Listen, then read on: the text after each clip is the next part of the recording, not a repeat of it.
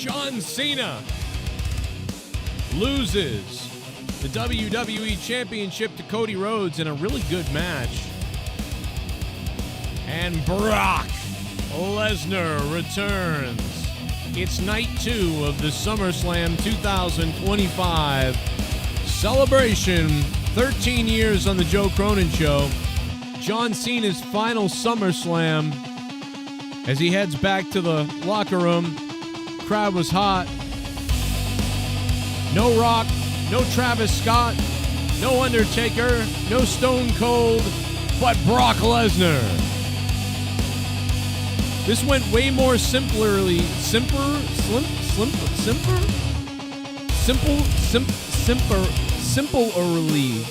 This was way more simple than I thought it was going to be. Way more simple than I thought it was going to be. This was much more simple than I thought it was going to be. I thought there was going to be chaos at the end. There was not. John Cena saying goodbye at SummerSlam. That's really what the story is, kind of. Brock Lesnar, is he here for Boston? Everybody right now, we're going to need you guys to click the like button and stick the thumb all the way up my sphincter right now, because we need the algorithm to like me, because it doesn't really like me. So go ahead and jam that thumb up there if you can for Daddy. What did you think of SummerSlam out of 10? Leave it in the comments section down below and let me know what you thought of SummerSlam. Were you disappointed? Were you happy? Was it amazing? Was it terrible? Was it okay? We're gonna look for those ratings in the comments section.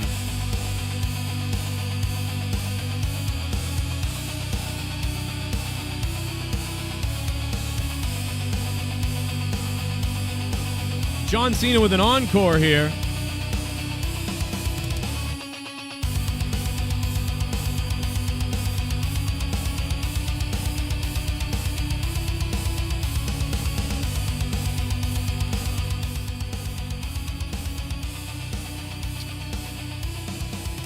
Well, the phone is blowing up, so you know something big happened when the phone blows up. Let's find out what you guys voted on the poll before this night ended. Let's find out if you guys got it right. Ladies and gentlemen, the Twitter poll, the Twitter X poll that I put out earlier. Who's showing up tonight? Look at this. 66 votes. Who is showing up tonight? The Rock won, 47%. Brock Lesnar was number 2 with 24% of the vote. That is the X poll that I put out earlier to find out. But I also put out a poll on Patreon to find out what you guys thought on Patreon as well. So we're going to go ahead and take a look at Patreon as well, because we got a poll up on there also. If you guys want to donate to the stream, Streamlabs, I'm pinning it to the top of the chat right now. Looking for your reactions in the Streamlabs donations pinned to the top of the chat. Most important, click that like button if you love me. Click the like button, because the algorithm hates it when you don't. It hates it when you don't. Brock Lesnar is back. I thought Vince McMahon should have come out as his manager. That would have been hilarious.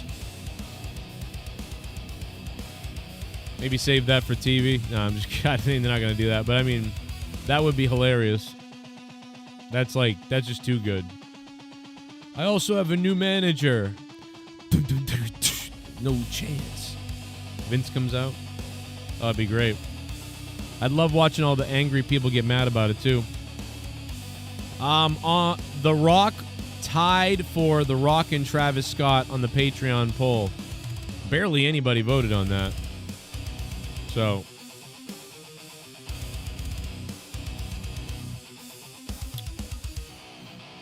what's up, everybody?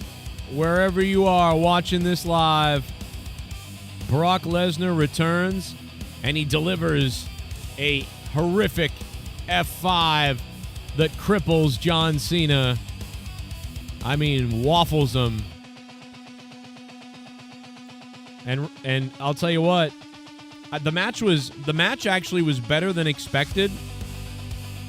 But I'm shocked that it was just a quick return. But I'm not shocked something happened. Obviously, I felt obviously somebody else was coming out. But I thought it was a good match. I was very entertained by the match.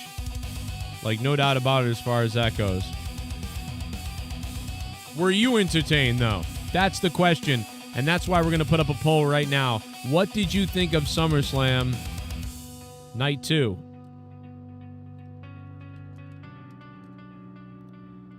Amazing? Okay. Blah. Terrible.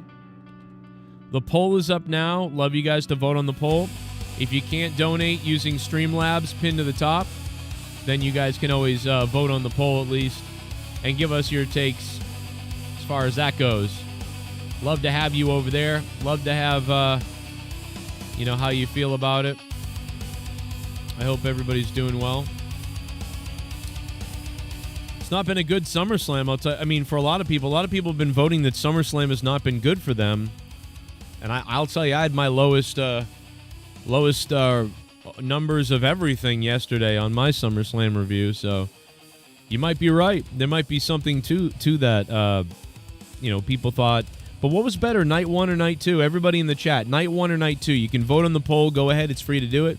But otherwise, just Night 2, Night 1, write it in the chat. I want to see if I can make out what was better. It really was fun when you think about it. If you were to put Night 1 and Night 2 together, the best of Night 1 and Night 2 together, obviously you would have a pretty damn good show, like a really good show. But overall, it was a fun weekend. It was fun. I think the ladder match, I talked about this all week, that ladder match had to be like really good because it had to be like the second best thing of the night almost, or second or third. And if that's the case, it can do that, then that's solid, right? You want the Cena Cody thing to be the best thing, but the second thing, you really want that ladder match, that TLC match, to really be like very, very top of the line so that we could get those numbers, to where they needed to be. So I think we did get that. Look at all the ones and twos. A lot of twos. I think two's winning.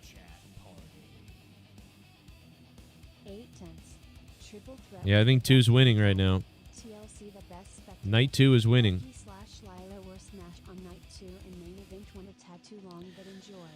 Hello, Leah Valkyrie was good, man. I thought she was very agile tonight. I've been really kind of burying Leah Valkyrie over the weeks, really, but tonight I was fairly impressed with what I saw from her. She was just agile. Like I really liked it. Her sell when Bayley punched her in the head and she just flipped backwards like over.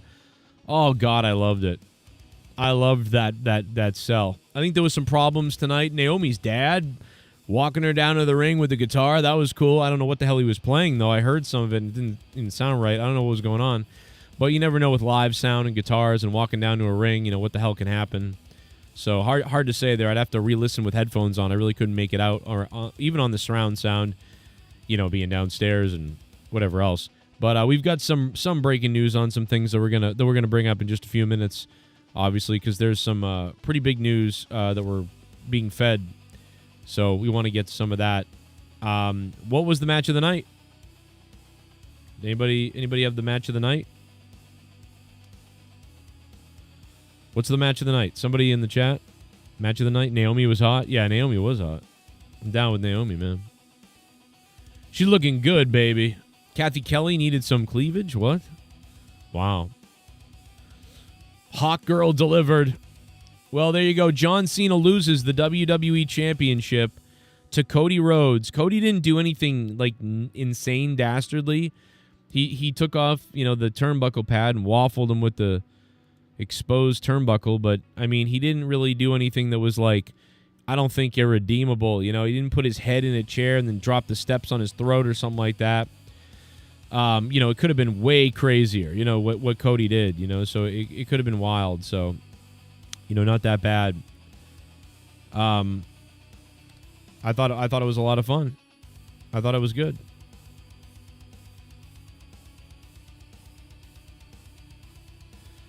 TLC was a 10 out of 10. Wow, damn that Cena lost. Yeah. Well, he had to lose sometime. I mean, in the end, I do like that they, I do like that they put over, Cody, and Cena did the right thing on the way out type of thing. So, I really did. I like that. I like that they went old school and Cena did the right thing and everything you would think you would do. I wonder if Brock Lesnar is coming for Cena at, in Boston at his last match.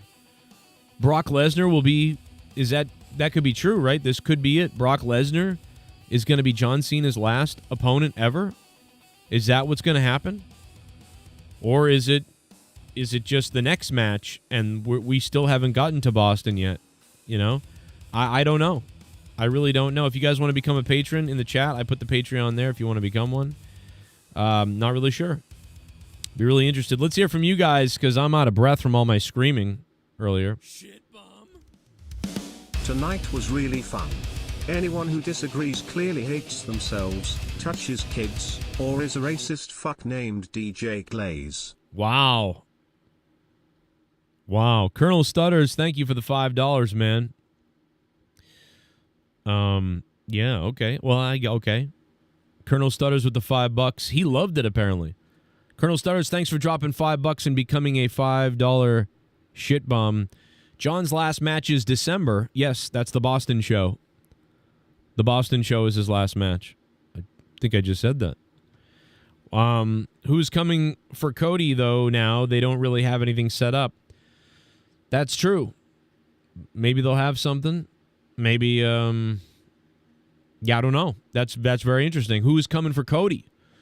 Who's coming to get Cody? And what's Punk going to do with Seth Rollins? But yeah, who's coming to get Cody? It's a great point. Who is coming to get Cody Rhodes, guys? In the chat, tell me who you think is going to face Cody for the title. Or will it be John Cena and Brock Lesnar, and then will it be Cody and John Cena in Boston? Or will it be Brock Lesnar and Cody in Boston? Or will it be somebody else and somebody in Boston? What the hell is going to happen with that? That's what I'd love to know. Let me know. Cute Animal Shorts, subscribe to the channel. Thank you. Good to have you. Hey, Bullfrog is a moron. Got a donation coming in. Scissor me, Joe! Feel free to call the show, guys. We take phone calls. SummerSlam was summer scam tonight. Wow. The matches were straight ass. Night one was far superior. Wow. What? Wow. Gerald Armstrong did not like night two. He called it summer scam. Wow.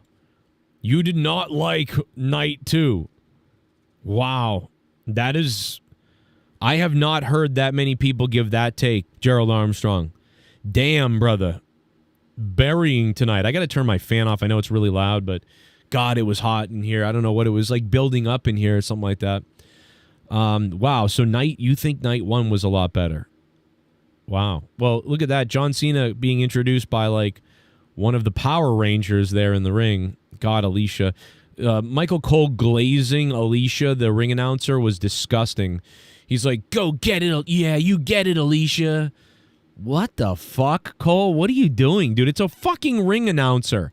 Stop blowing the ring announcers like they're fucking God. Bro, it's a fucking ring announcer. It's enraging. 339-298-1600 is the number if you didn't know it, but now you do. And we already have people on the line, so they already know the number. Hello? What's going on, Jeff? What's up, man? Who's this? Anonymous caller. Okay, well, I'm hanging up on you. Anonymous callers, you get hung up on. How about that? So 339-298-1600. Give a call to the show. Get on the air. I want to hear what you guys have to say. We're taking calls all night. Guys, this is my 13th year in a row live on YouTube on the SummerSlam review. Before that, we were on Stickam and Ustream, but this is year 13 in a row. Since I was 28 years old, I've been live on YouTube for the SummerSlam review. 28 years old. Now I'm 41. What the F is going on, and why did I censor myself? Because I thought, it's like I think my kids are in the next room or something. Bro, let me... Let's play another dono. We'll go back to the phones. 339-298-1600, the brand new phone line number. We got breaking news about an injury. We're going to talk about that. What did you think of AJ Styles and Dom? What the hell with the Eddie Guerrero thing? Just, Okay, that was interesting. I love. Did you? Oh man, Cena coming up from the ground. They're blowing him on that. Michael Cole's blowing everybody backstage anyway. Hurricane Helms did a good job. Road Dogg back there doing a good job. Alicia getting blown by Michael Cole just because she is a ring announcer, I guess. I don't know. Dork Knight, Stephanie McMahon looking like a super MILF tonight. Super Cena chants from the crowd was awesome. I really liked that, bro. That was funny. I had fun with that. Look at, oh my God, Montez Ford can't believe they lost again. Look at the look on his face right there. Look at his look, how he looks. Shit bum. Night 1 was a 5, night 2 was a 8, overall 7 out of 10. Rock needs to be Cena's last opponent for their third and final tiebreaker match. Wow. The Rock, his last match. I don't know, man. Mirov, great to hear from you, man. It's been a while. Let's put you on top. The $5 right there. Mirov. Fucking The Rock being John Cena's last opponent. I don't know, man. Top donation, we'll give it to Mirov. $5. That's pretty light to start the show, but we'll put you up there. Top donation, Mirov, guys. Who's going to beat that? Wow. That's crazy, bro. The Rock being his last opponent. All right, we'll see. 857, hello. What's up? Yo. What's going on, man? Yo. I picked you. What's up, bro? What's Can you going hear on? me? Yeah, I can hear you. You're good. Yeah, what's up, bro? What's up, Joe, man? I've been checking you out for a long time, bro. I'm a big fan, man. This is J Dog, man. Sometimes I hit you up in the super chat. Sweet, But- bro. What's up? Yeah, man. Yo, what's up, man? The Rock is a buster, bro. Like what's up with him starting this angle, bro, and just not doing nothing with the angle, and they had to go in another direction. And I'm just real disappointed with The Rock, but I was really surprisingly happy with night 2, bro. Like, I mean, I'm gonna ask you this, Joe. Yeah. I would say that's probably the best main event SummerSlam in the history of SummerSlam. I'm gonna tell you right now, like, yeah, and I know that's a bold statement, bro. I'm 44. I mean, you're competing with Bret Hart and the British Bulldog there. I never was a fan of that match. I really, people overrate that match so much, Joe. I thought the big match on that card was, I believe it was Macho Man and the Ultimate Warrior. That was the big match in that card. I think they gave them the main event because they were over in Wembley Stadium, I believe. Right. But that match is criminally overrated. I'm not a real wrestling guy, but it was just a suspense. We all thought somebody was gonna come out and interfere during that match, and when you got the three feuds and Cody's finishing 3 of those, the kick out. Yeah. I just felt like everyone was on their edge, bro, just waiting for somebody to come out, and it was surprising that he got kind of like a clean finish. But where are they going with this Brock Lesnar Cena thing? Why? Like, I'm happy to see Brock, of course, but I don't understand where can Cena take all these suplexes now when he's older? You know, Brock's a dangerous guy to get in the ring with. Can he take all these suplexes? And he's got movies to do. He's got other things to do. You know, I just kind of don't understand why, especially with the younger fans now. The younger fans like the flippy, floppy crap and all that stuff. Yeah. You know, you got Brock Lesnar and Cena. You're not getting that. You're getting like a slower down, just you know, move set. The move set's going to be dialed down. You know, just going to get suplexes and FUs through the whole match. So I don't understand the angle there. I just think it's something that they can do a 8-10 minute match, and you know, Right. but yeah, hopefully Cena doesn't get hurt, because the worst thing would be Cena gets hurt and he's only got 1 or 2 months left to close the deal at the Boston show, and if he gets hurt, it's like, oh damn. I mean, unless Lesnar is going to be that opponent, we don't know. Lesnar could be that Boston opponent in December, and in the meantime, Cena may wrestle 1 or 2 other people in the meantime for real. So I don't really know. I mean, I would think that he's wrestling him next. Like, that's the next thing. And then is that Survivor Series, or will there be a Survivor Series match where it's Team Brock and Team Cena against each other? I don't know. And then someone said The Rock. Do you want The Rock to face Cena in his last match? Someone said that. Well, I'm glad you said that, Joe, because I thought the last time. Oops. Oh man, I lost you. Sorry, brother. I'm still getting used to this new phone line number. Sorry, brother. I was about to answer the question. We hung up on him. I'm still getting used to my new phone line thing, you know? We lost my number I had for 12 years. 12 years of that number. Now it's 339-298-1600. But, hey, man, it is what it is. Super chat party. Yo, Delta with the $4.99 super chat. JCS cheers. Clinking beer mugs emoji. 8/10th show. 8 Sing a out true of 10 legend. show. Damn, brother. Wow, Delta. $4.99. Thank you for the super chat. Love you, brother. You beast. Thank you, man. Yeah, I don't know. It might have been. It might have been. We got a lot of phone calls coming in. I am going to take your phone calls. Leave a voicemail if you want. I might play your voicemail later on. If you can't leave a voicemail, just keep calling. We'll try to get you on the air. Trust me, the phone lines are jammed. We are rocking and rolling on the phone lines. Literally 100 calls have come in already. We just started, so that's crazy. So keep the phones coming, or maybe take a break, call back in a few minutes. We'll try to get you. There are so many calls. It's actually kind of crazy looking at the phone lines right now. So we will try to get to you. Phone lines are pumping right now. Brock Lesnar looking like a huge beast out there, to be honest. Shit bum. TLC was the best match tonight. Yeah. Next match for Punk is Joe Cronin versus CM Punk. Wouldn't you love it? I would love to do CM Punk versus me. Oh my God, the stuff I would say to him and the stuff he would say to me. Ugh. And I'm dare I say I might be I might be able to be in better shape than Punk in the ring. How about that? I'm just kidding. I don't know. Maybe though. Maybe, you never know. Mirov, thank you for becoming a $5 ship bum again and donating again, Mirov, you absolute beast. John Cena, you know, a lot of people thought he was even acting like over cool and like a good guy, so it made people think even more that John Cena was pretending that he was going to turn back heel again tonight, because he was like overdoing it, especially at the beginning of the match. He was like, "Ooh, I'm back," and it was like, oh, he's overdoing it. I think he overdid it on purpose, so you thought that. At least that's what I get out of it when I look at it. Just absolute chaos right now in the chat and in the live stream viewership. Hit that, guys. Everybody, blast that like button for me, please. You will listen. You will tickle little baby seals when you click the like button. Trust me. We have exclusive videos and footage from behind the scenes. There was a fight in the crowd tonight. Did you guys see that? Big fight in the crowd. That was fun. Did you guys see the fight? Bitches be crazy out there. I don't know. Not everybody saw the fight yet, I guess. I would have thrown her over the barricade, like the top rope. Just chuck her over the top rope, bro. I would have just thrown her right over the top there. Look at that. That's the hair grab. Look at this. What kind of grab is that?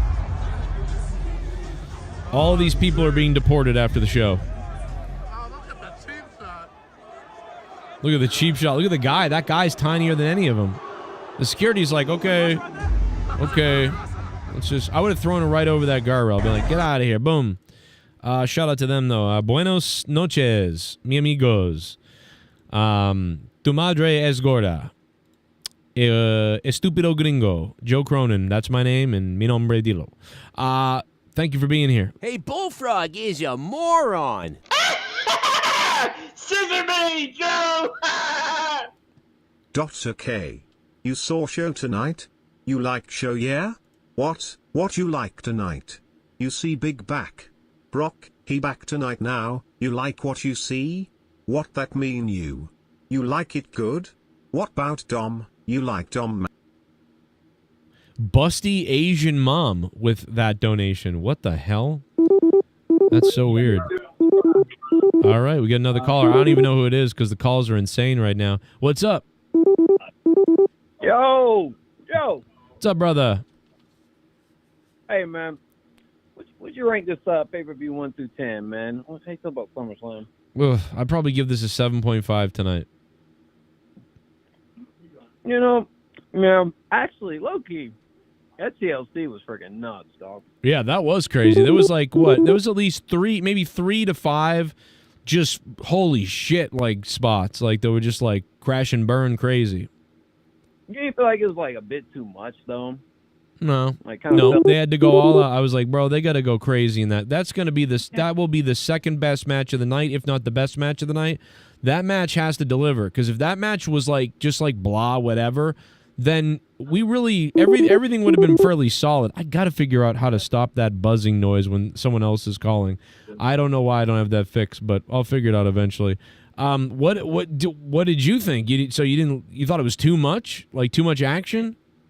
So look, too much action. I just felt like last night was freaking dry, and I felt like all these spots they should have blended some of that into night one. Well, I said that last night too. I was like, well, Jesus, I mean, well, but no, you know what? I didn't think that because, you know, like it's night.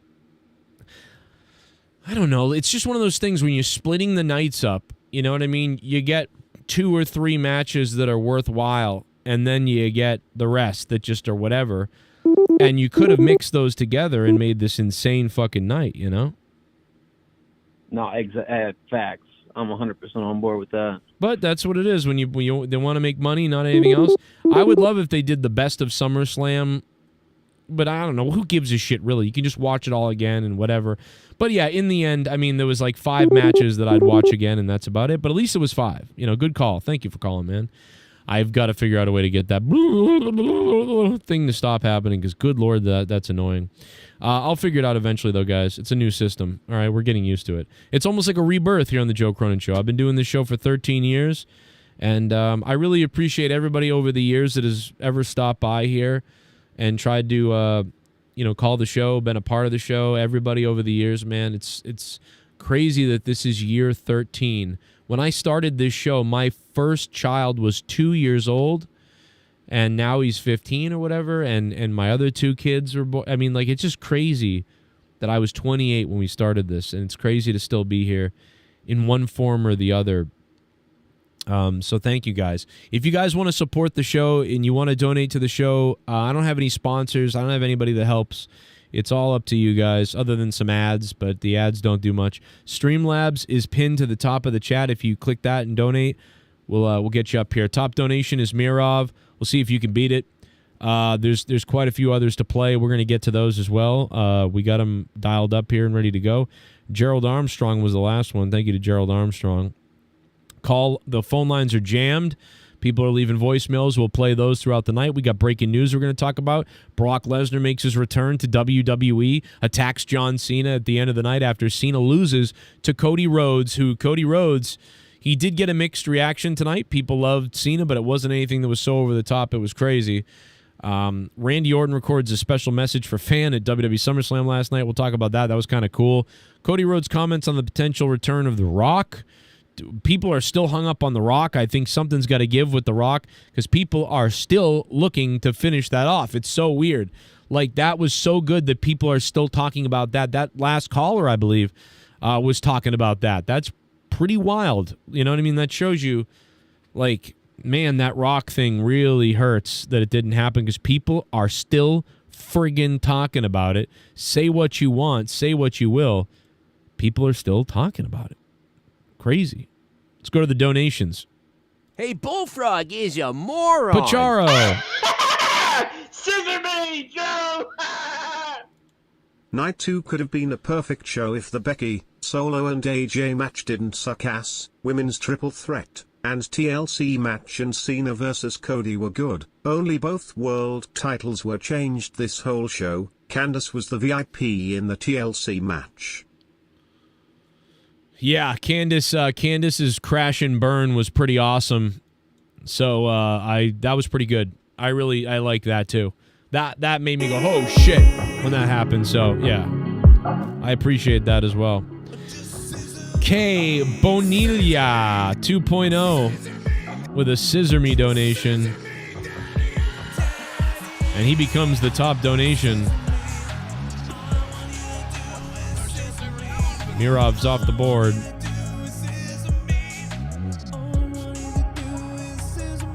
Scissor me, baby.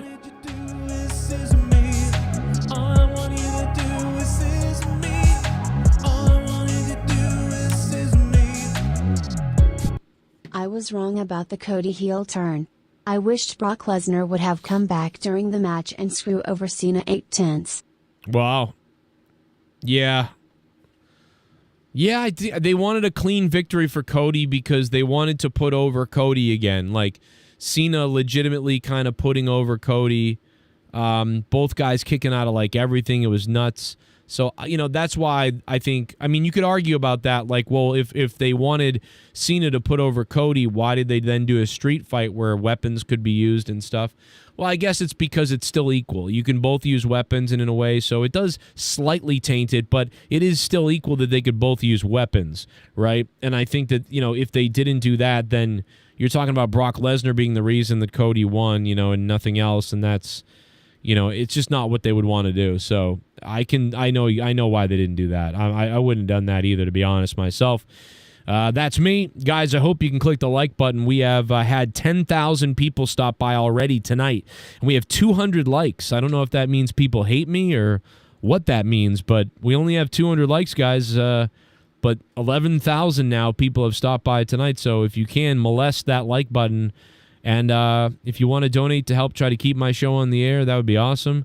Appreciate it. Super Chat Party. Robbie Hyde. Pop that Brock got tonight wrecked everyone else. Did it? Was it that loud? I mean, I thought Brock got a pretty loud ovation, but I don't know. I thought Cena and Cody's entrances were even loud. I don't know. Was it that loud? I got to go back and listen. You know, sometimes the surround sound and everything kind of just like blends together, and I couldn't really tell. I'm sure it was loud as fuck, though. I mean, it would have to be for Brock Lesnar returning. We've been talking about it for a while, and tonight was the night. We were talking about it back before the Rumble, I think, if I'm not, you know, fully mistaken on that. So we'll see how it goes, you know, going forward. Thank you, Robbie. And look at his look. How he looks. Look at his look. How he looks. Look at his look. Interstellar object aliens. Oh my God, molest me. He looks like a crook. I'm coming for you, crook in the nook. I'm coming for you. I look like a crook. And look at his look. How he looks. Look at his look. How he looks. Look at his look. How he looks. Look at his look. How he looks. Look at his look. You get shook. Shook. Look at his look. You getting shook. Look at his look. How he looks. Look at his look. He looks like a crook. Look at his look. You getting kind of shook. Look at his look. Look at his look. How he looks. Look at his look. Look at his look. How he looks. We're arriving in November but have decided to hold off on the destruction of planet Earth until after Cena's last match. Priorities, right? Jackie Redmond will be saved for further observation, of course. Interstellar alien objects with the largest donation of the stream. Thank you. The aliens want Jackie Redmond. Oh my God, Candice LeRae's ghost. From a fucking phone booth. I miss phone booths. I miss phoning you. I miss phoning you from a fucking phone booth. All right. Yes, I am alive and I am getting divorced with Johnny for not saving me before I fell off the ladder. Oh that my bitch. God. Give me Garguts as a husband. Candice LeRae, how does it feel to be a dead whore? I'm sorry, I like Candice LeRae. That was amazing. I loved it. I loved it, Candice LeRae's ghost. Shout out to the Road Dog. Thanks for the message, dog. You should have hired me for commentary, though, you barking piece of shit. Huh, Joe, here, you fucking cocksucker motherfucker. Guys, click the like button, please. Stick thumb my ass. I'm going to read the chat in a few minutes. We're going to go to Discord later. Maybe. I don't know, really. I'm feeling kind of depressed. I don't know. I may just end the stream and get in a bathtub with a toaster. I'm not really sure yet.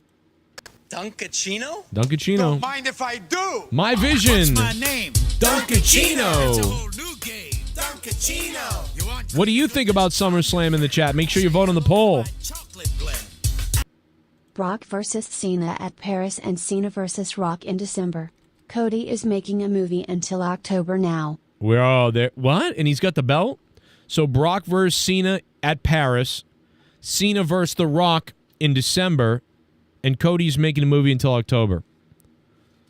Well, what the hell is he going to do then? He's the champion. I mean, I guess they figure, well, John Cena barely was around, and he was the champion. It's okay if, Cody Rhodes is barely around. He's the champion. Wow. That's kind of crazy. That's pretty wild. I didn't know about you know what? People have been trying to tell me about the Cody Rhodes movie thing for the last couple of weeks, and I've kind of not paid enough attention to it, but that now that's going to play into it. Let's find out. My Vision, thank you for the $10. This is the devil, and I want to thank My Vision for making me calm. Wow. Okay, Devil, that was crazy. But Interstellar Alien Objects is now the top donator with $12. We're going to take a look at the leaderboard in just a few minutes. Back to the calls. 919. Hello. What's going on, Joe? What's going on, brother? I thought tonight was okay.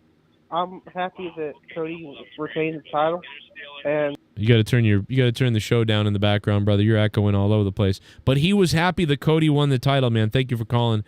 You got to turn the show down when you call, though. It's a big echo.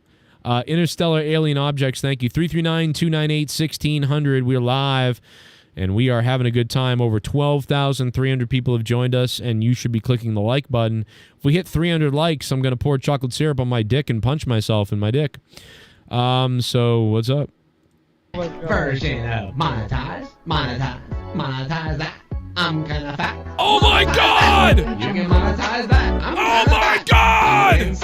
Buy me a mask. Tommy and C. I'm kinda fat. Monetize that. Buy me a mask. Buy me a mask. Buy me a mask. Do you have $150? Buy me a mask. Would you please buy me a mask? Buy me a mask. I can ask.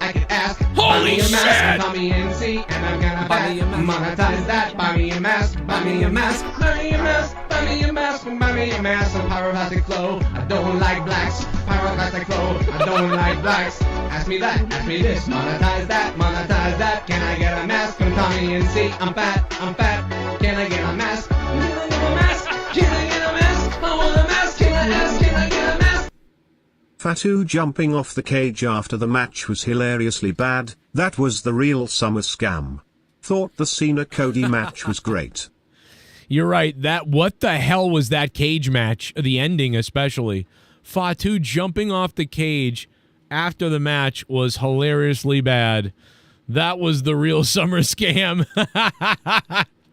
I thought Cena and Cody match was great. I thought it was good too. I liked the main event. That was a really good main event. That's up there. One of my favorite SummerSlam main events. It's in the top 10. I don't know where it lands. I got to think about that, but oh my God, dude, what the fuck was Fatu doing? That fucking cage match ending, bro. Holy shit balls. Mr. freaking Mammoth. Oh my God. He goes absolutely beast-ass mode and drops $150. Mr. Mammoth, the OG of the show, is here. Mr. Mammoth. I have a mammoth fucking tent in my pants right now. Mammoth, thank you so goddamn much, brother. Holy shit. Man, that's crazy. That's crazy. It's been a while since I've seen a $150 bomb. It's been a while. We haven't seen $200, but I mean, $150 is haven't seen that dono in a while. Mr. Mammoth, you have a huge pecker. Thank you for donating that.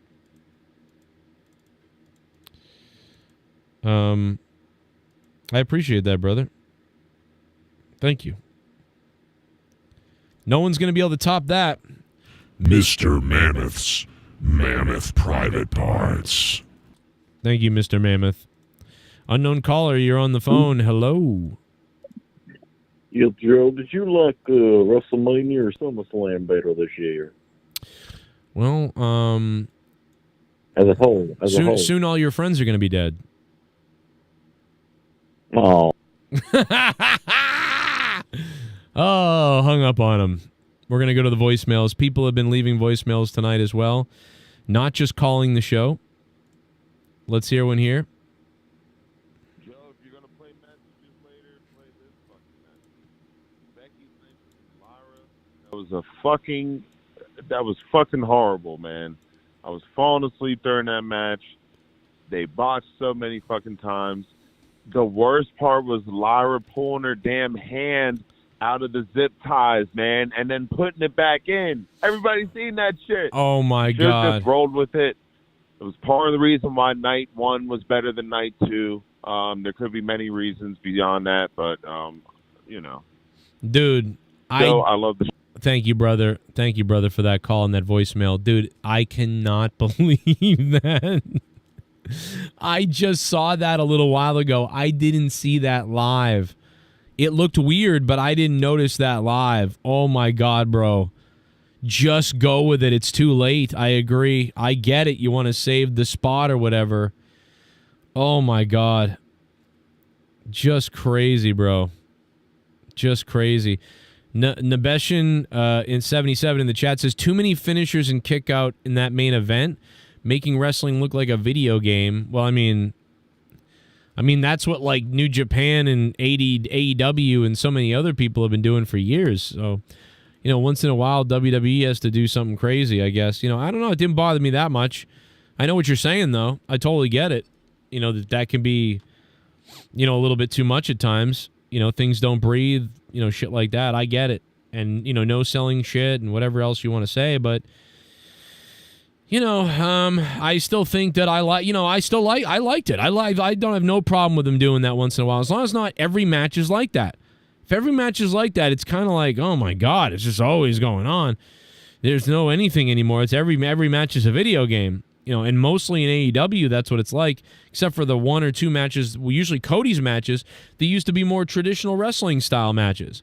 You know, but now that Cody isn't in AEW, they never really have that much anymore, unless Dustin wrestles now. But then he's so much older that he has to have, like, you know, just like murderous blood matches, which I don't have a problem with either. But yeah, so I'm not too mad about that, you know, as far as WWE goes. But yeah, man, I don't know. Mr. Mammoth has a big one. Mr. Mammoth has dropped $150 on this show. Imagine just coming in and I'm doing that. You're like, what the fuck is this show?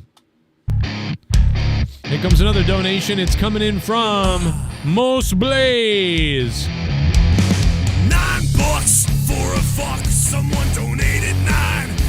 I'm going to attempt to play all your voicemails tonight. Get to all the news, all the videos, everything. I'm going to attempt to do it all tonight, guys, if I can. And play the donations. Most Blaze! Suck my dick. What up, Moss Blaze? Here comes the pain. Well, you know something? Here comes Bret the Hitman Hart, because, you know, I'm coming out of retirement, and I'm going to wrestle John Cena. Imagine that.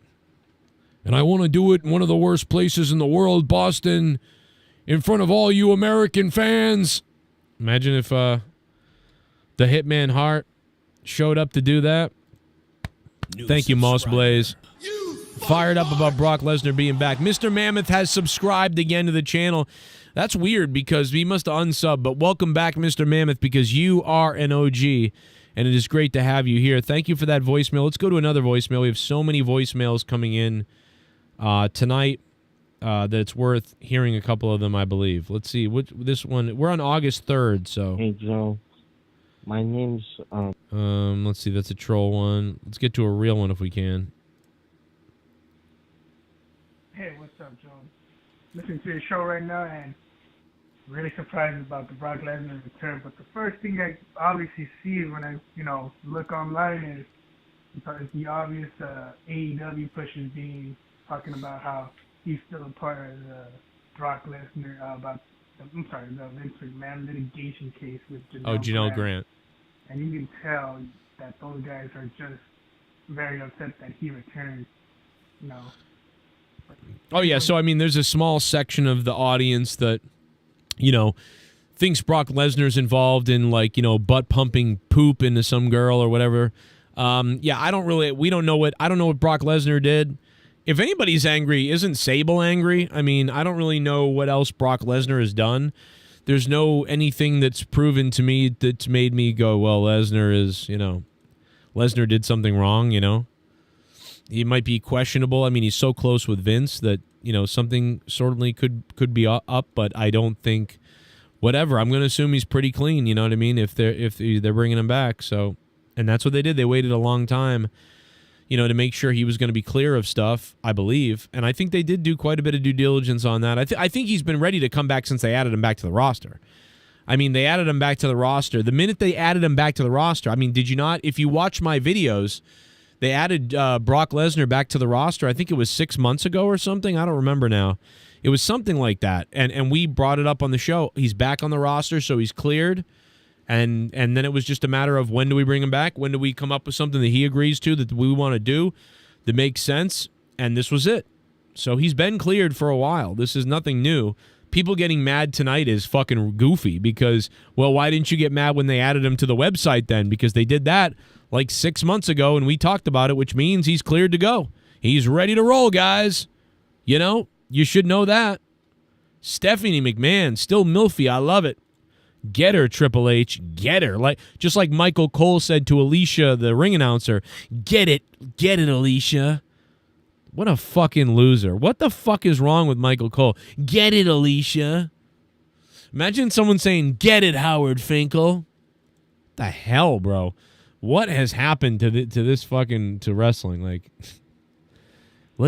get it. Get it, Alicia.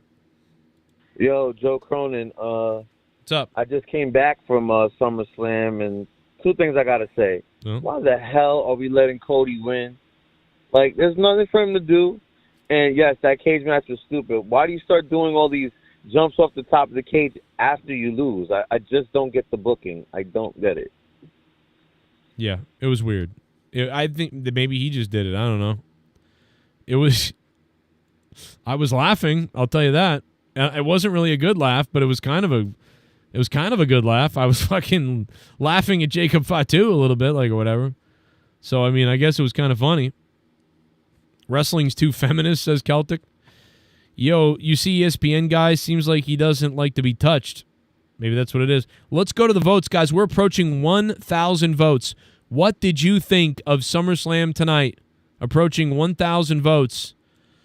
Wow. SummerSlam Night 2, amazing. Winning at 48%. It was okay at 37%. Giving us a huge thumbs up, and then terrible to blah, getting a big old 69. Sorry. But yeah, we love 69s here on the show. What's up? Shit bum. Joe, can you unmute me? Oh, DJ Glaze, y'all unmute you when I get over to the Discord, brother. The $2 super chat coming in from the man himself, DJ Glaze. Love you, brother. Great to hear from you. 585 is on the phone. Hello. Hey, Joe. This is Tony, man. How you doing? Tony, what's up? Got a question for you. There is a exclusive clip online of two girls fighting it out in the crowd in SummerSlam tonight. I was wondering if you caught that. Yes, we just played it 10 minutes or 15 minutes ago. I did. We played it. But here's the question. What the fuck was up with Fatu, those moonsault? It looked bad. And plus, it looked like he was having a seizure. I don't know what he was doing, but I was laughing my fucking balls out. Dude, let me tell you something. I was relaxing at the end of that thing, and I was like, okay, that's over. I'm going to drink this drink and whatever. I spit fucking, and unfortunately it was milk. I'm going to have to clean it later. I spit milk all out. Like, I could not help it, and unfortunately it's not on video because it would have been fucking hilarious. Bro, I straight up was like, could not hold it, and went, and the milk shot out on my projector screen, on my carpet. Like, dude, I was in fucking hysterics laughing because I just I know what the fuck I was watching, dude. So yeah, I don't know. Right? I gotta clip that or something, or make a video out of that somehow. I don't know. I thought the main event of night 2 though was pretty solid. It was a back and forth fight. Yeah, I thought night 2 was pretty solid. I gave night 1, I think, like a 6 or a 6.5. I thought tonight was like a 7.5 maybe. So I don't know. Maybe I was just having a lot of fun for whatever reason, but I was having a lot of fun. I don't know. I thought it was good. I thought I gave the show. SummerSlam's a thumbs up for me if I had to give you one. But, you know, it's not a massive thumbs up, but it's a fun thumbs up.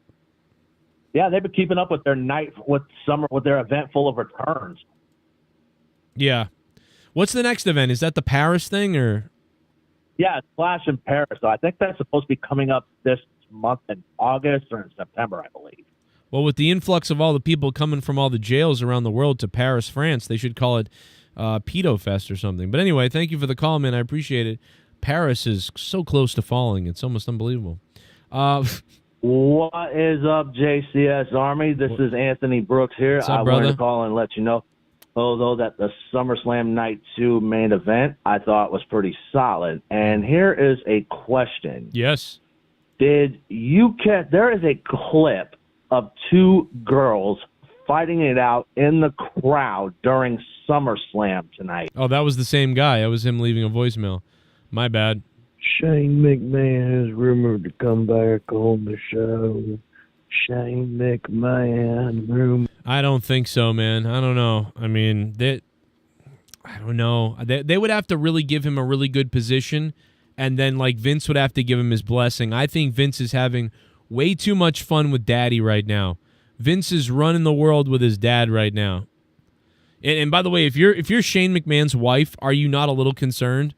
You know that Shane McMahon and Vince McMahon have become so close, like more than ever in a while, and they're running around doing all kinds of shit together. And how about Vince McMahon crashing his Bentley just a couple hours before Hulk Hogan died? We did a whole stream on that a couple days ago. I mean, Shane McMahon, man, his wife has got to be like, stay away from your dad, damn it. Maybe not though. Maybe she's there too. I don't know. Let's go to the donations. Haystacks Monet. Haystacks Monet just gifted a membership, man. Guys, thank you so much for that, brother. Thank you for the donation, Haystacks Monet. Much appreciated, dude. I appreciate you trying to keep my electricity on. Who's got $1 million? Because I owe the IRS $68,000. So, who's a billionaire out there? Any billionaires watching this show? I'll blow you for $1 billion. You know. Tonight we're getting fucked up. Let's go! Tonight we're getting fucked up. Tonight we're getting fucked up in hell. Getting fucked up. So pass me some of that vodka. And pass me some of that ecstasy. And give me some of that pussy. Tonight we're getting fucked up. Brock is fucking back. But WTF-TBH is going on lol. What the hell's going on, Daddy? Brock Lesnar is back! The Beast Incarnate on the way to the ring! Ladies and gentlemen, that is the Beast himself with the biggest cock in the world, A. O'Donnell. Yeah, baby. Love it. I'm never going to talk shit about Triple H, man. The guy hooks me up. He's tried his best. Is it what? Is it what the hell?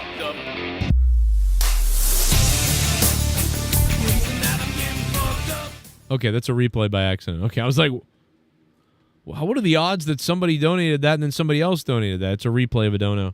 Well, shout out to Mr. Mammoth, who's the top donator. Let's hear another phone call on the line. Hello. Oh, hang on. Let me mute that donation's playing. It's gonna just rip over you. So bear with me 1 second, caller. We'll get you going here. A. O'Donnell, thank you so much for the Larry Bird. Much appreciated. In the chat, guys, make sure you vote on the poll. We're close to 1,000 votes on the poll, which is, we're blowing night 1 away in viewership. I'll tell you that. We have almost 25,000 views tonight. People are exploding around the internet, but of course, Brock Lesnar's back, so that's a big reason why. We got some exclusive video from SummerSlam. Cody Rhodes wins back the WWE Championship. Brock Lesnar returns, attacks John Cena, coming in on the end of days of Cena. And let's go to the phone call. Hello. I ain't got much to say. All right. I'm not doing it. I'm not doing the fake calls from everybody. What the fuck is going on with people? Everybody's a fake caller. Like, I mean, fucking YR, fucking DJ, fucking Rojas. Everybody's going to call into a fake call. Give me your fucking real take first, you fucker. The fuck is going on? Show up and monetize this, champion. How about that? Hello? Hello. Oh, my God. Okay, back to the donos. Oh, my God. Is it a replay again by accident? Oh, no. My bad. She fucking replayed it again. Oh, my God. I'm so sorry. That's not even a troll. That's Rojas. Let's see. Rest in peace, Chuck. Oh, I didn't know he died. I mean, we lost Theo from Cosby Show. That was awful. Then we lost Ozzy. I mean, then we lost Hulk Hogan. It was a terrible week for deaths. It's been a crazy week for deaths. Bork Laser is back. Daniel Cater, what's up, bro? Thank you for being a member. Love you, brother. Let's go to Mohegan Sun together. Me and you will go to Mohegan Sun. The rumor is that Boston is buying the Sun. The women's basketball team, they're going to come to Boston. That's so weird, though. The Connecticut Sun are going to be the Boston Sun, and there's no Mohegan Sun here. So, what? You know, as much as this is weird, I don't know. Who cares anyway? So we're just going to be people throwing dildos on the court the whole time anyway. You know, what's the difference? Brock Lesnar returned was my favorite part, says Gino and Joseph. Gino and Joseph, two people that probably wear gold chains around their neck, wife beaters, and grease strips off of them. I'm just kidding, Gino. We love you. I'm just joking around. Did John Cena drink Stephanie's milk? Good Lord, in the chat. Unhinged, and I like it. Brock is free. Vince is free to come back, my vision says. Could that be the case? We'll find out. Jennifer Muppet Baby's in the chat. She's offering $30 for her OnlyFans. Jennifer Muppet Baby, great to hear. I'm just kidding about that. I'm joking. What did my wife think about the show tonight? My wife has thoughts, right? And I know what you're saying. You're saying, Joe, your wife isn't here. She went on vacation without you. And even though you've never been on vacation with her, she's on vacation right now without you. So, Joe, how could your wife possibly say anything about SummerSlam? But you know what? My wife does have things to say about SummerSlam. You tell him, wife. Leah, Joe's sexy wrestling wife. Support my dumb fuck husband by clicking on the Amazon link at the end of this video. You probably buy stupid shit on Amazon, and if you use his link, he gets 2% of the sale. So you know you use Amazon, so use that link before you buy. Please make him happy. Thanks. That's right, guys. The link to my Amazon is in the chat via Nightbot. If you ever shop on Amazon, use that link. I get paid. I mean, you have to go out of your way to click that link and then buy the thing. I know that sucks, but if you're going to buy something on Amazon anyway and you want to try to support the show, why not do that, I guess, if you want to help. But I get it. Inconvenience, maybe. Hey, Bullfrog is a moron. Candace LeRae, what's up? What's going on? I have 9 lives, bitches. Hey. Oh, Candace LeRae's ghost. I have 9 lives, bitches. Wow, man. Are we going to get to see Candace LeRae's OnlyFans later tonight? We might be able to. We got a caller. I don't know who it is, so I'm sorry, but hello. Hi, Joe. It's Johnny Autism again. Oh, yeah, baby. It's the man we want here. Johnny Autism's in the house. Hello, Johnny. How's it going, Joe? Oh, it's growing, if you know what I mean, down there. What's it doing for you on night 2 of SummerSlam? Night 2 of SummerSlam, what I was very excited about was Brock Lesnar. Yeah, did you pop out of your fucking seat on that? Yes, I popped out of my seat, out of my chair. Dude, I miss Brock Lesnar. I can't tell you how much I have missed him. Yeah. I mean, you get, like, naked posters of him up in your room and shit? No. Oh, that sounds like a yes to me, Johnny Autism. Something's telling me you should change your name to Johnny Erection, okay? I do not swing that way. But you stroke that way. Let me tell you something. What did you think about this? Everything else I mean, Lesnar's back. That's huge. But, I mean, if Lesnar didn't come back, what would you have thought of the show? I will still think it was a pretty great show. I wasn't down on 2 nights of SummerSlam, but, you know, it grew on me. Yeah, I mean, listen, as a content, you know, I don't know what to think either. As content creator, person, YouTuber, like, it's like selfish. You kind of want 2 nights, like, in a way. Like, I wonder if there had just been a Sunday night show, what would have been the viewership tonight? What would have been the buzz?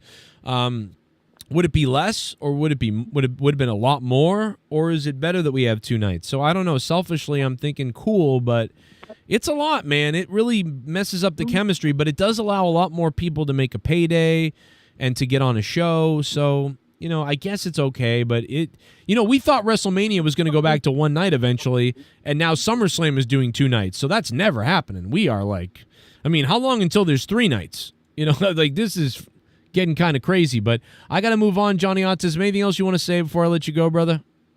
Real fast, I was expecting Seth Rollins to cash in yesterday because I saw he was injured. But, I was going to enjoy CM Punk's run, but hopefully Punk can get it back. And thank you for taking my call, Joe. You're welcome, brother. Well, you weren't watching my show for the last month because I told you Seth Rollins is not hurt. Unfortunately, spoiler alert, he's definitely not hurt. And that's because people were trying to leak to me that he was hurt when we knew, and that made me realize 100% he's not hurt.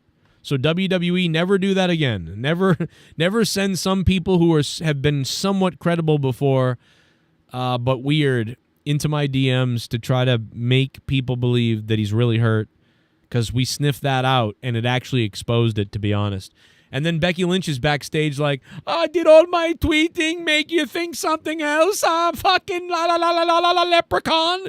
She's in the back just like having an orgasm over the thing. I thought that was kind of funny on the behind the scenes bullshit that some people might have seen, might not have seen. I don't know, but it was pretty funny watching that.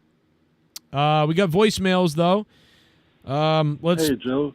Hope you're having a good night, man. I just wanted to chime in and say that I think that Mysterio versus AJ match was pretty, I'd say, like the sleeper match of the weekend for me. I really enjoyed it. Other than that, I'd say night 1 was overall the better show, but tonight I think the main event definitely stole the show, and rest in peace, Keith the Barber. Oh. Thank you so much, brother. It's great to hear from you. Thank you so much for calling and leaving the voicemail. Guys, if you want, keep calling the show. Leave voicemails. I'll play them. I'll get you on the air if I can, but if not, be prepared to leave a voicemail. Call back, leave another one. You're not going to break anything by calling back. 339-298-1600. Or if you guys want to support me, support the show, and keep my show on the air. It's been a tough year for me. I don't want to sit here and complain, though. But, I do want to be on the air more if I can. If you guys want to support the channel and get a bunch of stuff back, over thousands of podcasts that you never hear on YouTube that I have behind my paywall on Patreon. Patreon.com/Joe Cronin Show. You can hear my old podcast, The Corrupted Podcast. Some of the most vulgar, insane shit you've ever heard that should make you laugh. It's available on Patreon for even just $1. You can download it, keep it forever, whatever. You'll never get to everything. There's so much shit. There's like 10 years of podcasts and content that are poured into Patreon that you may never have heard from my former co-hosts and friends, my wife, everything. Just crazy shit. It's all on patreon.com/Joe Cronin Show, plus all my songs, silly moments, crazy things. Like, it's just all on Patreon. It's crazy. Plus, I mean, certainly there's so much stuff on YouTube that you can watch. I have over like 7,000 videos, but on the Patreon there are over hundreds of multiple shows of podcasts that had runs of 3 years, 2 years, 1 year, 5 years, And they're all there forever until Patreon dies, but you can download them, and for like $2 you get almost everything. And you get a Discord VIP if you're $10 and your producer credit if you're $25. So much stuff to dig into on patreon.com/YourCornerShow, or just use Streamlabs pinned to the top of this chat to donate live, and you can beat Mr. Mammoth if you rob a bank right now. Run to your local bank, break into it with a bazooka, kill a few people, take the money, and then donate it to me and beat Mr. Mammoth and keep the show running for the entire week this week. God will thank you. And I know what you're saying. You're saying, Joe, God wouldn't shut up. Okay? Thank you guys, though. Really appreciate it. Let's take a look at the leaderboard for the donations before we get to some of the wrestling news. The reaction to John Cena's last SummerSlam, Brock Lesnar's return, and more. But it looks like right now, the top donator is Mr. Mammoth, eclipsing Z-Pain. Z-Pain has officially been eclipsed. Unbelievable stuff. Stone Cold said so. Love it, Mr. Mammoth. Let's stop in on Discord for a minute, and let's see what some of the people on Discord are saying, because they've got voices that want to be heard too, and I want them to be heard quite a bit. So we're going to stop in on Discord, see what people are saying. Hey, Bullfrog is a moron. Here's a donation. Oh, no. Oh, no. Candice LeRae Ghost, shut the fuck up and suck my dick, you dead bitch. Oh, my Stay God. dead. No, oh, my God. Well, you know something, Hulkamaniacs? That was my donation, dude, from beyond the grave, brother. Wow, Hulk Hogan's Ghost dropping $3 from beyond the grave. That is fucking disgusting, Hulk Hogan's Ghost. What in the fuck is wrong with you? That's disturbing. Unbelievable. That's sick.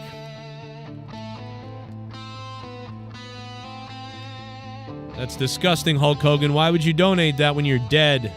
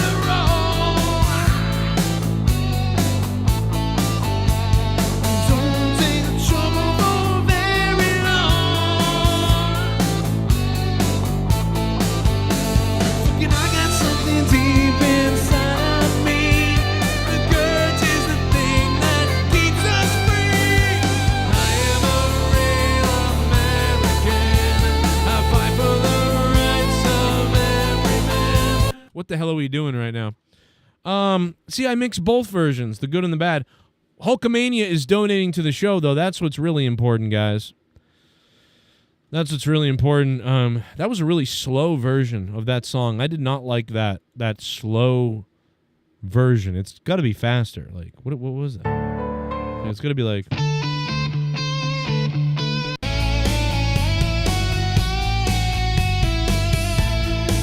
That's better right there. See, that's a little more like, that was really slow. You know? There it is. There it is. There it is. I like that right there. That's a little bit better. That was really slow, that other version. Like, that was fucking bizarre, bro. Whether you listen to Real American, listen, I grew up with Hulk Hogan. I kind of cried the day he died. I really did. I don't like the Terry Bollea private stuff that was kind of weird, but I loved Hulk Hogan. We all loved Hulk Hogan, and I was sad when he died, man. He's a fucking weird person, but Hulk Hogan, Hulkamania, we grew up with it. That's why we're here. That's why I'm here. I'm not here without Hogan. I started watching because of Hogan. I was obsessed for 6 years because of Hogan. So, like, it is what it is, man. I feel bad. But whether it's real American or racist American, both songs are fire. Let's be honest. Let's go to the Discord really quickly. Let's crash the Discord. Oh, I'm here, brother. Joe's here for a few minutes. I'm going to pop in and pop out, but I'll be back all night, no doubt about it. But we're here. Good evening. Oh, my Christ. Sorry. That was loud as shit. Say something again. Good evening. Okay, there we go. I'm going to lower your microphone. There we go. Now you're normal. There you go. All right, Now bro. you're good. Give me the rapid We're fire. good. Well, let's go from the top. Let's make this easy. The top is blue-eyed. We'll go down from there. Everybody, you got 30 seconds. What did you think of SummerSlam? Go. SummerSlam number 2 Hey, and 19. Shrek, what are you doing? Oh. Did you hear what I said? Did you hear what I said? You fucker. I said we're going to start from I love you, brother. We're going to start from Blue-Eyed Stoner, and then we're going to go all the way down. You're actually last. I'm sorry, Shrek, but you should be first because you donated the most out of anybody in here so far. But you know what? The other day. But you know what, Shrek, you're last, but we saved the best for last. So, Blue-Eyed, go ahead. I thought it was I'd give it a 7.5. I thought it was a decent pay-per-view the second night. I thought it was a decent night. The top match of the night was the TLC match, and the second one would be the main event. Okay, that's good. Well, you know what? That's what I had said, that we need that to be the case. We need the main event or the TLC to be the top two things for a successful night, and I think we had overall a successful night. Not a hugely successful night, but a nice, fun night, I guess, to me. I was in a good mood. The worst one would be the cage match, the Jacob Fatu. Yeah, cage matches don't do well. That needed blood and like something else. So I had no interest. I really didn't have a lot of interest in it. Jay Menace, go ahead. Lucrative vaginal secretions. All right, there you go. DJ Glaze, what's up? So it was okay. I mean, it wasn't really impressive. I mean, it was good, but not terrible. It wasn't great. I think the only two matches that was worth watching was what Blue Eyed Stoner said. The TLC match, and the championship match with Cody and John Cena. I really don't think. I don't think there was any other match that was interesting. Well, there you go. That's not great. Yeah, go ahead. Well, Jennifer Muppet Baby, go ahead. 30 seconds. All right, night 2 was better than night 1. I don't know why anyone would say night 1 was better. I mean, I don't know. Maybe they liked the ending, but the ending doesn't make a whole night. I thought tonight was overall way more fun. It seemed to be more important, maybe because there were more championship matches. I don't know.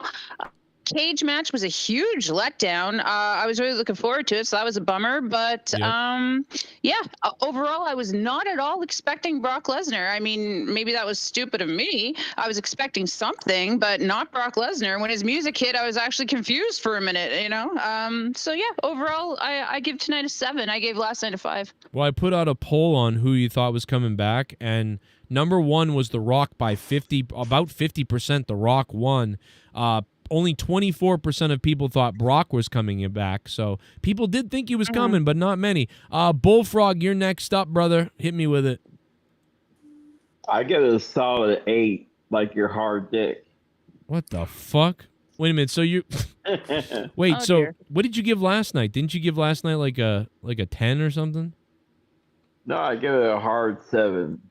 Everything's hard, apparently. Okay, so no matter what, it's hard. It's hard regardless. You're making Shrek uncomfortable here. He's going to put his head through my face on his TV right there. Okay, well, there you go. Anything else you wanted to add to that? I thought the Cena match was awesome. Okay. I thought it was great. You love that match? Well, caller earlier, the guy said that was the best match in SummerSlam history, and he was like, he wants to say that I believe that's what it was. That is crazy. I was blown away because I did not see, and I mean, I heard a little spiffy that Lesnar might show up, but I didn't want to believe it until I seen it proof. Yep. So, but I heard a little cloud that he might show up. All right. Well, listen, Luke Rojas, the Monetize This champion, is up next on this quick, rapid intro take. Go ahead, Luke Rojas, the Monetize This champion. I just thought that the main event, although it was a great match, I just didn't like the fact that, yeah, cool. It's cool Brock Lesnar's here, but I think we were all expecting something really big to happen, especially after the cash-in from last night. Like, how are you going to follow that up? And like Brock Lesnar being back is awesome, but it's not say really Black Lesnar? Brock Lesnar. Black Lesnar. There's no the Black Lesnar. There's no big storyline implications with him being there. Like, yeah, he's going to be there and have a match with Cena. Cool. You know, Cody's got the belt now. We're just pretty much back to where we were before Cena turned heel. And it just makes the past, like, 6 months of television just feel useless. I could see that. Who's next? Pacharo. Pacharo donated earlier, but he's up next. Go ahead, Pacharo. Just like I said, everything after a TLC match sucked, except for the main event. Yeah. So Pretty if we much. just put the women's triple threat match was good, but not as good as the WrestleMania one. right. What about So I thought. Well, I'll tell you later. Let's move to Shrek. Shrekomania. Now it's time, baby. There he is, the big entrance. Shrekomania. What's going on, all you Cronin maniacs out there? So first off, night one. And the husband is here. Beginning of Jey Uso coming down, kind of lackluster. You know, we need a little bit more time build up for that. The 50% on The Rock coming out over Brock Lesnar, I would have picked the same exact thing, and I did pick the same exact thing. Yeah. I did not expect Brock Lesnar to be out there whatsoever. However, I have a feeling that maybe Dwayne sent Brock out to handle some business on behalf of himself against John Cena for what he said on SmackDown. Could be a big possibility, but overall, night two gets a solid 6 out of 10 for me. Wow. I think one thing is for sure, after listening to everybody's feedback and seeing the chat and talking to many people and now what you said and what I think, Tony Khan tweeted, is half the people out there are still hung up on The Rock. Like, it's just not going to go away. I mean, it went away a little bit. I think half people have moved on, but half the people have not. They just we were Brock, just talking about that. Trust me, The Rock, the final boss, and Brock Lesnar, there's going to be a little coincide. Okay. Yeah, we were just talking about that. How like the WWE tried to basically make you forget about The Rock because like since it happened, I'm like no, just ignore it. You can ignore the soul thing. Don't bring it up. And their thinking is like, well, if we just ignore it, then it'll go away and people will just move on. But that was the crux of John Cena's heel turn. There's no turning back from that. If you can't get The Rock there, then you have to find a creative way to still keep that whole thing involved. You know what I'm saying? Well, how disappointing is it going to be if it's not that The Rock is like, you know what I mean? Like, you owe me, John. Now you're going to pay because you gave me your soul. Now you're going to, you know what I mean? Now you have to pay the devil, and that's why he sent Brock Lesnar. But if they don't do that and it's just Brock Lesnar versus Cena, how disappointed are you going to be? Because I mean, I'm still pretty disappointed overall because John Cena had a failure of a heel run. And I don't want to see Cena and Rock feud. I want to see Cody and Rock feud. You got to remember that The Rock also has a health situation going on. Like, there's something up with The Rock.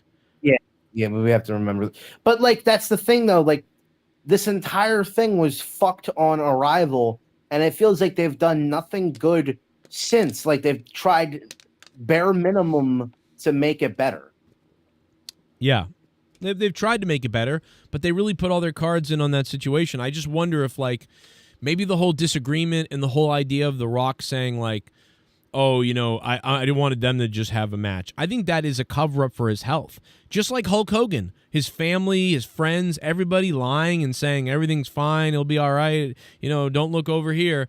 The Rock saying, I thought, let Cena and them tell the story. It shouldn't involve me or whatever. Then all of a sudden, The Rock has all these medical things that happened that month and then more 3 months later. And do you know what I'm saying? Like, there's something going on with The Rock, and Dude, that's if the why. If the Rock drops dead, like that would be insane. And I don't want that to happen, but like, Well, look at his arms. Look at his. What the monarch is cooking. Look at his. Look at his body, bro. Look at his right. ribs. Look at his muscles, his veins. His muscles explode. He just dies. Sorry to interrupt you, but Joe, you think Brock's heart will explode? Sorry, DJ. Do you think Brock Lesnar's back WWE for good or no? Just ask. Yeah, he's back like Brock Lesnar's back. Like Brock Lesnar is. Back like Chuck. Why else would? What? No. Yeah. In case you didn't. I think he's going to be on Raw tomorrow. My grandfather was a tough guy. He had all these aches and pains, refused to go see the doctor. What was the pain? Cancer. It had metastasized to a point where there was just no going back. Dwayne Johnson. The Rock. DJ. He's here. And he's getting personal about his health. I got this gut issue, and he's like, what's going on? I said, I've seen doctors, and I can't quite nail it. I can't quite fix it. It's in my digestion. Even someone like you who eats really healthy, who takes care of himself, you had a lot of nutritional deficiencies. Basically, things that are super easy to fix. The noise comes in many forms. You're doing it wrong. There's gurus. So that's the podcast, I believe, where he started talking about his issues. He had a gut issue, and he had a heart problem. The heart thing they figured out. They figured out the heart thing. It wasn't a big deal. But you got to think about it. For about a month or 2 months, he was worried about his heart. He had a lot of studies done, a lot of things done, and it turned out to be nothing is wrong. He's okay heart-wise. That's what he says.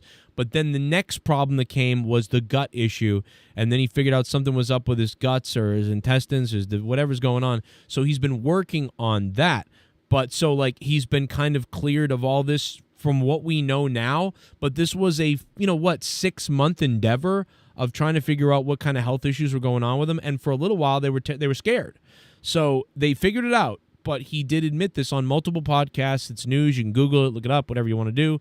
But yeah, so just for the people that did not know about that, if you watch my show, I have made videos on it. I talked about it live. We've gone over it, but I can understand if you missed it somehow because they kind of kept it quiet, and so did The Rock until about a month ago when he said it on a couple of podcast. The Rock he has diverticulitis, Joe. He has diverticulitis, I know, because I'm friends with his doctor. He's got diverticulitis because I know. What the hell is that? I know because I'm gay. That's how I know. All I want to know is what the hell is a diverticulitis? Does it have something to do with going underwater? Let's go back to the donations real quick. Hey, Bullfrog is a moron. Kathy Kelly is donating. Candice LeRae Ghost and Hulk's Ghost, shut the fuck up. All that matters is my baby Bullfrog gives me back my children that he stole after the divorce. Jesus. Kathy Kelly. In a minute, we're going to have a free-for-all on Discord. Everybody's going to talk to whatever they want. We'll have a bunch of banter. Then I'll head out for a few minutes and do a couple more things. I'll come back to the Discord. That's what we're going to do. Kathy Kelly, thanks for the $3. We love you, you ho. Appreciate it. Yeah. All right, what's up? Joe, do I think what? DJ, go ahead. Do you think steroids were the cause of his digestive issue and his heart issue? It could be. I mean, but The Rock, other than that, he's pretty. I feel like he's pretty clean as far as what he eats and stuff. But I don't know. He drinks a little bit, so. I mean, all this shit. Who knows what? I don't know what The Rock puts in his body, so I'm not sure. But he does that intermediate fasting shit where you don't eat and then you eat whatever the fuck you want, like a damn savage. Like you eat unhealthy shit, but then you starve yourself for like 8 hours, 10 hours, some bullshit like that. Yeah, but that's not I'm more worried about what is he putting into his body. Intermittent fasting is whatever, but what's he putting into his body? DJ, you literally described like a regular, like when you go to sleep and wake up between meals. Like that's not anything. like 7-8 hours. Oh my god. 7-8 hours of, like, yeah. You mean like after you finish dinner and then go to sleep and then eat breakfast? Like, wow, man. Fucking piece of shit. I also like Very that good. earlier DJ Glaze. I also like that earlier when DJ Glaze's chance to talk was him just being like, I agree with what the other guy said, because that's all he could do is just go, yeah, I agree with what he said earlier. Yeah. Well, DJ is not the brightest bulb. That's why, you know. And by the way, Blue-Eyed Stoner used to sound like Ric Flair when we weren't on the show, and then like later he didn't. Did you notice that, Jay Menace? I did notice that, and I wanted to say before Joe leaves the Discord, shout out to Candice LeRae for like dying but not dying. Like that shit was insane. Shout out to her. How about that, Matt? What is that the match of the night for everybody? Pretty much sounds like it mostly. Yeah, it is. I think the street fight was better. LeRae different, definitely. I like the Intercontinental title match too. I thought that was pretty good. Finally, AJ Styles had like, I feel like a memorable match at a big no, show. no, not that one. I meant the women's one, but yeah, it's confusing now, isn't it? No, I'm just kidding. Nah, I love knew All you were. right. It was a bit too long. I thought if they had shortened it, it would have been more impactful. It kind of seemed to go on and on and on when she had her hands tied together and couldn't get the thing off. You know, that could have been a little I just shorter, found it or odd. maybe it was supposed to. Be, fucked it up. I don't know. I just But found it was it not odd that bad. they did 2 street fights in one show. Like, especially like I thought they would have put that match. I thought they would have put this match on night 1, so you wouldn't have basically the same stipulation. They put all the gimmick matches here tonight, like the steel cage, the tables, ladders, and chairs. I think some of the entrances were a little overproduced. Like, please welcome Matt and Jeff Hart. Like, it felt so. I don't know, like something. I was talking earlier with them. It feels a little cynical. Everything now, like everything feels like a product now, and everything feels like, well, this is the tables, ladders, and chairs match brought to you by Slim Jims. Like, and just like, I don't know. I'm watching it now, and I don't feel the same way I used to when watching wrestling. Especially when John Cena and Cody Rhodes have like a 40-minute match and it ends, and then 2 seconds after, Michael Cole is going, "What an insane match. This match was brought to you by Wheatley American Vodka, the undisputed champion of liquor," or some shit. Just like 2 seconds. Since you brought up the Cody Rhodes and John Cena match, when they made their way to the ramp on the outside where it was all bare gray concrete and everything, how many people thought that something was going to happen right then and there? Despite you know how much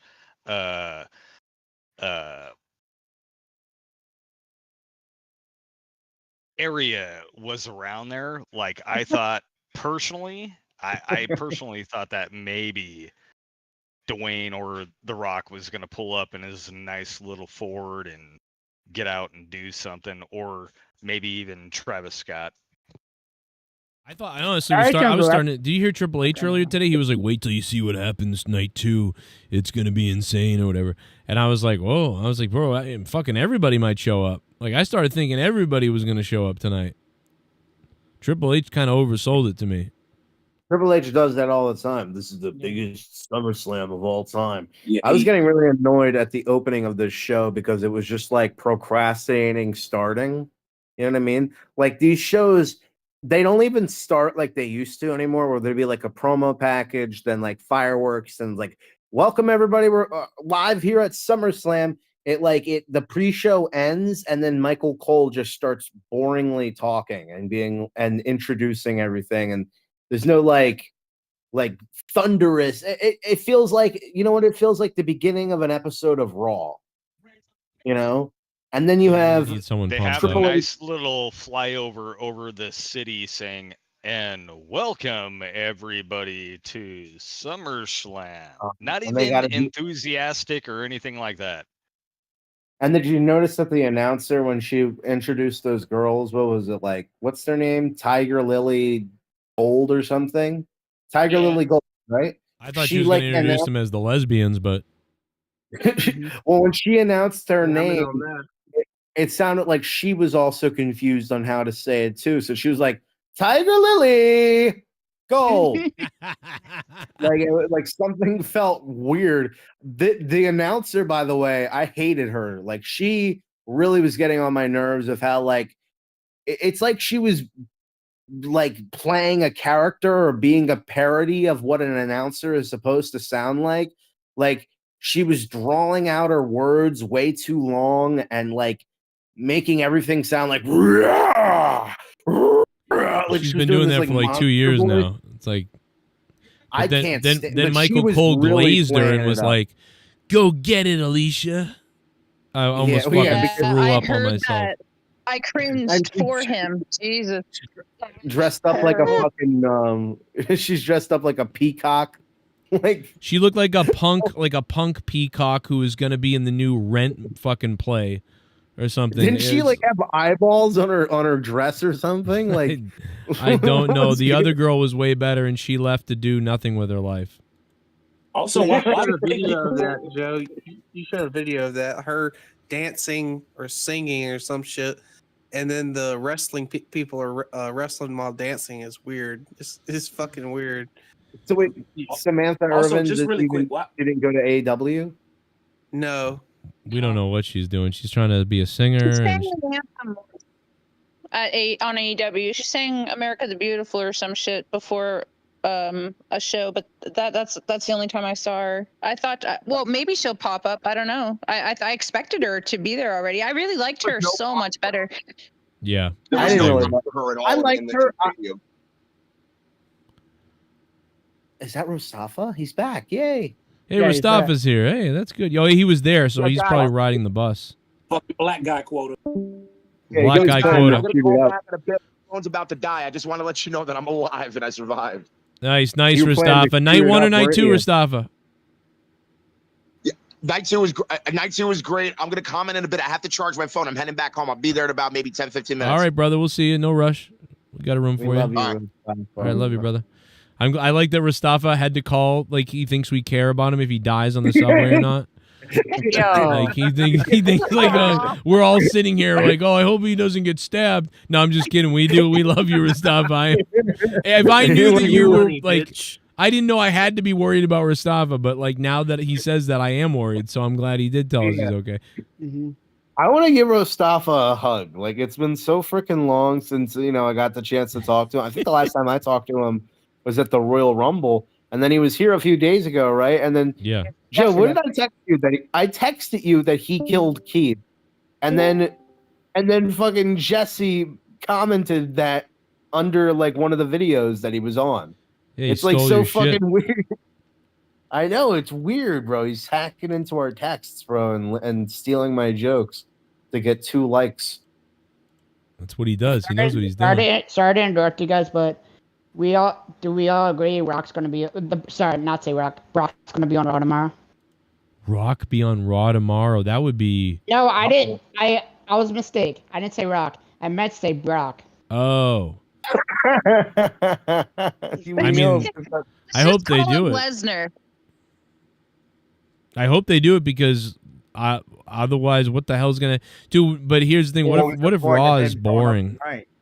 Yeah. What if Raw is boring? Yeah, I mean, Brock Lesnar being back is gonna change nothing. Essentially, like No. it's gonna be a storyline with John Cena, which John Cena is like not really the entire show and is barely here to begin with.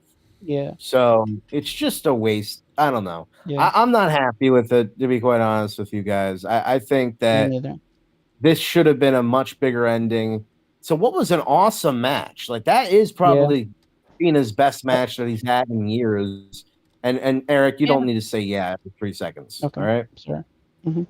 Maybe Cronin knows. Hey, what was that move that Cena did to Rhodes on the outside, right outside of the announce table? Code Red. Are you talking about the like the destroyer looking thing, like the code red? Yeah, the code red. There you go. That looked it looked smooth. Honestly, I mean, Yeah, it was set up nice. It was a little Rock slow. It was a little slow, but for Cena, dude. It was a cute thing. He was like, "Yeah, see that? I did something different." That was all that was. You know, it was like, I really just I can't stand those Slim Jim logos. It's yeah, oh my killing. god, you really hate that. I love it. It's killing the business for me. Like That's I can't. It's not just the Oh my logos, but god. No, the Halloween pumpkin street fight. fights didn't do it for you. I don't know. I mean, at least those are like The Cracker Barrel fucking hardcore match that AEW had. But at least those aren't every show now. Like this is every show. Every match has a Slim Jim logo. And I don't know if you Tables noticed are this, Joe, but sponsored. during the tables, ladders, and chairs match, they had little holes for where the tables are supposed to be stacked on only one set of table. So like, what are you? This is like so obvious now. They're not even trying, you know, and like that's it's even more indicative of the fact, like when you look back at like how they're not trying, like just look at what John Cena, how he gave up his heel run. It didn't even end. He just was like, nah, I'm face now. Like, how lazy is the WWE now? They don't even try. They don't even try. Exactly. So the SummerSlam was good. I enjoyed it. The WWE is still not going to get better. And so I'm not excited for it. But I did enjoy night 1 and night 2. I thought both of them were good. I got a hard on for Stephanie. Yeah, who doesn't? And that Tiffany and Jade match last night was great. I don't know why everybody was being so harsh on it. I know. I really liked it. I loved it. It's weird. Thought it was like all the moves that they hit looked really good. Like Tiffany was awesome in that match. She was so much better than in her match with Charlotte. Yeah, I saw a lot of people crapping on it. I was like, man, am I crazy? I'm so glad that you liked it because I was like, dude, I'm fucking crazy or something. Why did I like that? I thought it was her top 3 match. You know, I was looking around on Twitter to see what other fucking people were saying about it and shit. And, you know, like a few other people that are, you know, somewhat credible were saying that it was like one of her best matches. So I was like, okay, all right. So I'm not crazy. So I'm saying that, you're saying that, multiple other YouTubers saying that.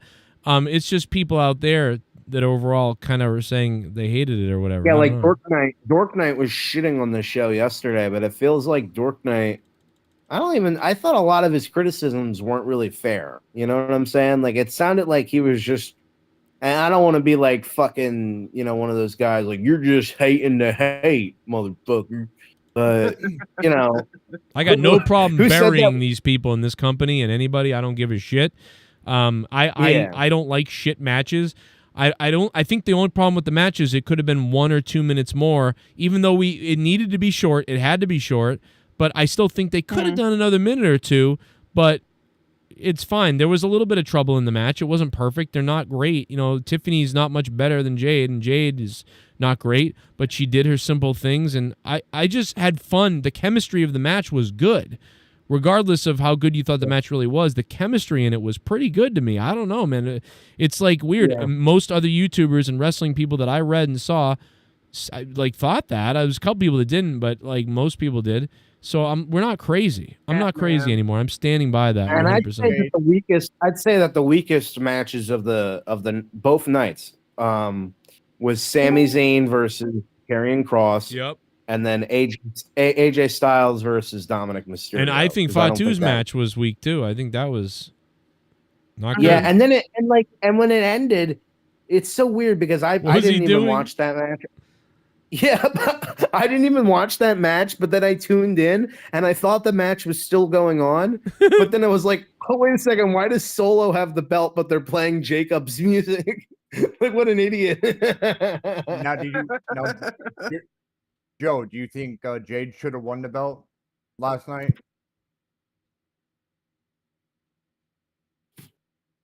What? Do you think Jade? Joe, when Ric Flair talks to you, you answer. Okay. Do you think Jade should have won the belt last night? Oh, I think he might have went somewhere. He might have went to go deal with someone. He's got Leah tied up. I think she should have. I think it was her best match she's had, but I still don't think she's ready to carry championship matches. You know? No. It's But a little when too. is she going to be ready though?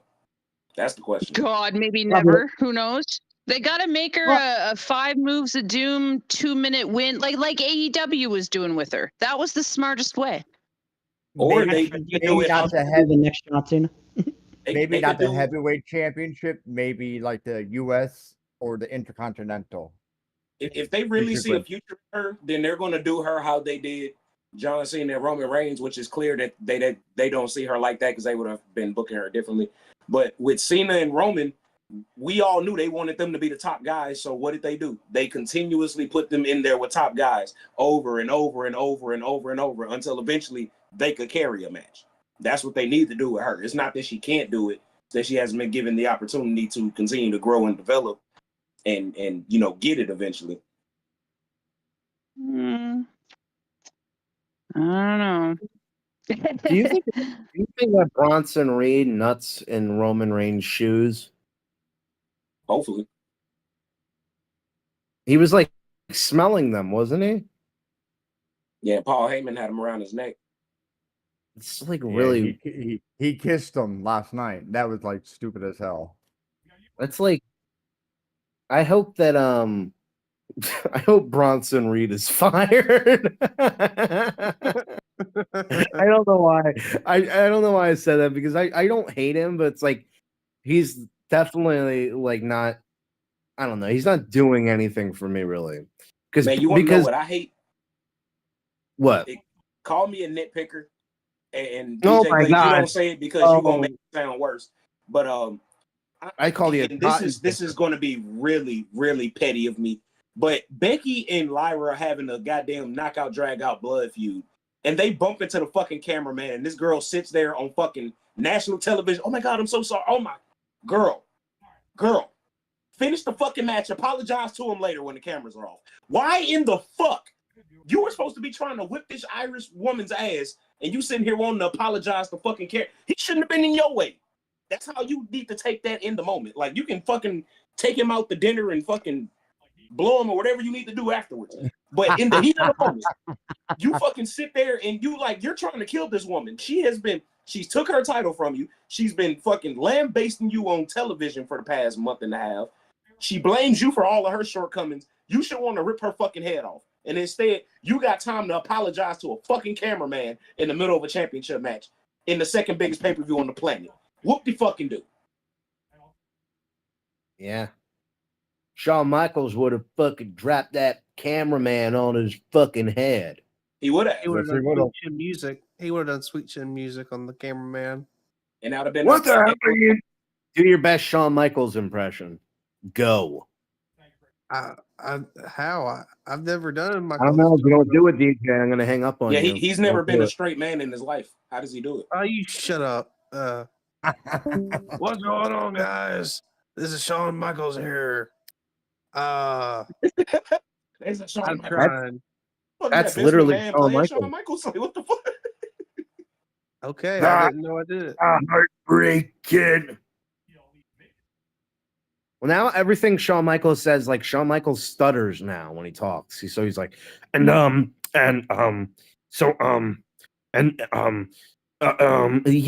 he's so listening to him now. It's like I don't know if all those drugs those years ago like ruined his brain, like they have ruined mine. But it's sad to listen to. Yeah, when Shawn Michaels talks, he almost sounds like the fucking Cookie Monster to me now. Okay, we have Jada Parker, and we have JC Jane, and we have Oprah Finley. Like, what the fuck is you saying, dog? All right, I'm probably gonna head out, guys. But you guys have a good night. I'll talk to you guys later. All right, see you, Lightning. We love you so much, Eric D. Welsh, Lightning, whoever you are. I think Eric was struck in the head with lightning, and that's why he's the way he is.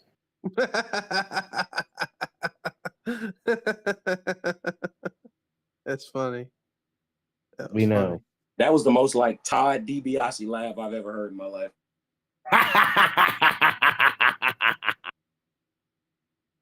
Okay.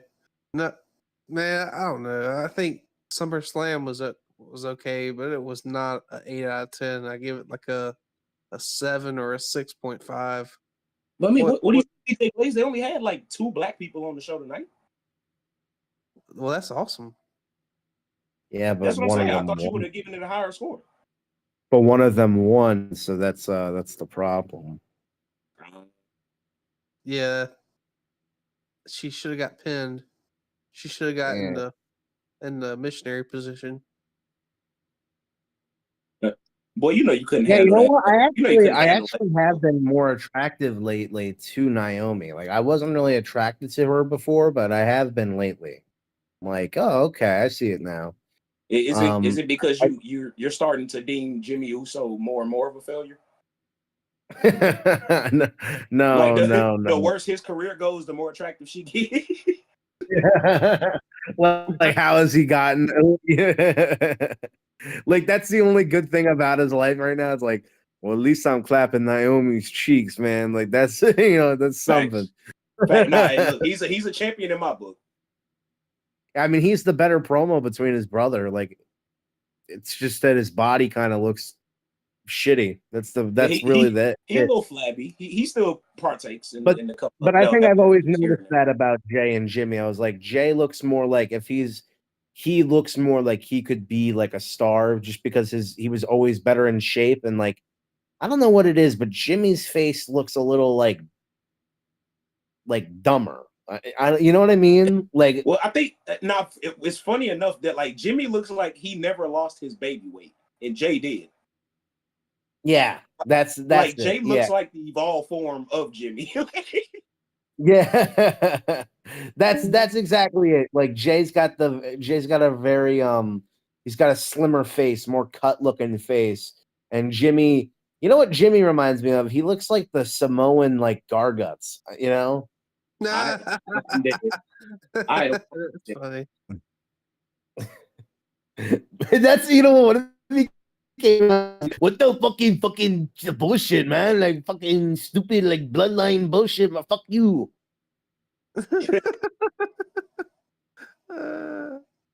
Dude, like what the fuck are you talking about? I'm not doing anything. Shut the fuck up. Okay, I get it. Rojas, you have no lines. He always says that too. It's funny. Yeah. You have no lines. Hey, bro, where Garguts, did that come from? Like who fed that to him?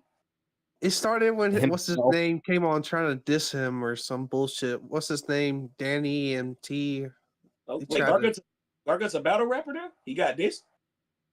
Danny and T was trying to start some shit or something.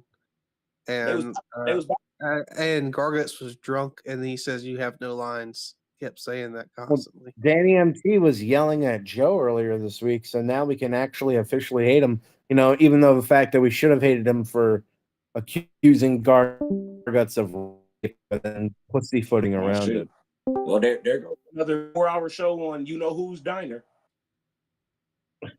Yeah, exactly. Yeah. AJ Glaze, where you get your intel from? Because you are so wrong about that shit. You are bookkeeper in the world. It was a long time ago. He didn't ask about that. He asked, "Where did I get the line from, you jackass?" Where I got the line from, Jay Menace, is Don Rickles. There you go. Where the hell is everybody? I left like 2 minutes ago and there was like 20 people in here. I come back, there's like 5. What the fuck happened? Everybody left. God damn. Everybody left. Everybody went to another show. What other show? Thanks. That was hurtful because that probably is true. Like I was just It was so exposing. Joe's like, "What are you talking about?" His trauma came back. I was having text with Kara. She was texting me. She's like, "Well, they brought back the rapist," and I was like, "He's not guilty of rape. What are you talking about?" So I was having this like talk with her on text. Garguts just got here. What is she talking about?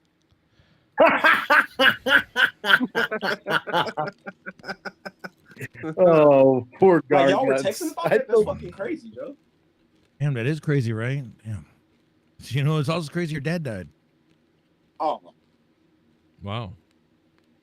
Well, that was just me. Like, why would you do that? I'm laughing I like to keep your dog. Garguts, have you ever been deported or been to Mexico? I'll move on like you never said anything. Let's talk about this match shit. I really enjoyed the fucking EO Sky fucking shit that was going on today. Those moves that they were doing, the fucking backflip, the moonsault into the pin, hitting Rhea Ripley while Naomi fucking moves out of the way. That was fucking fantastically, like, fantastic. Yeah, no, that was just it was just well fucking done. There were some good spots in that fucking match. Would you say it was magically delicious? Sure. I don't know why I would say that, but yeah, she kind of is magically. You know what I mean? All right, sorry, I'm done. Wow, I came back here and this has turned into a fucking meltdown. Rhea's ass is not as big as it used to be. She's kind of distracted. She's getting skinny, bro. She getting skinny. She reverting back to her white girl form. Oh my god! All right, let me go to the donations since this is just devolved. Hey, Bullfrog is a moron. Scissor me, Joe! Oh boy. What's up, sucker? I came and I fucked. Good night. Black Lesnar, thank you for the donation, Black Lesnar. How you doing? Thanks. What's Black Lesnar like? Like, what happens with that? What's the difference? I don't know. Can we all agree that Brock Lesnar is going on the Mount Rushmore with Perk Angle as one of the greatest wrestlers of all time? Like Cowboy Brock Lesnar, Perk Angle, bro. Bro. I wouldn't agree with that. I wouldn't Must agree see with now. that. My pinned post must see. What up, Botch Club? We'll check it out in a minute. Botch Club. Well, with we've the got dono. the man, the myth, the legend, Botch Club, and then we've also got the man, the myth, the legend, Rostafa. What's going on, Luke Rojas? What's going on, guys? How y'all doing tonight? Oh shit, black guy quota. We're beating it off. Look at Michael Cole there. He's losing it. He was He annoying. lost it all weekend. I know he was annoying. But he lost, You're lucky you didn't have to hear him. Sup, Joe? It's New York. New York. Just showing you some love, bro. SummerSlam was A. Cody winning is a surprise. I might go to Raw tomorrow. I'll let you know. Hey, thank you, man. Hey, a lot of people are going to be at Raw tomorrow. I've heard that from several people, all the New Yorkers, New Jersey people, even some Connecticut and Rhode Island friends of mine, or just friends of the show, have all said, like, hey, I think I'm going to go to New York tomorrow. Are there any tickets left at this point? But anyway. Oh, yeah. No, there's plenty. There's plenty. Jesus, calm down. What are you, what are you selling them? Oh, yeah. I'm getting that merch money, bro. Got to make that merch. You know what's funny? They said at some point there was like a shot of like a building. Oh, that's New York, but right now we're in the swamps of New Jersey. Yeah, that pissed me off, dude. Wow. Michael Cole's a piece of shit for that. Yeah, fuck Michael Cole. What the fuck, bro? Bro, and by the way, I was there when he said it. I was there in the panel, like in the pre-show. He actually said it, and I'm surprised that nobody booed it because they barely heard it. I heard it. It's horrible. Dude, Michael Cole was so annoying during the Wyatt's entrance. He was just talking the entire time, like laughing and like telling jokes, and Wade Barrett's laughing with him, and then they start like, well, these guys are certainly an insane bunch, but you know, later on, if you ever want to, watch these guys in the haunted Halloween bash ride of the Wyatts. It's like what is this? Like, No, there was no respect whatsoever. Imagine the Undertaker came out and they started advertising like, well, you can hear the Undertaker's spooky Halloween thoughts on his new album. Like, it would be dumb. Like, it's just dumb. Like, why are you doing this? And why are you laughing? Yeah. Oh, dude, that's not even beginning to scratch the surface because I was in the crowd. There were so many dueling chants that had nothing to do with the match, but trying to put themselves over. It's not even funny. There was another proposal tonight that happened during the Becky Lynch match, and you know, taking the focus off that. And then of course, half the crowd's doing the waves because they didn't want to put this match over. And the match was actually not bad live. I don't know what it was like on TV, but it was not bad live. Yeah, and then there was also like, you know, during the main event where there was like, our side's awesome, that side sucks. Eventually getting to the match where they're, chanting Super Cena, all this stuff. I mean, dude, this crowd, again, That as was much as I cool. love the IZOD crowd that I was in back after WrestleMania 29, this crowd was like remedial. It was so bad. Yeah, it was. I love the Super Cena chant. Was funny as fuck, dude. When they started chanting Super Cena, they were into it. I loved it. Which was started by my section actually, because I was near. Oh God, what was it? It was like 232 or something like that. But like I'm like right underneath them because I'm in the suite. So they're like yelling Super Cena, and that just ricocheted throughout the entire building because there's always those pockets where it's like a domino effect, especially when you're in an open stadium. So eventually everybody started chanting it, which I was just like, damn. So yeah, I mean, there was a lot of interesting development. I would say that night 2 outdid night 1. Is that plausible to say? Oh yeah, definitely. Yeah, people are going with night 2 from what I can see everywhere. Yeah, I thought both nights were pretty freaking great. Yeah, no one said they weren't, Bullfrog. We're saying which one's the better night. Yeah, I mean, again, night 1 had its moments, but dude, night 1, despite the fact starting early, was too quick. And then I felt like they paced out night 2 better, especially for those that were there live. The matches were slightly longer, and I actually kind of want to bring this up. I was actually kind of surprised that the TLC match was as good as it was, because most of the time when you get 6 tag teams, it just feels like a clusterfuck. But this time around, it wasn't as bad because they introduced the Dudley Boys and the Hardy Boys to kind of ease people back and thinking, okay, maybe this could be a good match. And then let's talk about oh my gosh, I keep forgetting the Street Profits, but Angelo Dawkins and Montez Ford. Montez is a freaking beast. And I keep saying this, give him a singles push. This bro is ready. He is so freaking ready. He's gonna have to get Dawkins in a car wreck then, because I don't know. Yeah, you stuck with him. And again, no disrespect to Dawkins, but I'm like, he's a star, bro. And if anybody can't see the fact that he could be a main eventer, you're blind as a freaking bat. Where'd Luke go? No, we lost Luke. I thought he was here. I was gonna wait for him to talk, but let me go to Dono real quick. Shit bum. I genuinely thought night 2 was better.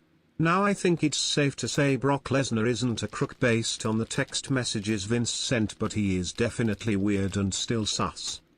Yeah, I definitely think Brock's weird, and probably who knows what the fuck, but that he was that close with Vince. But people are acting like Brock is worse than Vince, and Brock didn't do anything that we know.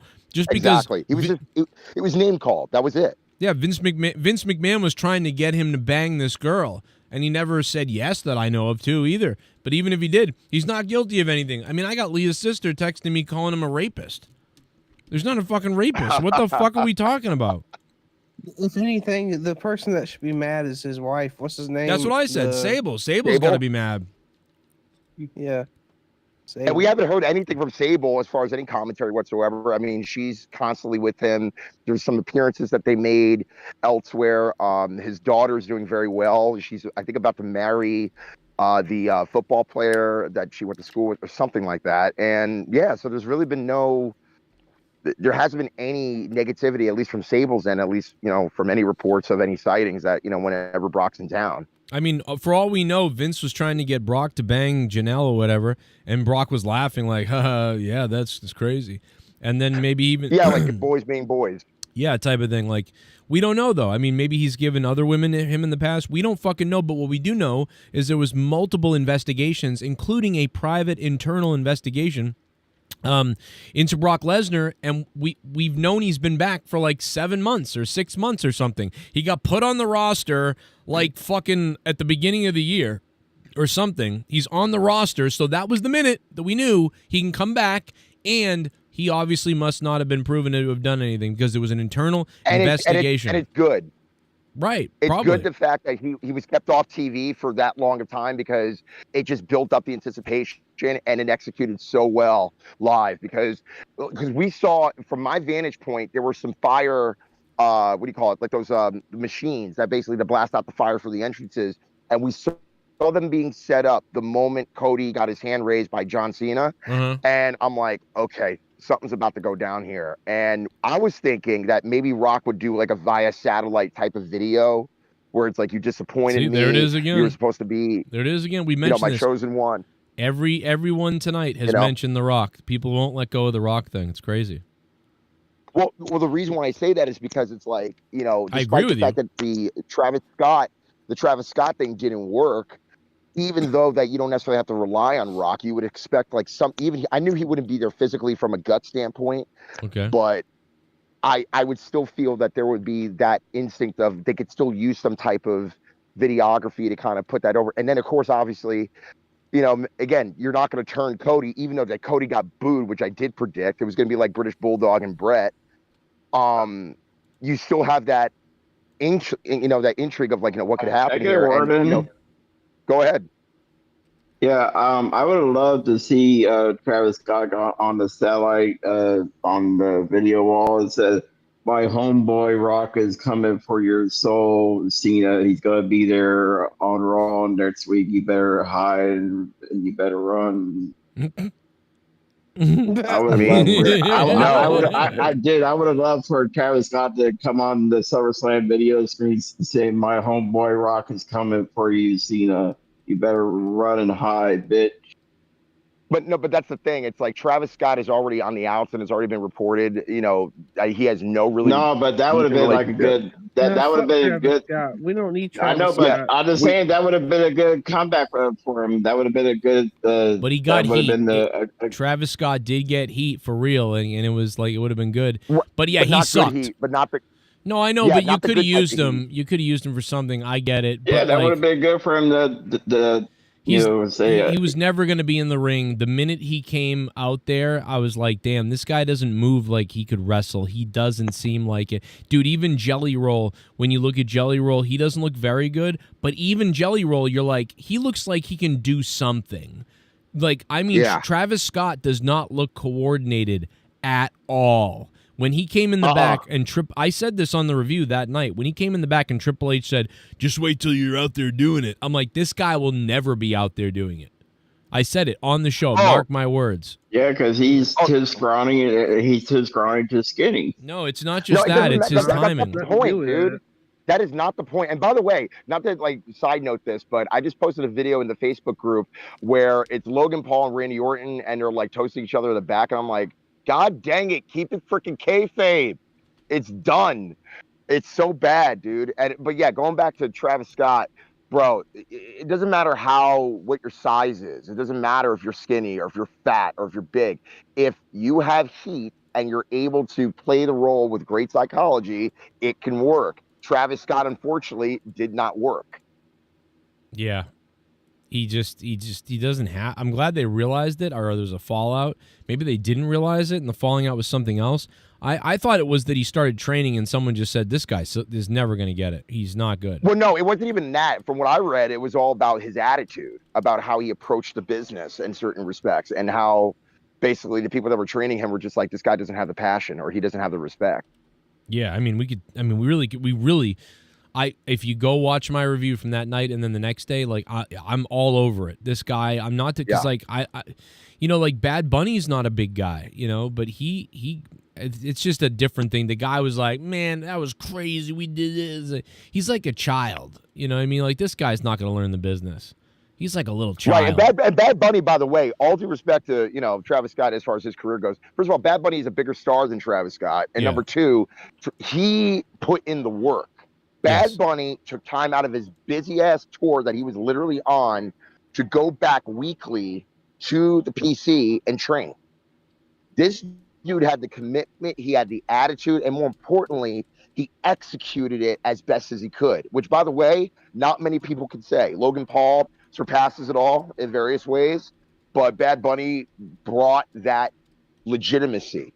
And the fact that he was brought back again just to face Priest in Puerto Rico, damn good match. And again, you had all those appearances by Savio Vega, Carlito, all those cats. Again, made a great moment. Travis Scott, on the other hand, the moment he steps out and then he hits Cody with that shiner, bro, dude, the locker room was not happy with his ass at all. Yeah, no, I'm sure they weren't. I mean, yeah, he had multiple heat from different angles. Like the slap on Cody, I don't even mind too much. Like shit happens and whatever. The guy wasn't trained, but he wasn't even smart enough to realize. Like what's interesting to me is a guy like Logan Paul, and even multiple other people. I feel like even from the get go, they understood. You know what I mean? What a kind of a worked punch kind of is, at least. Certainly, Yeah. Logan Paul really does. Logan Paul throws wonderful stuff. Yeah. Who just moaned? But what was that? Going back towards SummerSlam real quick. Yeah, you were talking about the people that sang the national anthem or God Bless America or whatever it was. Again, as great as singers as they were, better than the person that it was the night before, dude, there was zero pop.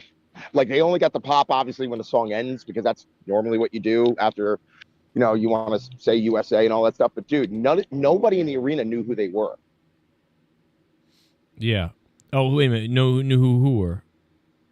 The people that sang God Bless America tonight. Oh yeah. I females. didn't know who they were too. I thought they were a couple of lesbians, to be honest. I was like, oh, lesbians. Yeah, I wanted to see them eat each other out. I wanted to see them eat each other out and then jerk off to it. Oh boy. Okay. Now, who were the two chicks that fought? Those two black ladies.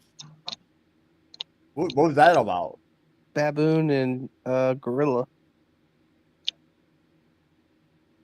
So yeah, so I was there the second night. I mean, it just felt again, even though the shows felt longer, and it kind of was, it didn't feel like a bad thing. Like they actually gave time to the stories. I just felt bad for, like I said, for Lyra Valkyrie and Becky Lynch, because they had a really good match live, but the fans were trying to make it all about themselves.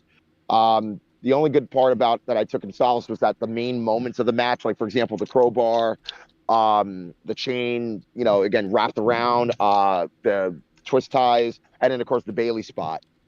Those were the key moments that were needed in the match, and everybody reacted to it, as they should have. But everything else about that match, the crowd was just making it about themselves. Yeah. But yeah. But actually, funny enough, I'm on my way out of the stadium, and I bumped into Brock Lesnar guy. Oh yeah. Which was random as hell. It's random as hell. He's from Chicago. The guy who had his ticket fucked up? What's up? Is that the guy who had his ticket fucked up? Yes. He told me, actually, because he got it from StubHub. And I'm like, bro, never buy from StubHub. Dude, he was cutting a promo about StubHub in his hotel room before the show started, and then he was there somehow, courtesy of somebody else. He got in the 6th row. He was telling me that he was able to get his chair and everything like that. But yeah, he got screwed out of money, so he's about to like. I'm assuming he's gonna get his bank involved, because that's what you normally would do. But yeah, no, that was very sketchy. I never go on StubHub because I heard horror stories before. And even with Ticketmaster, like, I'm very etchy about Ticketmaster, because at one point, like the tickets, like, again, there was actually, when they first initially went on sale, everything was cool. But then eventually when they started opening up more seats, the prices were just ridiculously up from Ticketmaster's point of view. And then there was like a huge, like, uproar with, like, certain ticket companies. Wait, like somebody is yo, what's up? He sounds like they're jerking off on the fucking call here. Dude, I'm on a bike right now, bro. I'm actually getting some exercise in while I'm talking to y'all. I was wondering what the fuck that noise was. I was like, who the fuck is jerking off? Yeah, your minds are together, Bullfrog. What are you talking about? No, it sounded like somebody was fucking jerking off.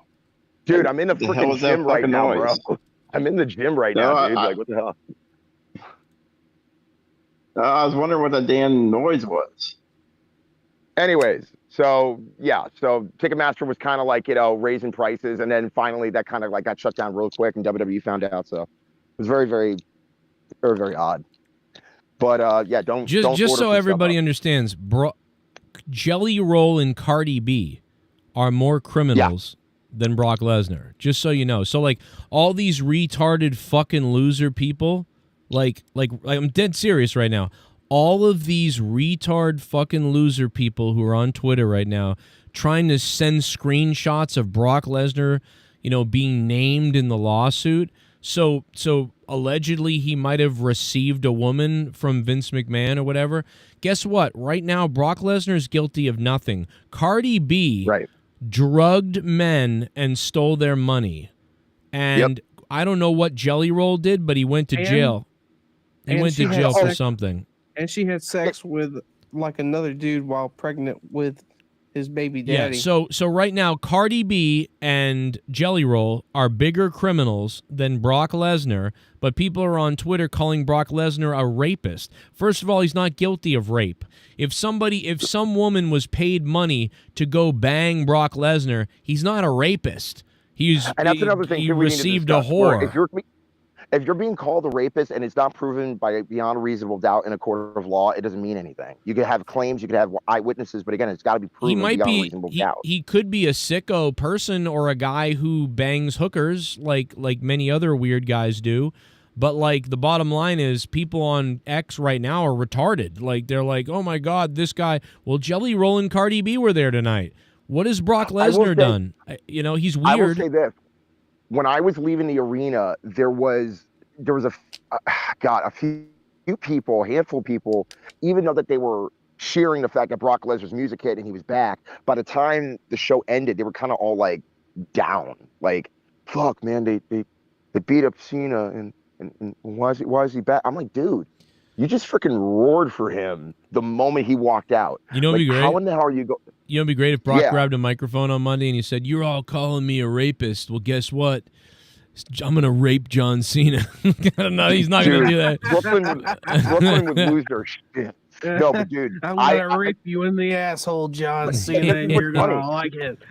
But this is what's funny though, because again, this is a SmackDown thing, I think, because Cena, I don't know if he's advertised for Raw, is he? I don't know. No, he's not. Why would they? No, yeah. So I'm assuming. Yeah, it's probably going to be for SmackDown, and I think the last time Brock was on any TV program, I think was SmackDown. So this is a SmackDown match. Well, put it this way: it's going to be on TV because John Cena only has like what 8 more fucking weeks or whatever, 8 more times you could see him, 15 more times. So Brock Something will be like over that, here yeah. doing the promos. Brock will be fucking bringing in the crowd and bringing in the promos and then talking about John Cena. I mean, it would be nice and to see then them John both on Cena Raw. will come back and then just do that. But it would be nice to see him on Raw. To be honest, but it might take a week or it might take 2 weeks before you see him.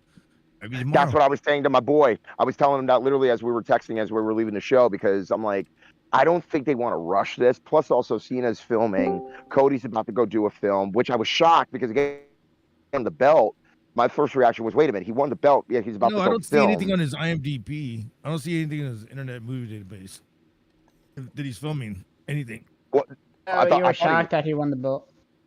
I was surprised. I was surprised. Yeah. Because again, I was thinking this was going to be a screw job finish. Like Cena was literally luring the crowd in, and it was going to be a dusty finish on fucking on Cody. On Cody, right? Dude, that would have been great. A dusty finish on Cody. Well, they kind of did that with Cody at WrestleMania in a way. Which, by the way, I was screaming at everybody, guys, this is exactly what Dusty did to himself in the 80s. Cody's doing the exact same business. And again, it almost got disrupted because of The Rock, but the fans were like, hell no, we want to see this title change. Fuck off. Yeah. I cannot believe the amount of people angry about Brock Lesnar. It's so weird calling him a rapist. I've seen it all over the feed. He's not a rapist. Yeah, I'm not gonna even if he banged that chick and Vince whored him out, trafficked her to Brock, he's not a rapist. That's not rape. No. I mean, it's gross. And by the way, this is it's no different from any of the heat that, and again, obviously they're two completely different cases because Tessa Blanchard, is being, claimed to be, a racist and this and that. But at the same time, though, it's still the same kind of heat where nobody wants to see these people on television. Well, guess what? They're pushing them on television, and you're either going to watch or you're not going to watch. Simple as that. I would know if she's a racist or not. She's not a racist. Yeah, she'd be in your group. We're a she'd be at a rally. She'd be at a rally. Bastard. I'd like to think she's not. Maybe she said some shit that was kind of fucked up, and she has some kind of a nasty prejudiced tongue out. But I hope that she's not really a racist. I would think she's not really one, but I don't know. But yeah, and I've never seen it. And I feel bad. And I feel bad for Tully too, because that's her father. He's a Hall of Famer, and he's probably got to deal with that crap. Well, that's where she learned it. No, probably. I mean, but no, maybe she's just a bitch. I don't know. Joe, what was your initial reaction when Brock did make his entrance? I went like, oh shit, like it's Lesnar, here it is. And then I thought I kind of thought to myself, like, it was a much more simple night than I expected. I expected, like, I don't know why. I thought it was going to be chaos. I thought we were going to have, I literally thought, like, the fucking Rock, Travis Scott, and then I thought maybe Brock. Yes. I thought even The Undertaker. Dude, I started having crazy thoughts that, like there were going to be sides. Like, there was going to be, like, I thought Travis Scott and The Rock and maybe even Brock were going to show up for, like, Cena or something, and there was going to be this weird thing that happened with a face-off, and maybe that leads to, like Survivor Series or something. I had this weird-ass... Bro, I was booking something nuts in my brain. I was booking, like, The Rock and Travis Scott come out with Brock, and they're attacking Cena and Cody, and then fucking Undertaker and Stone Cold show up. Like, I had, like, because Triple H the other day was like, wait until, well, if you guys liked what happened last night, get ready to be blown away tomorrow night. You know, I was like, and the funny thing, I was like, what? Yeah, the funny thing I want to add on to that is, like, when you look at Rock, and, like, you know, the whole, you know, clusterfuck that he had of 2025 of the year, you're thinking, like, okay, he's definitely going to do some type of video package. He won't physically be there, or he'll do, you know, the finger throat thing, whatever. But honestly, it's probably better that he didn't show up, because 2025 has not been nice to him at all. Nor was the latter part of 2024, because it was just, where is he? If he says he's going to be here and, like, he's telling people, like, enjoy the ride I'm taking you on, then I'm like, well, you're full of shit, because you haven't proven anything in the last 2 years. But with Brock being in the equation now, I mean, again, as you said, Joe, like, you know, what could we do for Survivor Series, War Games? Again, I don't.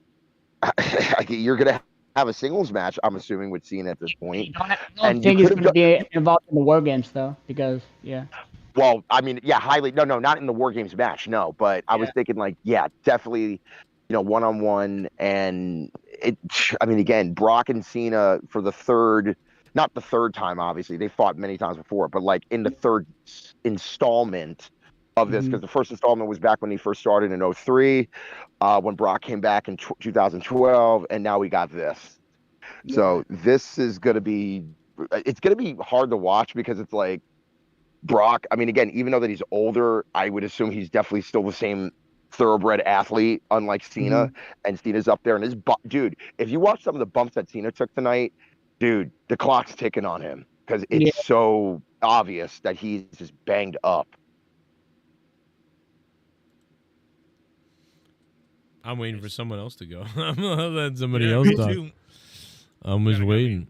Chat, what's up, guys? Hit that like button if you can.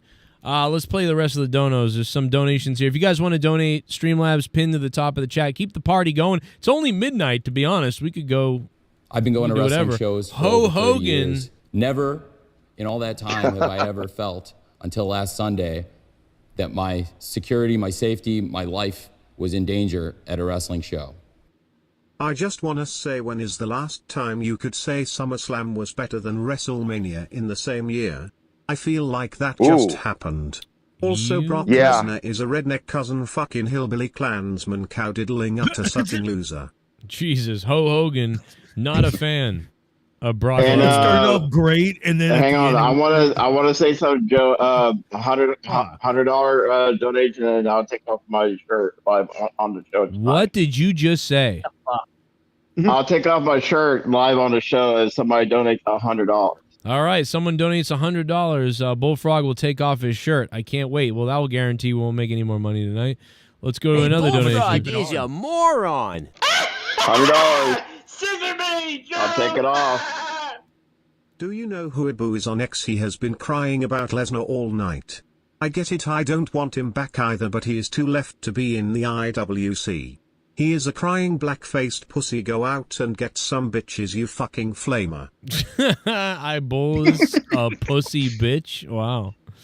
Yeah, anybody crying about Lesnar. Bro, these people will cry about anything. They're such pussy coward fuckboys. They're loser people, dude. I mean, listen. Shit bomb. We don't know what he did.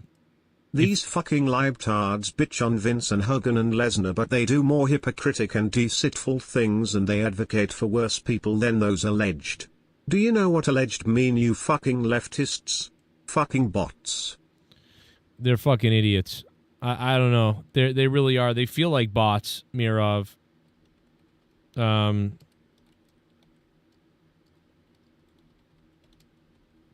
It's just like they're just such hypocrites and sick people. Well, because they're bully people. They're bullies. They're sick people. Their lives suck, and anything they can do to it's basically any excuse to kill people. It's like people that join the army who aren't really good people. They join the army so hopefully they can kill somebody. Like it's a disingenuous, sick thing to do. Like everybody else thinks, oh, you're just joining the army like everybody else, but in your brain they're thinking, I kind of want to kill people and I'll get away with it. That's a sick thing. Not everybody's like that, but there are some people that are.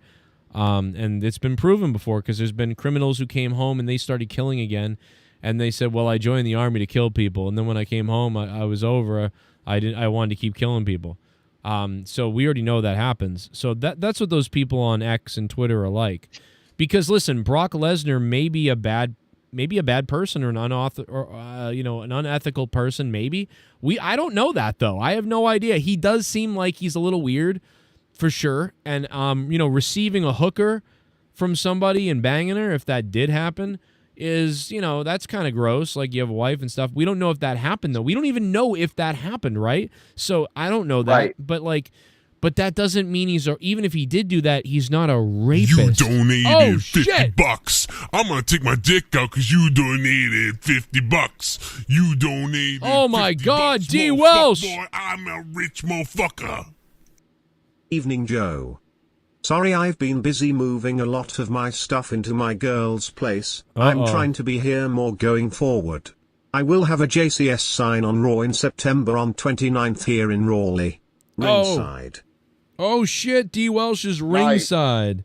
Damn. Nice. Now we'll never get him back if he's moving in with her. Fuck. What's her name? I'm going to push her down some stairs. Nah. D. Welsh, thank you for the $50, brother. Holy shit. And he's going to be in the front row with a JCS sign. That's going to be fire. D. Welsh. Yes, sir. D. Welsh, I want to gobble your D's nuts. I love you, brother. Thank you. Carlos in the chat says, Night 2 of SummerSlam was great. Definitely entertaining from the opening match. Okay, yeah, I mean, I like tonight. I kind of like tonight. It was the better night, for sure. They're both... First night was all right, too, but tonight was probably the better night, I suppose. Naomi retained, thought that would happen. It was good. It wasn't great. That was the best women's match of the weekend. That was the best women's match of the weekend, the triple threat. By far, yeah. Yeah, I liked it. How about Naomi's dad was playing guitar? I was trying to listen. What did that sound like live? Because it sounded like he was playing something weird. Yeah, so I didn't realize she had a new theme song until literally today because I haven't been watching SmackDown lately, only just clips. But no, it actually sounded not bad. He's not the greatest guitar player in the world, but he was just basically playing power chords and a few little licks here and there. But it was cool. It was for what it was. Yeah. It just like live, it sounded a little strange because like the song was playing and then he was playing to it, but you could tell it's like that's hard to do live. That's why I didn't really judge it that much because I was like, man, running down a ramp with a guitar in an echoey arena, it's so hard. I mean, I know, and that's the other problem too, because the acoustics were not made for that. But because he was just a one-man guy playing to a huge monitor system, with a Marshall stack, by the way, which again, Marshall stacks are very, very heavy in terms of tone. So it was what it was. It wasn't perfect, but it was entertaining. Yeah, I like that her dad walked down with her, but it didn't sound great on the air, and even people were saying like, "Oh, it wasn't in tune." And the music was really low this time around, though. It was strange. Yeah, it was disappearing up into the air. That building's weird. At times, it would get loud, and you could hear how loud it was, kind of if you listen. But the minute it started getting loud, it's like it just goes out the building. And with remember, this is a wrestling company. They're not like a music traveling company, despite the fact that they use music on a nightly basis. And again, they've added different people like onto their teams. You would think that they would have it down by now, but it's just like they don't on a nightly basis have live music playing to a track, so that's not necessarily their strong point. Brock Lesnar hasn't been guilty of anything, though. That's the point. So Brock Lesnar is guilty of nothing. if any cretin creature fuckbag is complaining that Brock is a rapist or that he needs to be in jail, they are Nazis or they're authoritarian psychopaths. Like, not Nazis. I don't want to be like them because they call everybody Nazis. They're like authoritarian tyrants. Like they just like, I don't like that. Brock Lesnar should be in jail. Yeah. Right. Don't you know? Brock Lesnar was named in the Janelle Grant lawsuit. I could be named in the fucking thing. Vince McMahon could literally be like, oh, you didn't know? I was talking to Joe Cronin earlier that day, but then I went to the oh, Joe Cronin was named in the document. That doesn't fucking mean anything. He's not guilty of anything. You stupid fucking idiots. It's never going to work. Your lives suck. You don't understand the law. You don't understand anything. You hate your lives. You fuck your sister. You probably hurt people. You suck. You're an incel, and nobody cares. You're a loser. It's not going to work, all right? You already did it to Enzo, who didn't do anything wrong. It's not going to work. Fuck off. You could even argue about what Vince did. The worst thing Vince did was shit on a woman who didn't expect it. That was disgusting. But like Brock, what the fuck did Brock do? I mean, if you're Sable, you might be concerned, but he's guilty of nothing. Meanwhile, Cardi B is a drugged men and took their money, and Jelly Roll was in jail. They're more guilty of anything than Brock. You don't say anything about Jelly Roll? Fucking retarded idiots. Go fuck Jelly off. Roll wasn't. I'm gonna take a shit. Yeah, Jelly Roll wasn't intoxicated. Yeah, I was gonna say Jelly Roll definitely was in jail like when he was younger for like stupid shit, but like other than like in comparison to Cardi B, Jelly Roll is a saint. You know, so I'm glad he had a good time, bro. And don't get me wrong. I'm not trying to bury Jelly Roll. Like, I'm just saying, like, technically, if you were to write down who's done more jail time, you know what I mean? Is it Brock or Jelly Roll? It's Jelly Roll, I think. And what did Cardi B do? Right. Cardi B's the worst of all of them. From what we know. I mean, we don't know. Yeah. Brock could have done something we don't know about. But as of right now, by the way, Cardi B was the most boring part of night one because again, every time she opened her mouth, I'm like, girl, shut the hell up. Like you're freezing, you're literally everything that you're saying is not being delivered properly. She's probably thinking about what Offset's gonna do. She's probably thinking about what Offset's gonna do when he gets money and reparations from her ass from cheating. Oh my god. Oh my god. Everybody have a good night, and I'll talk to you guys later. You're welcome, brother. We love you. All right. All right, later. Because Offset definitely, I believe, is suing her for. And I love the really. Yeah, suing her for basically cheating on him while being pregnant and all that stuff. And yeah, I hope he gets every fucking penny from that bitch. Jesus. That fucking baboon. All right. There he goes. Well, she is a baboon. She acts like one. Let's see if he says it again. It sounded like Cardi B was screaming in the mic every time she fucking talked. Wait, are you calling Cardi B a baboon? Is that what you said? Yes. That's fucked up, bro. She acts like one. Yeah. How does she act like one? The way she talks, the way she fucking her mannerisms, everything. Really? Yeah. You're a fucking weird person. You know that? I'm okay. I try to live one day at a time. No, you don't. You try to be a racist every day at a time. Hey, whatever floats your boat, man. You're a weird person. See, I think something's fucking crazy about you. I think you're really bad off the air. What if I said that? I think you're a great person, Joe. Backpedaling. Mr. Pico fucking number 2. All right, DJ. Hey, Bullfrog is a moron. Scissor me, Joe! Becky Lynch new theme song is good. Rhea Ripley shouldn't get any women's title for a year or two. Let her go to any other belt. She is boring now. Rhea Ripley shouldn't get any women's title for... I mean... You know, yeah. They win it at WrestleMania. They hurt Rhea, you know? They've done nothing to help her after, like, she was built up to this mega thing, and they fucking hurt Rhea. And somebody said Triple H said Rhea is his like Stone Cold or something.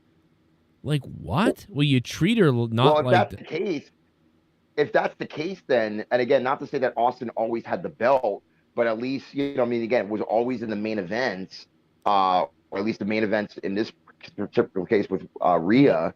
That doesn't even reflect that at all, despite the fact that when I was there, bro, everybody, no matter what race you were, what color you were, like everybody was a Rhea fan. Like, yes, there were like Bianca fans and this and that, but like Rhea was over with this crowd. Yeah, like they could have done stuff and stories and like fun things with Rhea that could have kept her on top without needing a belt. You don't have to have the belt on her. You just have to book her awesome. And they booked her like shit. And Luke Rojas was right. At some point when she was on fire, they relied on just her saying like, "Mommy's here," and like her stupid catchphrases like "Rhea Bloody Ripley," and that's all she said, and that's all she did. And Luke Rojas started getting angry. Really didn't do much. And I feel like a lot of people like turned that way. Like, okay, I'm super interested in this, and now it's all just catchphrase and cruise control with Rhea Ripley when it should have been fucking pedal to the metal. Let's go. So, and I also noticed this too, Joe. I also noticed how, and again, really there for Rio. I'm sorry for Rhea tonight, but then Io Sky, and we've said this even for the past couple weeks, months. Io Sky may be pound for pound the best women's wrestler in the world. The way that she had that match at Evolution is still probably one of my favorite matches that she's ever had, despite the Bayley match from a year ago at WrestleMania 40. And the crowd, I mean, when I was there, like, I mean, as much as they loved Rhea, Io was really over. They were really behind her, especially for all the spots that she did. Yeah. Yep. Io's been one of the best. I mean, she really has been quietly just kind of been great. You know, gotta say that. That's true. Gargi, what did you think tonight, man? I haven't heard a lot about what you thought about tonight. Were you able to see this shit? Like, what the hell? I watched the whole thing. What do you think about this? I feel like I haven't heard a lot from you. Yeah, I know. There was like 1 billion people in here. Right. Sorry. No, I thought it was all right. Beginning Triple H just kept mentioning, "You're the biggest part of SummerSlam history," blah, blah, blah. And I was just like, Jesus Christ. He made it seem like something crazy was going to happen. I guess the Brock Lesnar thing added to that. But I noticed, like, you know, when they were showing like fireworks going off, but did you notice that there was no fireworks going off? So there was a botch on the fireworks at the entrance. Well, where? That's funny. They did go off, though. Yeah, they went off for a while, and then all of a sudden there was no more fireworks, and you just hear the booms, boom, boom, boom, boom, boom. And you're like, where the fuck are the fireworks? Oh yeah, those fireworks are the ones that you don't see that are like very loud they're fireworks. In the back, those, right? They're like those are sound effects. No, they're playing. Dude, do you guys? So I don't know if you know this. From what I understand, I don't think the WWE is using real fireworks. From what I understand, they shoot off like what essentially like the flare. And then the noise is generated. Yeah, the noise is in the back. You can hear like booms in the back. Yeah, that's what I was thinking. It was behind like yeah, right. Yeah, I'm not 100% on that, but I believe they don't use real pyro, technically. Yeah, they don't. And so I saw that going on. I was like, oh, so we forgot to shut off the biggest WrestleMania. And did you notice like Triple H didn't go into like, you know, Triple H mode, spitting the water out? He just kind of just walked out there casually, and I was like, okay, let's. We want to have a heart attack. Yeah, I know. Yeah, and then and by the way, just to add on to that, so when they're announcing the attendance, right, of 113,000 plus, it gets so annoying because it's like even when it's live, and you can see it with the fans where they're like kind of turning their head to the next to the person that they're sitting next to, and they're like, bro, there's 2-day passes. Like, you got to count that. Like, it's not everybody's just going there for a day, and you're thinking that somebody else is just going to be there the next day for the sake of that overall. Right. Yeah, true. And sometimes you can only afford one. Right. And again, I just wish that they would actually, and again, they're never going to do it because they're never going to give an accurate number, despite the fact that you can call up any athletic commission or any what do you call it, like arena, ticket counting system that they would have, and they would actually give you the accurate number. But be as it may. So the first match, I really enjoyed that one. That was a great triple threat. I said Io Sky nailed some great fucking. When did they start calling her the genius of the sky? I think that's stupid. Oh, for a while. For a long time, yeah. Yeah. Jesus Christ, I must have missed that. She had some good. Like I said, I like that spot where she did the moonsault and Naomi got out of the way last second.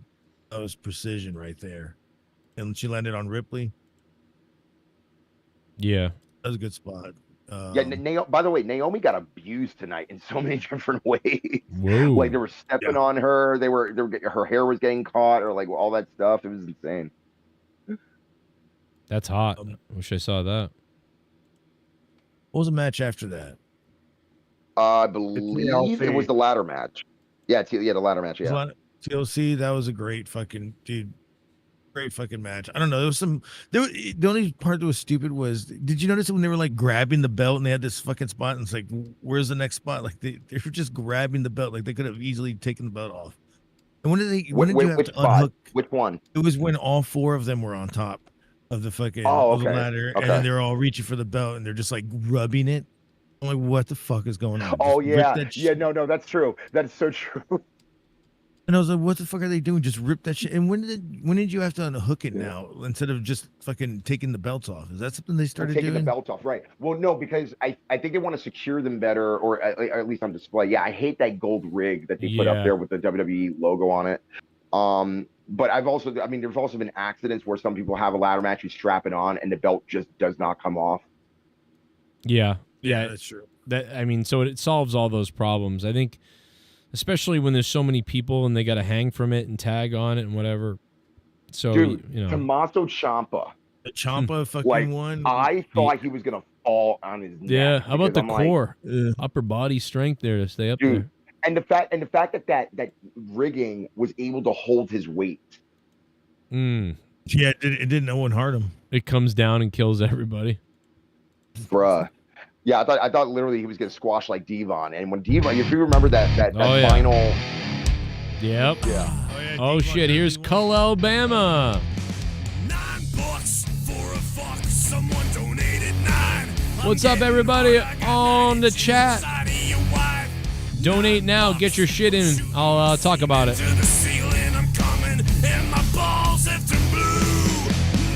The Brock Lesnar dono, of course.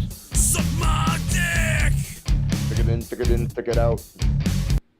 I will say this was a better night than night one. 6 out of 10.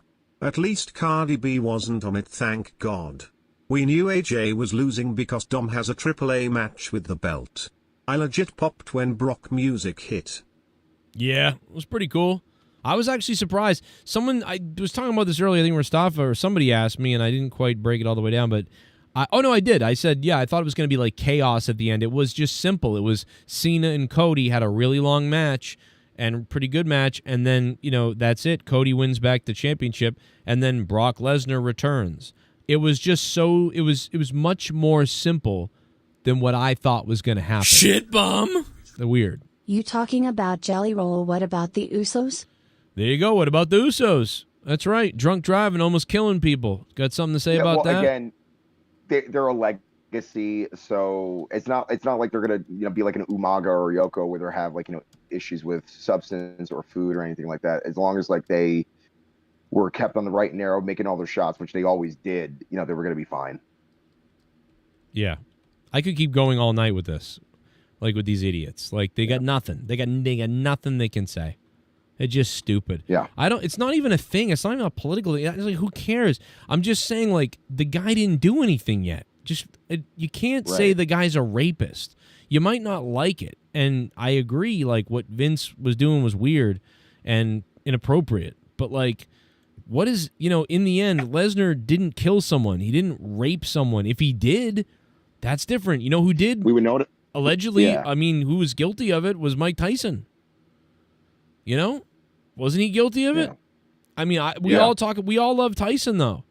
So, but did he do weird. that? We don't know. We don't know if he did it. He got convicted or whatever, but we don't know. what happened. And all I know is the current Mike Tyson is a guy who's changed quite a bit. And I know the old Mike Tyson was taken advantage of by a lot of people. So it makes me wonder. I don't know for sure. I hope Tyson didn't. I don't know. I believe women a lot of times. I certainly do. There's a lot of women. It's horrible what happens to women. Could Mike Tyson have done that? He's been a monster at times in his past. The further back you go, the worse of a person he is. The more current you get with Mike Tyson, the better person he is. So yeah. I don't know. I don't know what he did or what he didn't do. So I don't know. But you'd have more of a right to say something about him. And has anybody? I don't think so. So it's just, what did Lesnar do? Nothing yet. He was named. And even if he said, yummy, I'll take her, still not guilty of anything. You know? So just being fair, that's all. Like, I mean, it's not quite like the Subway guy, what's his face? What's his name? Jared, yeah. Which, by the way, there were loads of text messages. It wasn't just one text message. There were loads of them. Yeah, with different people. Yes. So that in itself was obviously more potent than this one. And with Brock, it was it was even touch and go too, no pun intended, because it's like only you had was just that one small text message in that entire document. And even then, there was very little to prove on Brock through that document. Yep. But I'm telling you, bro, X is crazy. You should be reading, like, the stuff on X is crazy. Like, I literally will read you some of this now. It's unbelievable. Look at Jeff Hardy, all his drunk driving and DUIs that he got. Yep. And he got Matt Hardy too, that all the shit that he did. This guy wrote, they're not in WWE anymore. I fear, this is fucking gross. I fear for the women that have to deal with this. Fuck this stupid company. And most of all, fuck Brock Lesnar. For what? For what? Yeah. You know, like, what? There's going to be a lot of backlash for like the next couple of days, but it's not going to last long. It's just going to be all internet based. And dude, if they want to make their opinions known, you could do it live on TV in the crowd. But even then, it's going to be touch and go, because it's not like a Hulk Hogan situation where he goes in the specific area of the country and he gets booed. Brock, in this sense, is beyond that. And also, like I said, it's here said, she said, and we haven't seen Brock literally in 2 years since the last SummerSlam that he had with Cody. Right. Yeah, I mean, this is going to be seen as big time successful. Wait till they start having 3 nights. That's true, Jennifer. Jeff Hardy has been arrested. And they had Jeff Hardy on TV tonight with Matt and the Dudley Boys. Yeah. You know, and so far so good that Jeff Hardy's been clean, you know, for a little while since, you know, his traffic issue back in AEW. But again, he's done all the right things. The Dork Knight is here. Oh, what's no, they brought back a rapist. Oh, wait, he's not a rapist, but the people are saying that. What's up, Dork Knight? What's up, guys? How you doing, I tried honey? calling in a couple times because I couldn't get to the computer. But it's all good. I would have. I must have missed you. I got the Discord. The phone lines are blowing up. But Dork Knight is here, and he's probably happier than night 1. Oh yeah, this was way better. I don't know if you saw my tweet, but if they would have just done Cody versus Cena, Punk versus Gunther, Naomi, Rhea, and Io. The women's tag match, tag title match, the 6-pack TLC, and the celebrity match, just because that would have been a solid one night. I would have given that a 9 out of 10. As it is now, I can only give it a 6 out of 10 because I gave yesterday a 3 out of 10. So the averaged out to a 6 out of 10. But I very much enjoyed tonight's show. I know you guys have talked about it, but if there's anything you want, you know, my take on, I watched the whole thing. Got MJ to watch everything. We've all been running around in circles, so you know you can tell us everything. Well, I really, really enjoyed the women's triple threat match a lot. I tell you, Io and Rhea, they just need to I think Rhea needs to turn heel. I think she and Io just need to have a program, and I think Rhea should win that finally. I think she should. I think Naomi should drop the title to Stephanie Vaquer in Paris, and then I think a heel Rhea going up against Stephanie Vaquer to help elevate Stephanie Vaquer. You have her win, just to kind of feed more of that fuel of that angry heelish Rhea. I think is how I'd like to see that go. I don't know if y'all agree with that or would like that, but that's kind of how I feel about that. And then Dominic Mysterio. I actually love Dominic. I actually predicted he was going to lose because I think he's going to win the AAA title, but I'm glad that he didn't. So that was entertaining. The Solo Sikoa match I could have done without. That was the worst match of the night easily. It was terrible. Brought the overall down for me. The women's intercontinental match, dude. I'm sorry. That whole, it was so blatant. Her getting out of the zip tie and then putting her hand back into it, and the announcers fucked up and even pointed out and then say, "Oh no, she must." It was so bad that it took me out of the whole match. I just couldn't. Even though that match went exactly how I predicted, like almost to the letter. If you watch my preview or my prediction video, went exactly how I thought it would as far as the ending with Bailey. That fucking 6-pack match was insane. It was awesome. I loved it. Had my MJ was so into it. She actually thought Candice LeRae was legit, like hurt. So when we were watching the post show and she was there making jokes and doing stuff, like she was like, "Okay, good, girl's fine." And that was in the main event. That was John Cena's best match in years. I was impressed. I was really, really impressed. And as a Cody Mark, I loved the ending. So there was my super quick Cliff Notes version of Yeah, I think you're probably right. I gave tonight a 7 point. I don't give like a 7.5. It was like a nice fun. Like I had fun. It wasn't crazy good, but it was fun. I had fun watching it. I'm a very jaded person, so it's tough. It's tough. It's not WWE's fault. I'm jaded. If I was 15 years old, probably would have thought this was wild and cool and maybe given it like an 8.5 or something. But yeah, I gave it an 8.5 myself because it was live. You were there, so it was a yeah. different feel. That makes sense because I gave it a 7.5. If I was there, I'd probably give it an 8.5. Yeah, that makes sense. Yeah, no, it was like I said, the only bad match to me. And the guys in the chat are saying that my mic is low. Do you guys have a problem hearing me? It is really low. I turned you way up on my end, so. Okay, I'll try to turn it up on my end. The solo match was the only bad match, so that's why which shocked me. What was Fatu doing at the end? What did he do at the end? What the hell was that? Okay, yeah. So basically, the match is over. Solo gets out of the cage, and all the guys are being tossed in the cage by Jimmy Uso, which I thought was like, okay, why are they doing this? And then it was just all for that moonsault spot off the top of the cage, which I'm like, dude, you could have done that during the match. You should have. That's exactly what I said in the chat. Does this sound better? I got it closer to my face. Whoa, you're really loud. Now, hold on. Let me turn you down. Don't touch it. I'll turn you down. I'll adjust you. You're fine. All right. I had it down low for when I was recording the video because I didn't want the mic in front of my face. I was watching your predictions earlier to see what would, because just to see what you were saying, and so I got 4. I got the 4 out of 6 right. The last 2 matches were the ones I got wrong. Because I really thought that John Cena was full of shit. I thought it was well, and dude, tonight he was overplaying it at the beginning, like he was being super smiley too much. Yeah, it was like he was trying to say hugging Cody. Yeah, so he was like making you think he was gonna turn back heel. And he wasn't. So I almost wonder if he was doing the over happy on purpose to throw you off. Very interesting. Which he did. Yeah, he did do that. He really did. I would bet on that.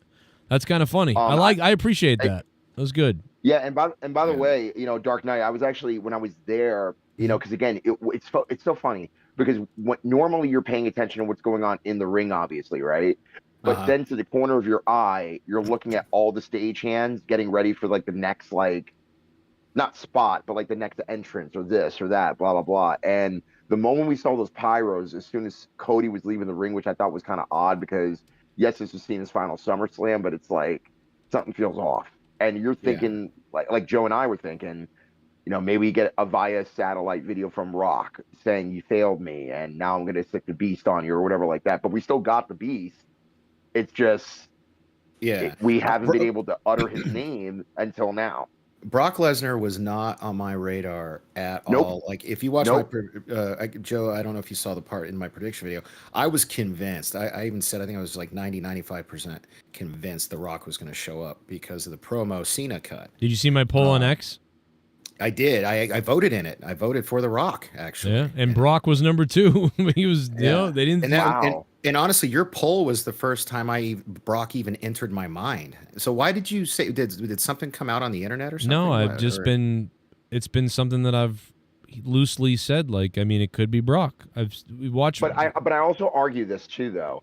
Having one screw job finish the night before, just only have the same one in the second main event would have been seemed like, you know, a little bit too much. And especially with WWE, they like to pace things a specific way. So the fact that we got CM Punk getting screwed after winning the title with Rollins in that fake injury, which I kind of had a feeling that they weren't reporting on it, so that's why it kind of felt weird. We talked about it last night. I totally called that shit. Like, I knew that was Yeah, same. But when it comes down to the Cena thing, again, I didn't mark down Brock on my score. It was just awkward how Cody just let him have the ring, despite the fact that it wasn't his last show.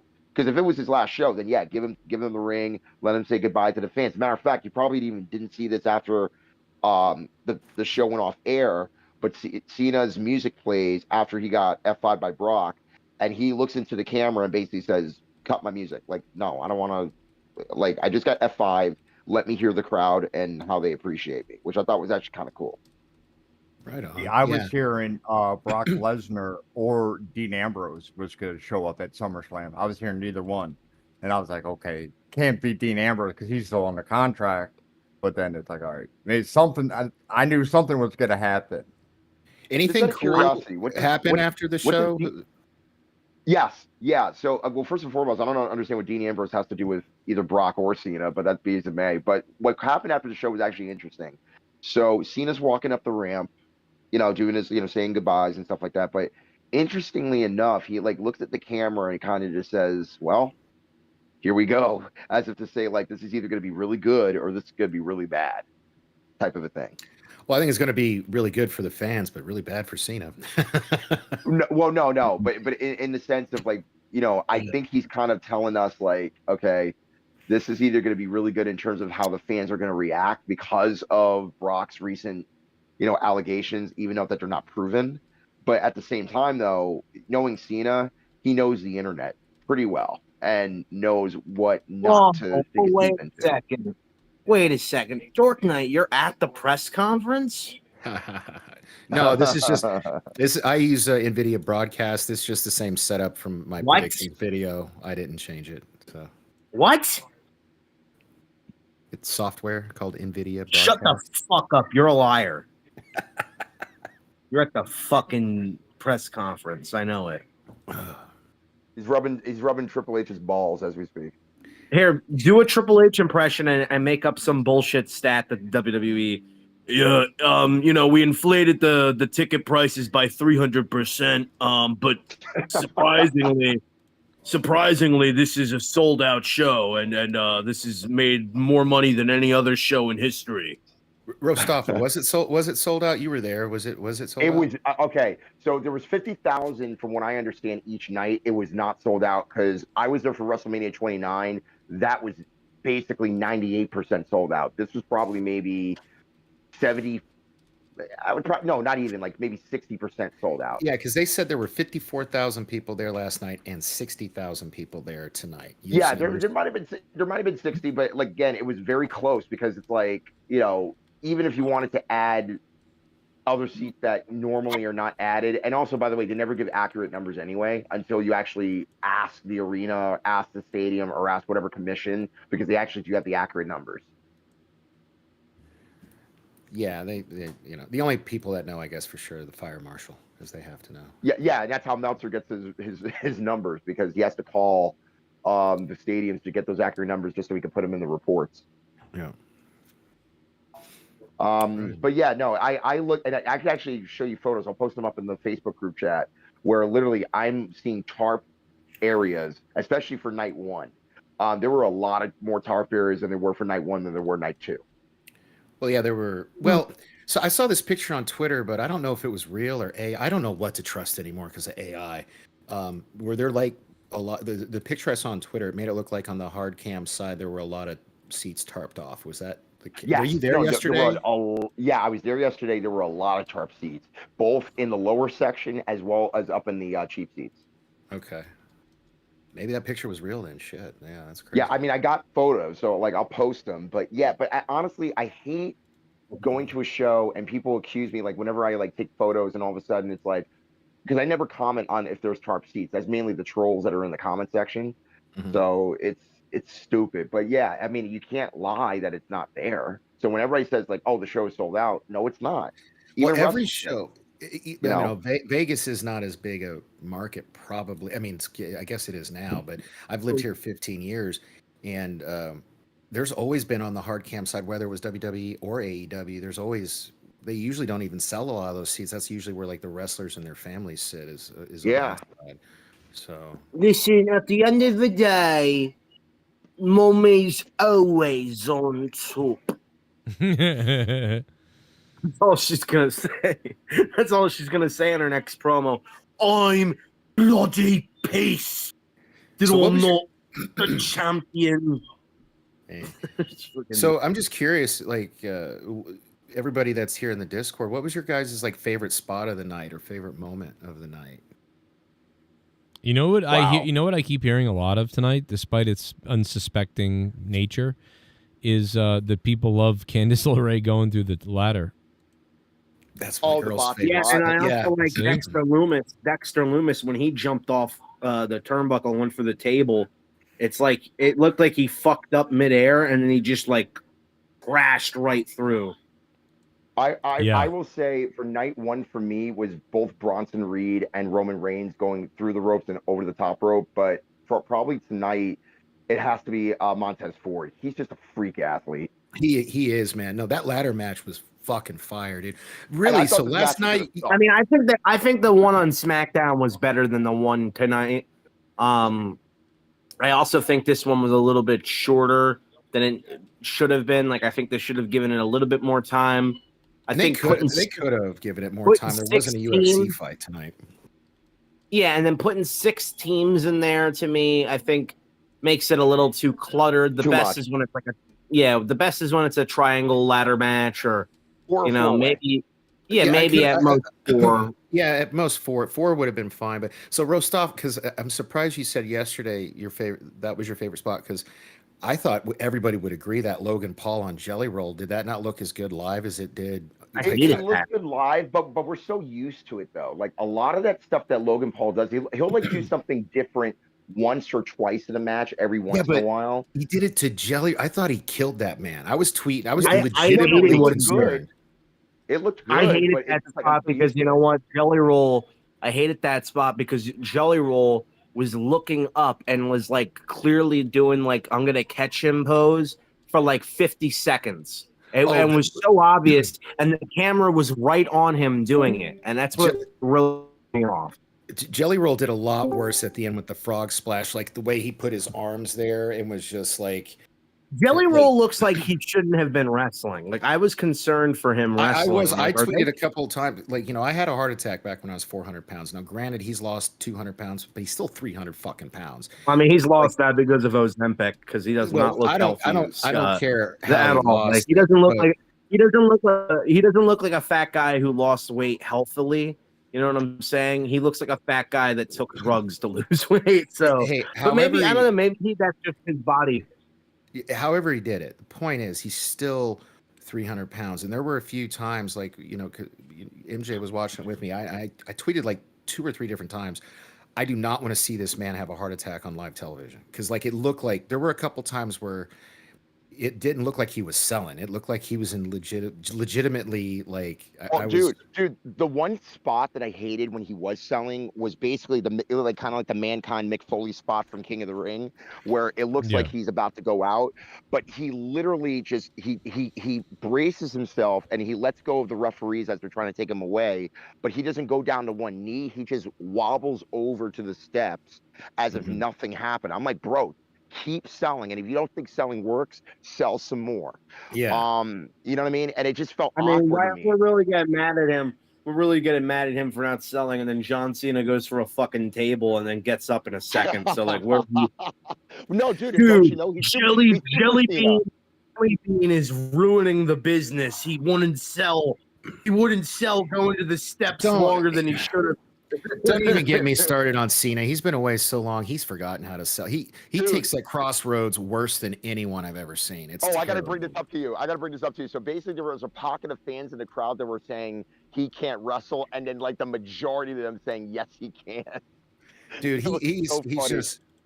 Well, he had. I'd say this was his best match. It was his best match, but he takes the crossroads terribly. Like, yeah, he does. Horrible. You know what? Not many people. Not a lot of people take. Dude. Great. Like Roman doesn't take it the best either, but like some people take it amazingly. Some people just take it averagely, and then some people like Cena just take it like shit. Every time Cody gave Cena the crossroads, it looked like it hurt Cody more. And there was a bit too many finishers in this match, and I think that's starting to become every main event match now, where there's just like, okay, well, it's the end, so hit 40 finishers. Like, no, you can do other moves. I was shocked though to see the pile driver spot. I was shocked when I did see that. The pile driver spot was cool. The code right on the outside. She'd never seen that move before, and when the announcer said that that's an outlawed move, she's like, "It damn sure should be." It was so funny. Well, that's what I'm saying, dude. It's a street fight; anything goes. So it's like no holds barred. Which, by the way, this is what's so funny. You have a no holds barred match on the same bill as a street fight. Same rules apply, and you can't pin. And I think somebody said it on the commentary where it's like there are no pinfalls on on the outside of the ring because it's not falls count anywhere. Yeah, Rafa, I pointed that out too. Like I've been pointing that out for a while. I'm like, I said the same thing in my video. One of them should have been a falls count anywhere. One of the two. Well, one of them should have been on a different night. The women's intercontinental title should have been night one, but it's so weird. They put all the stipulation matches on night two. The ladder match. The only match that wasn't stipulation tonight was Dominic's. That was the only non-stipulation match. Yeah, and that was the worst of the night. The worst match was the Solo Sikoa match. Give me a break. Yeah. Okay, well, you know what? That to be fair, that might just be because I didn't watch that match. And so when I came back at that match, the match was over, but I thought it was still going on because there was like 10 more minutes of like action in the cage. Bullshit. So, that match was so disappointing. I mean, it's that whole storyline needs to just wrap up. It's been going on a bit too long. Quickly. And I don't care enough about I like Solo. I think he's funny. But the bloodline, it's so dead. They're a bunch of jobbers now that take orders from a goofball. And then, I like Jacob Fatu, but I feel like every promo he cuts now is the same. So when he used to do those shout type of promos, nah, here's the thing, man, I'ma beat you down because I'm all gas and I know brakes, all that stuff. I thought that was cool at first. But now he just says the same thing every time, and now it's just becoming another. And now it's just becoming another guy with another set of catchphrases that they're trying to spew out instead of cutting real promos. Because nobody wants to cut real promos. They want to spew out catchphrases and say two things, and then promo over. Time for a brawl segment. And it makes it worse that Solo all he does is rip off these. Jacob Fatu's terrible promos. He came out to the press conference. He for 2 minutes, he just did the all gas, no brakes, yada mean, and then left. I'm like, what the fuck, man? It's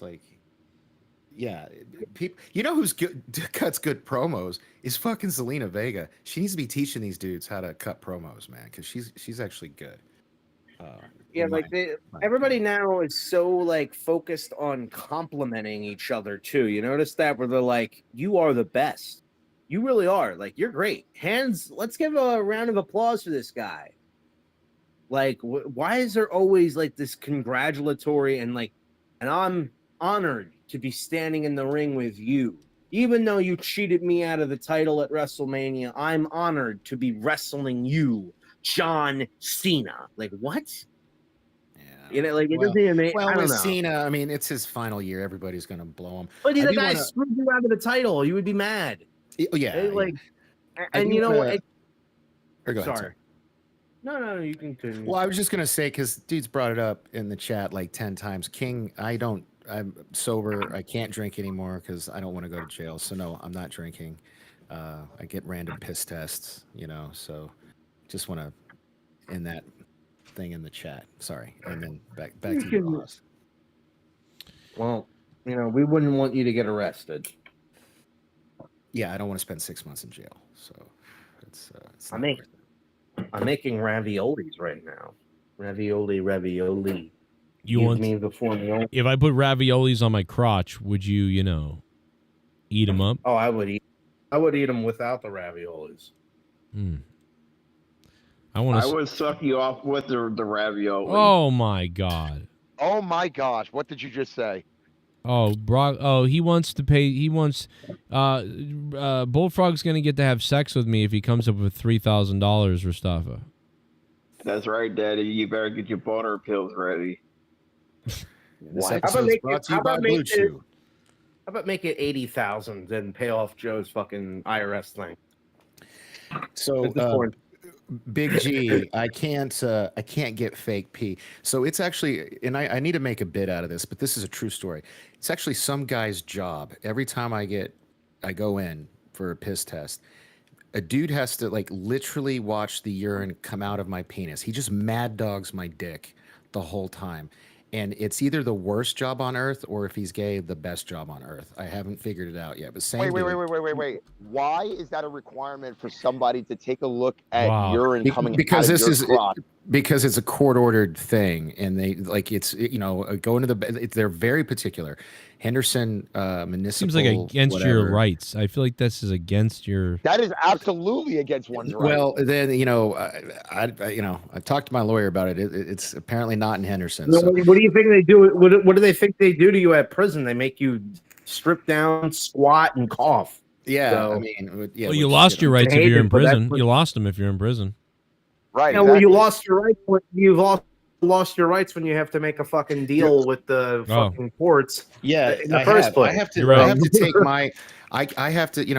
I take prescription medications. I have to take my bottles in with me every time. I'm not in support of Dork Night at all. Everybody else is like, that's fucked up. Like, nah, Dork Night, you deserve this. I know, and it's fine. It's fine. It is. You fall asleep in your car in the state of Nevada instead of driving after having a few drinks, which I thought I was doing the right thing. Apparently, that's still a DUI. So How is that a DUI when you're not even moving? in New York, Because he's in and a Florida, car. and Because others, he's in a car. there are And several this is the states- same moron. And this is the same moron that goes up to a black guy and goes, "My friends wanted to say if you were colored or whatever." And it's just like, of course, Well, in this my defense, moron in my couldn't defense, be Ross, trusted in a car. I when was he's drunk. blitzed. I was drunk out of my mind when I did that. Exactly, but that's what I'm Yeah. saying. But that's what I'm saying. You were blitzed. You could do something stupid like drive a car. That's why you wouldn't fall asleep in front of the wheel because it's a dumb thing to do. So, Yeah, I mean, I feel bad for you that you're in the position that you're in, but you know what? You needed the wake up call, buddy. And that's totally fair, and I did, and it's fuck, dude. Since getting sober, I'm a vice president of marketing for a local title company now. I've got a fucking amazing job, and it's all because I'm not drinking anymore. So I probably will never drink again, even when I'm legally allowed. Well, don't say where you're working. Don't say where you're working. That's why I 'cause didn't there say. are No, I people- didn't say. I didn't say. You So, yeah. said you did. No, I didn't name the company. I just said I'm a vice president. Oh, of okay. marketing for a local. Just implying. Oh my God! I just said that I work. I just said I work for Walmart. I didn't say the name of where I was working. Yeah, no, I'm not telling you Yeah, guys. if you have the keys in the ignition and No, I didn't you're have it. drunk. That's the other thing. I did not. I didn't even have the keys on my person. I was in a parking lot, and I was sleeping in my car. It doesn't matter. If I'd have been in New York or then Florida if or you some didn't other have- state, If you didn't have the keys with you, that's kind of dumb. But I mean, they And wouldn't know. They said I was in Nevada. They're a lot more strict here, just because it's a 24/7 drinking town. Also, they like to. No, was it because you fell asleep in the car, or was it because they found a fucking shot child fucking shoe stuck in the grill of the car. No, nothing like that. In fact, they woke me, they knocking on my windows at 10 a.m. They woke me up. I passed my field sobriety test. I requested a breathalyzer multiple times. When they and they arrested me because a few years prior I did have a DUI. So they were like, well, we still suspect that you might be. So I refused the blood test. So they got a warrant. Two hours later, they take me to the hospital, take my blood because they got a judge to sign off on the warrant. And then then I go to the jail and I take a breathalyzer there, pass the breathalyzer. Don't even find out my blood alcohol content for like 2 months later, 'cause my, lawyer, cause said that that's normal. They like to make people sweat or whatever. And yeah, so anyway, once I'm done with this deal with the piss tests and all that, it'll be reckless driving, even though I wasn't even driving. It's so fucking retarded. So I won't get a DUI as long as, I don't drink. So, which is fine. I'm good with it. Well, no matter what circumstances you're in, we're just happy to have you, even if you did rape that girl, like Pico said. That never happened. I can prove it, but I don't even care. I can't believe you brought that up. It's so funny because I was going through, how your phone, I have a Google phone. It'll this time last year or 2 years ago or blah, blah, blah. My vacation that she paid for to go out there to spend time with her, that all was coming up several days in a row. And I was like, man, this is but I, whatever. It's like, fuck retards, man, whatever. Are they still together? I wonder. That would be interesting to know, but I kind of don't care. I kind of don't care, but tell me.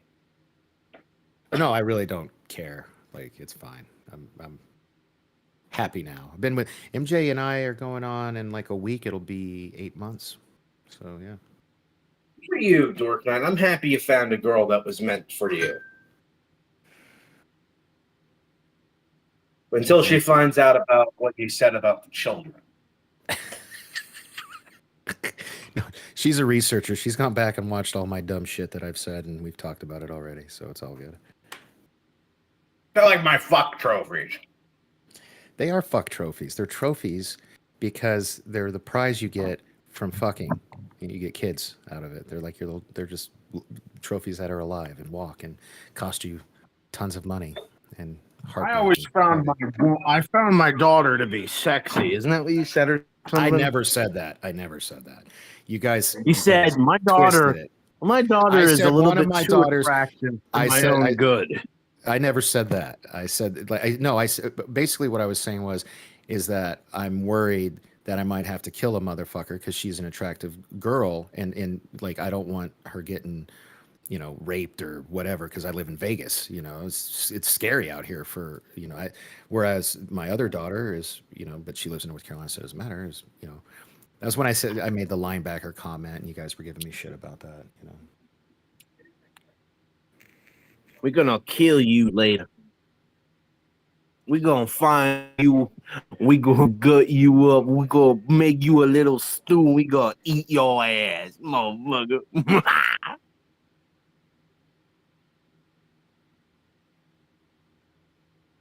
I'll have to say that SummerSlam is one of the best shows I've ever seen. CM Punk walks away with the World Heavyweight Championship. Or so you think. Seth Rollins shocks the world and cashes in the Money in the Bank briefcase.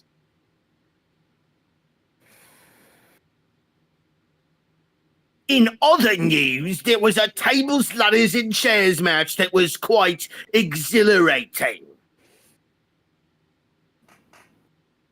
And I'm going to powerbomb you through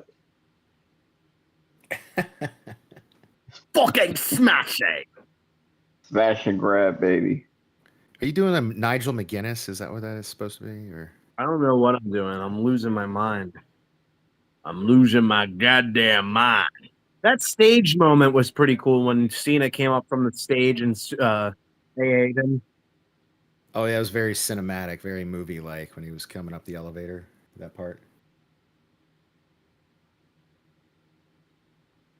So Dark Knight, you know who I am, right? Was that Mustafa that said that? Oh, bitch.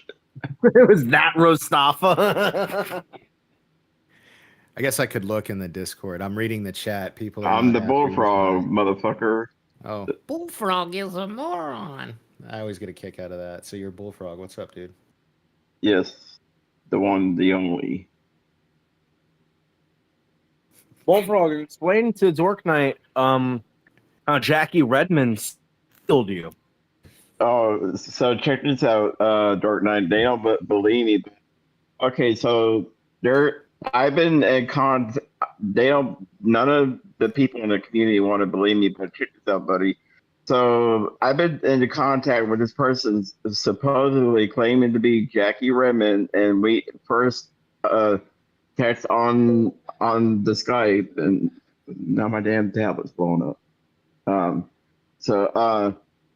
And then you know, we've been been like dating and like online, and she finally agreed to want to meet me, and then like there's two different occasions like she wanted to meet me for Christmas, then she blows me off for Christmas, then she's like, okay, I'll make it up to you, I'll buy you WrestleMania tickets, the whole nine deal, or the whole 9 yards, and then like here comes time for WrestleMania in Vegas and no tickets yet.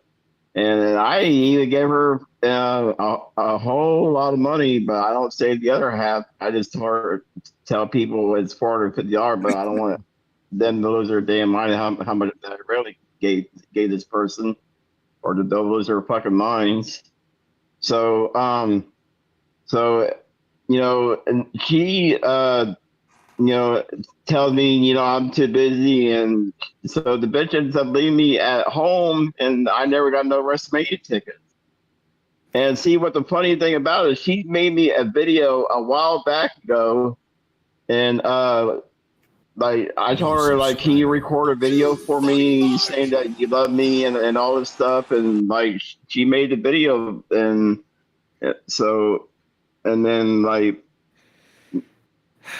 But brother, how do you not know you were getting catfished?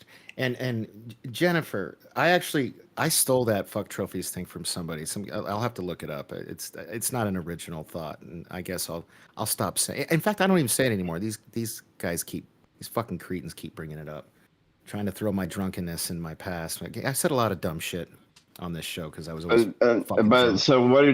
But no, now here's the creepy thing about it. She tells me things about her work and stuff.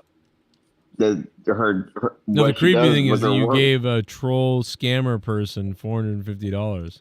That's the creepy thing. Dude, like she tells me what she does. Stop saying she. It's an Indian guy. Bullfrog. No, she tells me what she does with her work, like what she does for the company. You fucking Mark. Because she tells me what she does with the company. I wouldn't admit that. Why are you telling people? We've already been over this, but Dork, we did a whole show where he came on and did this, and but the show before that, weeks before this, we said that's a scammer, and he goes, oh. And we tell him all about how it's a scammer. Then weeks later, he gives her the money. He gives them the money weeks later after we already told him it's a scammer, and he agreed. Joe, I swear. Can I get your contact info? If you're that easy to scam, I mean, I got a really cool. Joe, I swear. I wanna sell you. Joe, I swear on my life, I think it's really hurt. You just haven't. Oh my God! Oh my God! Okay, I'll be back. I think it's really I don't want to her. laugh hysterically in front of this man. I'll be right back. Dude, I'm telling you, I think it's really her. She's just having cold feet. I was gonna doubt both. You are a fucking retard. He was right about the Seth Rollins thing. He was right about the Seth Rollins thing, right? This is fake.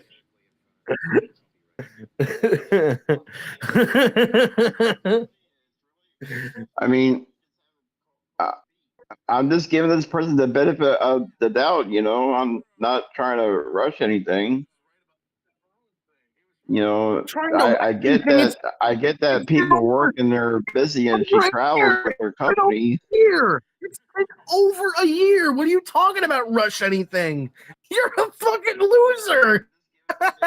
I've actually been talking to her for almost like a year and a half, actually. So you're oh my god, Bullfrog. You are fucking stupid and nobody likes you anymore because you're doing this shit.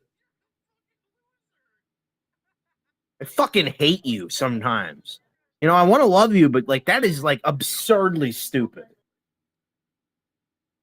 Well, she's the one who fucking promised me fucking WrestleMania tickets. She's the one. She's the fucking bitch. It's not real though. It's not really her, Bullfrog. It's someone pretending to be her. Then the cocksucker leaves me at fucking home. Bullfrog. No, Bullfrog. Acknowledge what I just said. Acknowledge what I just said. It's someone pretending to be her. No, it's not, because I contacted them first. Oh my god. Because they're not a real account. They make fake accounts like fake Jackie Redmond accounts so people can message them And thinking she it's made a real me a person. video. She made a video. Yeah, she used AI. She used AI. You can use AI for that now. All right, whatever you want to believe. I don't fucking Okay, care. first. No, whatever I want to believe is what the fucking real stop. thing is. Bullfrog, you are an ugly, disgusting piece of shit. You're never gonna get Jackie Redmond talking to you. So- get that through your head. You Stop fucking referring to this imbecile. person as a she. Clearly, this is not a she. This is a dude. First. of No, all. yeah, it's Muhammad in fucking Bagfuckistan. Bullfrog. I I'll can't pray believe for you, he's brother. still. Oh my god. I'm gonna create an account tomorrow that says Jackie Redmond. No, it's a fake. Bullfrog's not being real. That's the thing. He's telling a lie. He's doing the fake, Dude, pretending to be stupid. Dude, I'm not. Shut up, Bullfrog. Nobody believes it. All right, get out of here. Dude, I showed Joe the evidence on the DMs. No, you never showed the evidence. You said, I'm going to show the evidence. And you show us a bunch of messages that doesn't matter because the fucking account is fake. If you trace the IP to that account, it's not going to trace to the IP of the real Jackie Redmond. You idiot moron. Look, first of all, and I'm not trying to be mean or insulting. I have a child who's autistic. Well, you should. I'm starting to get vibes here that he's not a moron. I'm starting to think he's mentally handicapped. And because like is that the case? Because I'm starting to feel mean. Bullfrog, when did the War of 1812 take place? Dude, what does that have to do with what we're talking about? And that's his answer. No, like, what year was it? What year was it? I don't fucking know.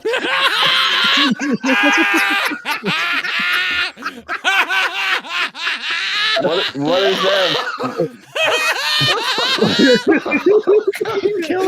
What is that? What does that got to do?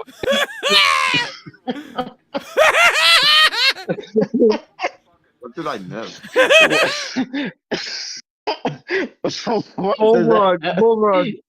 Bullfrog. What year did 9/11 take place? September 2001. Oh my god, I almost had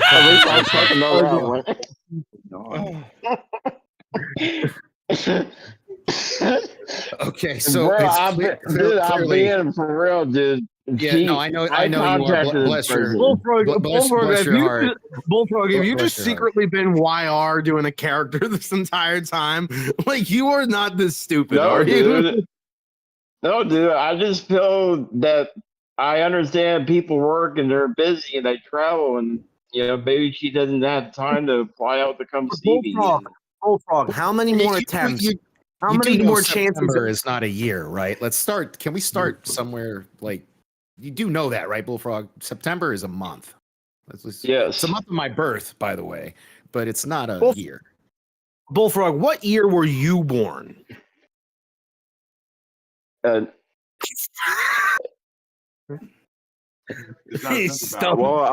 I'm 45, so do the math. 80. Okay, well, you do the math. You do the math first. 79 or 80, because I'm 45, 80. But I was born in 79, and I'm about. No, I was born in 1995. What are you talking about? All right. Well, Bullfrog, how many members are there of the Fantastic Four? Dude, okay, I'm not a fucking idiot for one. So Well, are we counting quit Herbie? fucking talking down to me. Go fuck Okay, yourself. well, how many members? How many members? 4 or 5. I don't.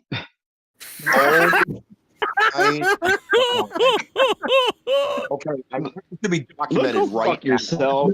right now. Oh, you're talking down to me. Go fuck yourself, So, man. do you now know how he got robbed? How he got robbed of $450 now? Does it make sense now?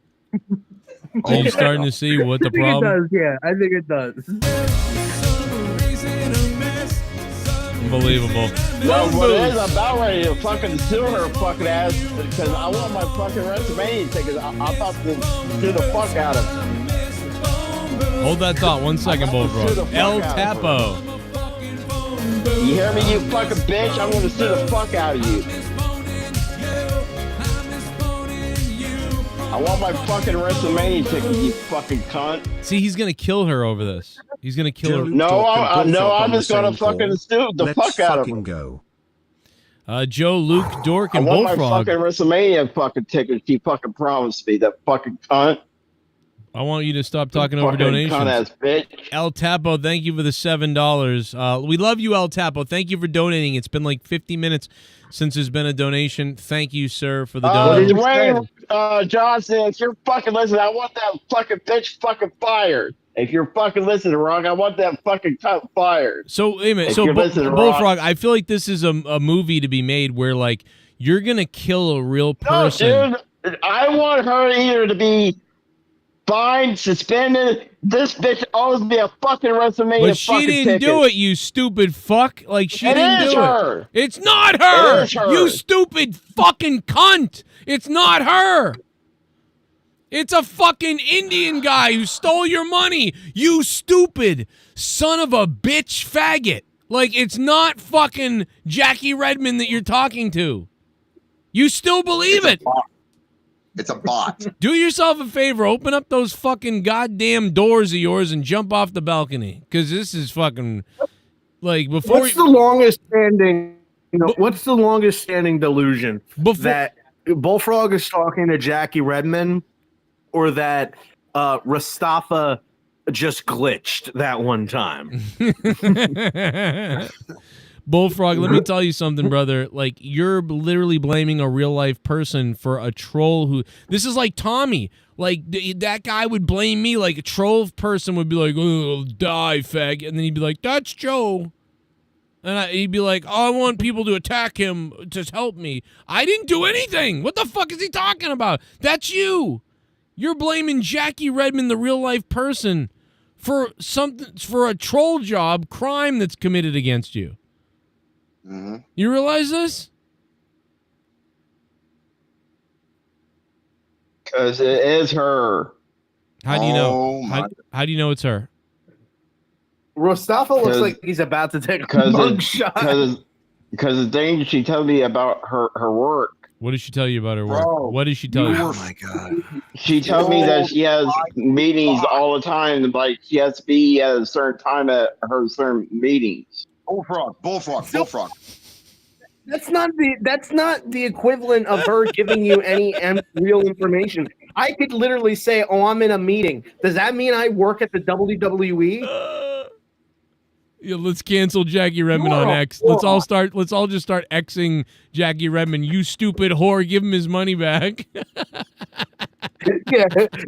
Yeah, like fuck it. What if Jackie Redmond quit the WWE because people kept going up to her about Bullfrog? Yo, Luke, imagine if we all just changed our names on Discord to Jackie Redmond just to screw with this dude. You know. Yeah, Bullfrog's just like, they're everywhere. I told you, they're following me. This fucking cunt's fucking with me. You know, Bullfrog, people like you are the reason I can't say the word retard anymore. This is getting sad. Well, you just did. Yeah. Well, no, fair it is what it is. I mean, Bullfrog is a mess. I mean, this is why he lost $450. And if he had that money, that's like a quarter of the way to me coming there and humping him too. So he fucked up.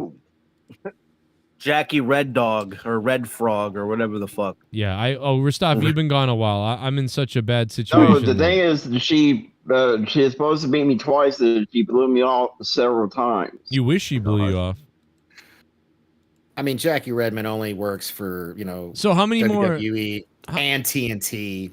How many and, more? How many more times could you get fooled, Bullfrog? Then, if she's blown you off twice, would you get blown off a third time and a fourth time? How long would you keep going until you finally realized that it's not real?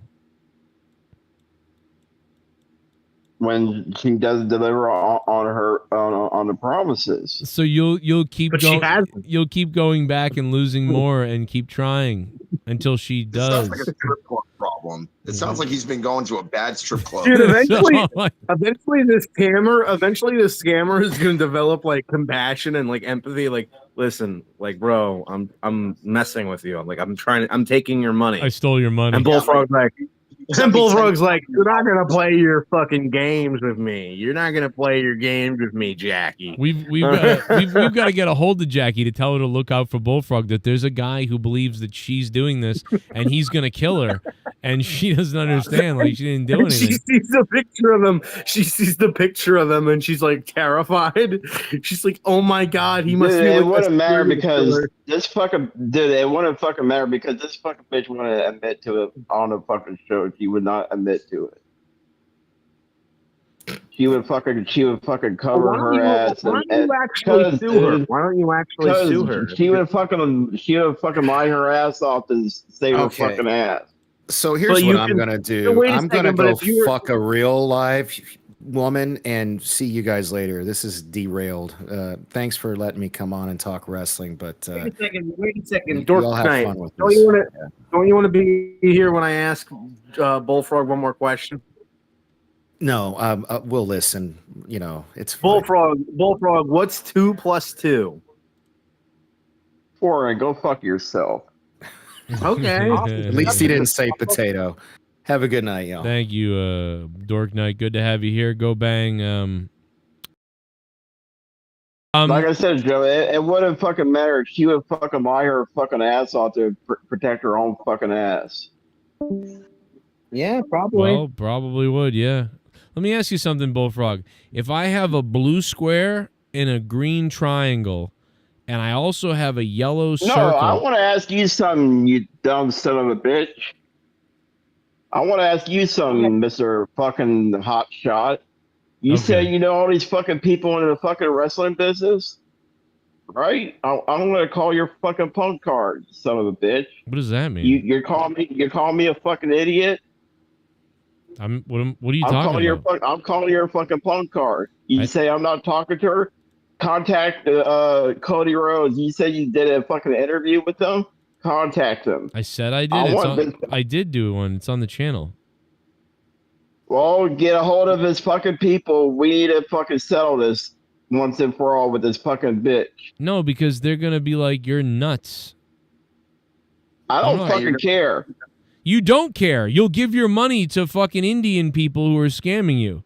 You just said you'll keep doing it until she shows up. At this point, it's like you're threatening yourself. Like, I'll fucking keep giving that bitch money. Yeah, I'll show her. You can keep going and being an idiot all you want. I mean, I'll tweet, I'll message people and say there's a big fat retard guy who thinks that Jackie Redmond like is talking to him, and it's not. He's being scammed, and he's starting to get angry and making threats at Jackie Redmond, and I'm concerned about it. Can you tell her to reach out to him and tell him that that's not her? Like, and you know what they'll say? They'll think I'm crazy for saying that. You know, but I'll tweet it out there. That's probably my favorite description. That's my favorite description of both. Dude, like I said, it wouldn't fucking matter because the bitch will fucking lie to protect her fucking job and her fucking ass. See, now you think she's lying when she has nothing to do with this whatsoever. You're literally the end of the Selena movie. Like, you are fucking crazy. You are, like, I hope to God you don't have a gun, because this is where this is going. It's going to you being crazy, showing up at a WWE event, you know what I mean, looking to kill somebody because a troll, like, I could just become I could just create a fake account of Jackie Redmond and start gaslighting you, and you'd go do something. It's fucking crazy. Like, this is how easily manipulated you are? I came up with this idea first. Like, I kind of wish I came up with a Jackie Redmond and started mentioning you about money. I think it would be so easy. Yeah. Needed to like pay a bill or something, and I didn't have any money. Yes, and I imagine it could have been a subscription too. Oh, I'll keep messaging you, and you could literally just sext Bullfrog on texts every month, like with him whenever he wants, and get like $300 a month from him on like a fucking pay plan. Oh, and I could be like, you got to keep it on the download though. We can't meet because I work for WWE, and I could just, oh my god, pretty sure that's a huge crime, but like, you know. Oh God, it would be so easy with Bullfrog. If it is, whoever's Jackie Redmond right now, she's making a shit ton of money, you know, and it's working out for her. Yep.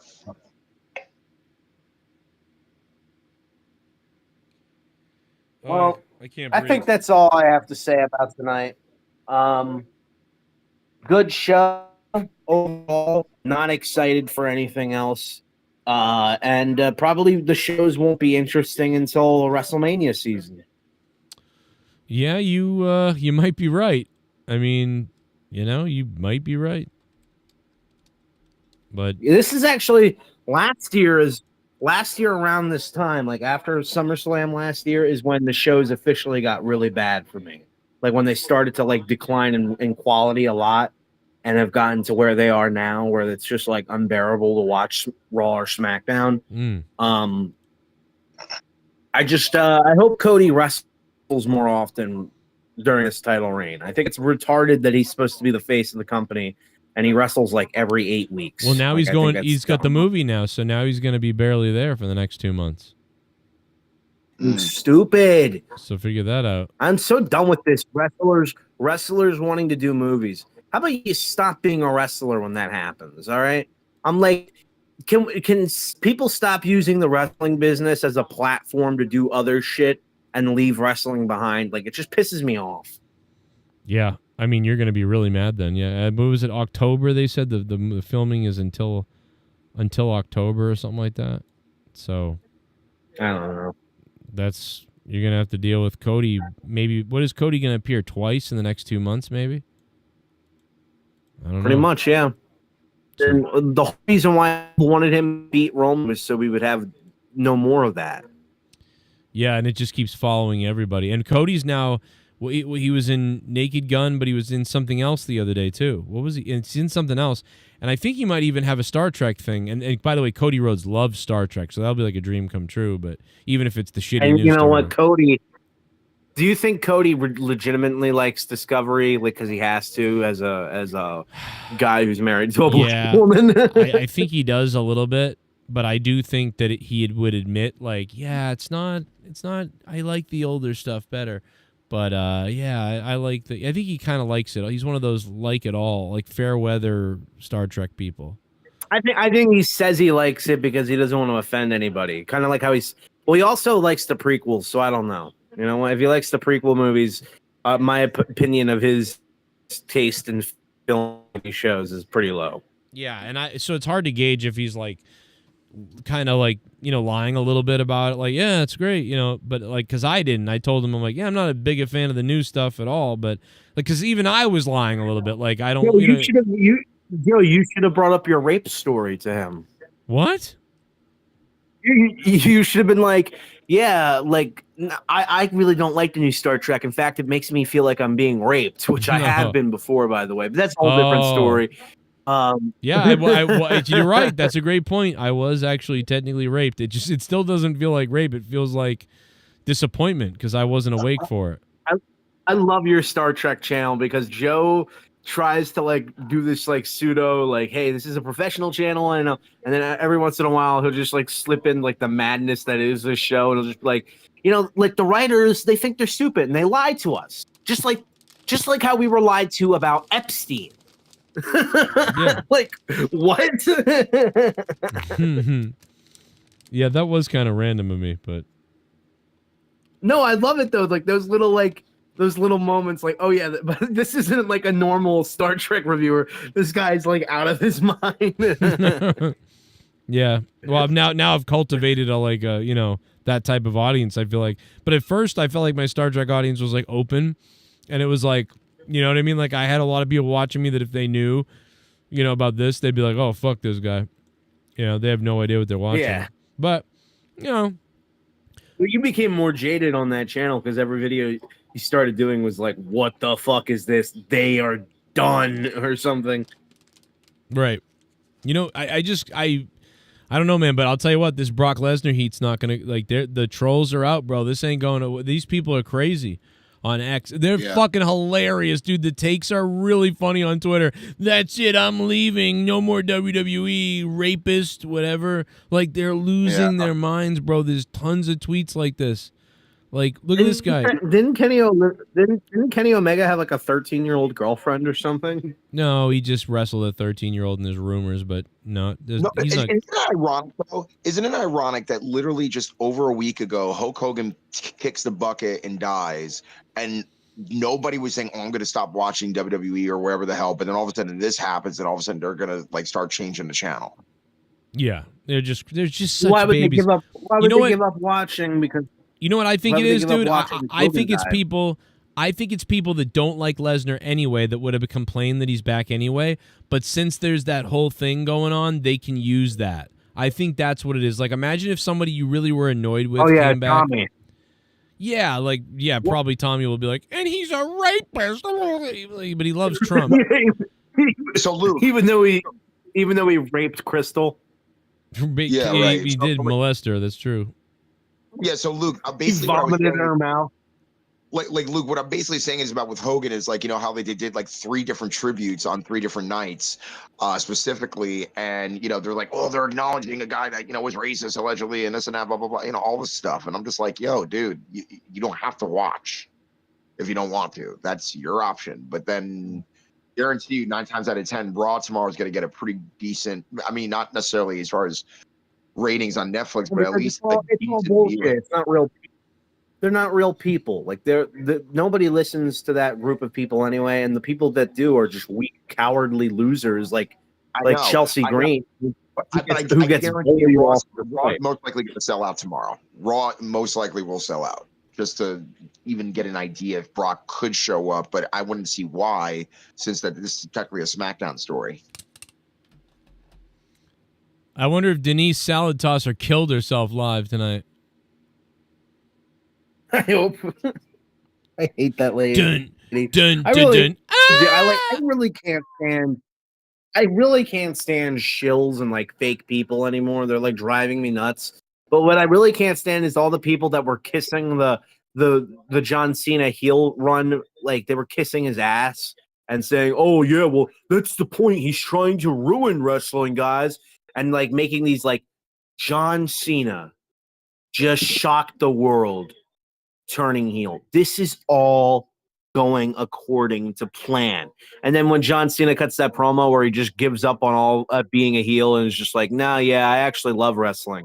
They now have to all backpedal and backtrack and be like, John Cena is the ultimate babyface. This is what they should have been doing from the beginning. Like, I can't stand these motherfuckers. Like, they'll never admit any sort of fault, and then they'll just like backtrack and like make it seem like, oh, this was the plan the whole time, and I knew. And you're stupid if you were questioning it. So basically, I hate Sam Roberts.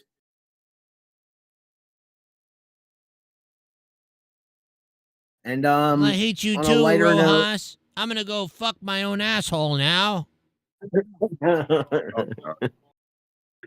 Who do you think would win in a fight, Sam Roberts or Peter Rosenberg? Like the fight to the death. I mean, are they both Jews? I think so. Yeah. Now I'm not sure then, but I might maybe Sam Roberts because he's smarter. Rosenberg's an idiot. Yeah, Rosenberg is more of a kiss ass than Well, Sam Roberts. Rosenberg can be more like a vicious snake. Like he'll just turn on you in a second. Like I think Rosenberg legitimately like if him and like a little kid were like stuck in the woods, I think he'd bash the little kid's brains in so they didn't have to share food. Yeah, and then he would say like an animal got it or something. He tried to protect the kid and the scratch on his arms from the animal. He's just he's like that. Roberts. He do a Jesse Smollett where he like fakes like an attack. Like there was a racial attack. There was an anti-Semitic attack on me. I find Sam Roberts to be more real and he's educated. Like, so Sam is a little annoying and shit, but he's really I don't know. I don't think he would do some sniveling thing like that. I think that Rosenturd is the bigger weasel. You know, in all honesty, I think Sam is someone really liked your Sam Roberts impression. What's going on, everybody? Emergency podcast alert. You know what? He reminds me of Will Wheaton. Like that, when he did that fucking Star Trek post show or whatever, and he's like, beam me up. No, but seriously. And then he never got invited onto the show. Like everybody else came back, but he didn't.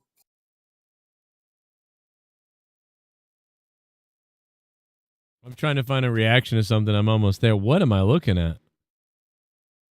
My dick.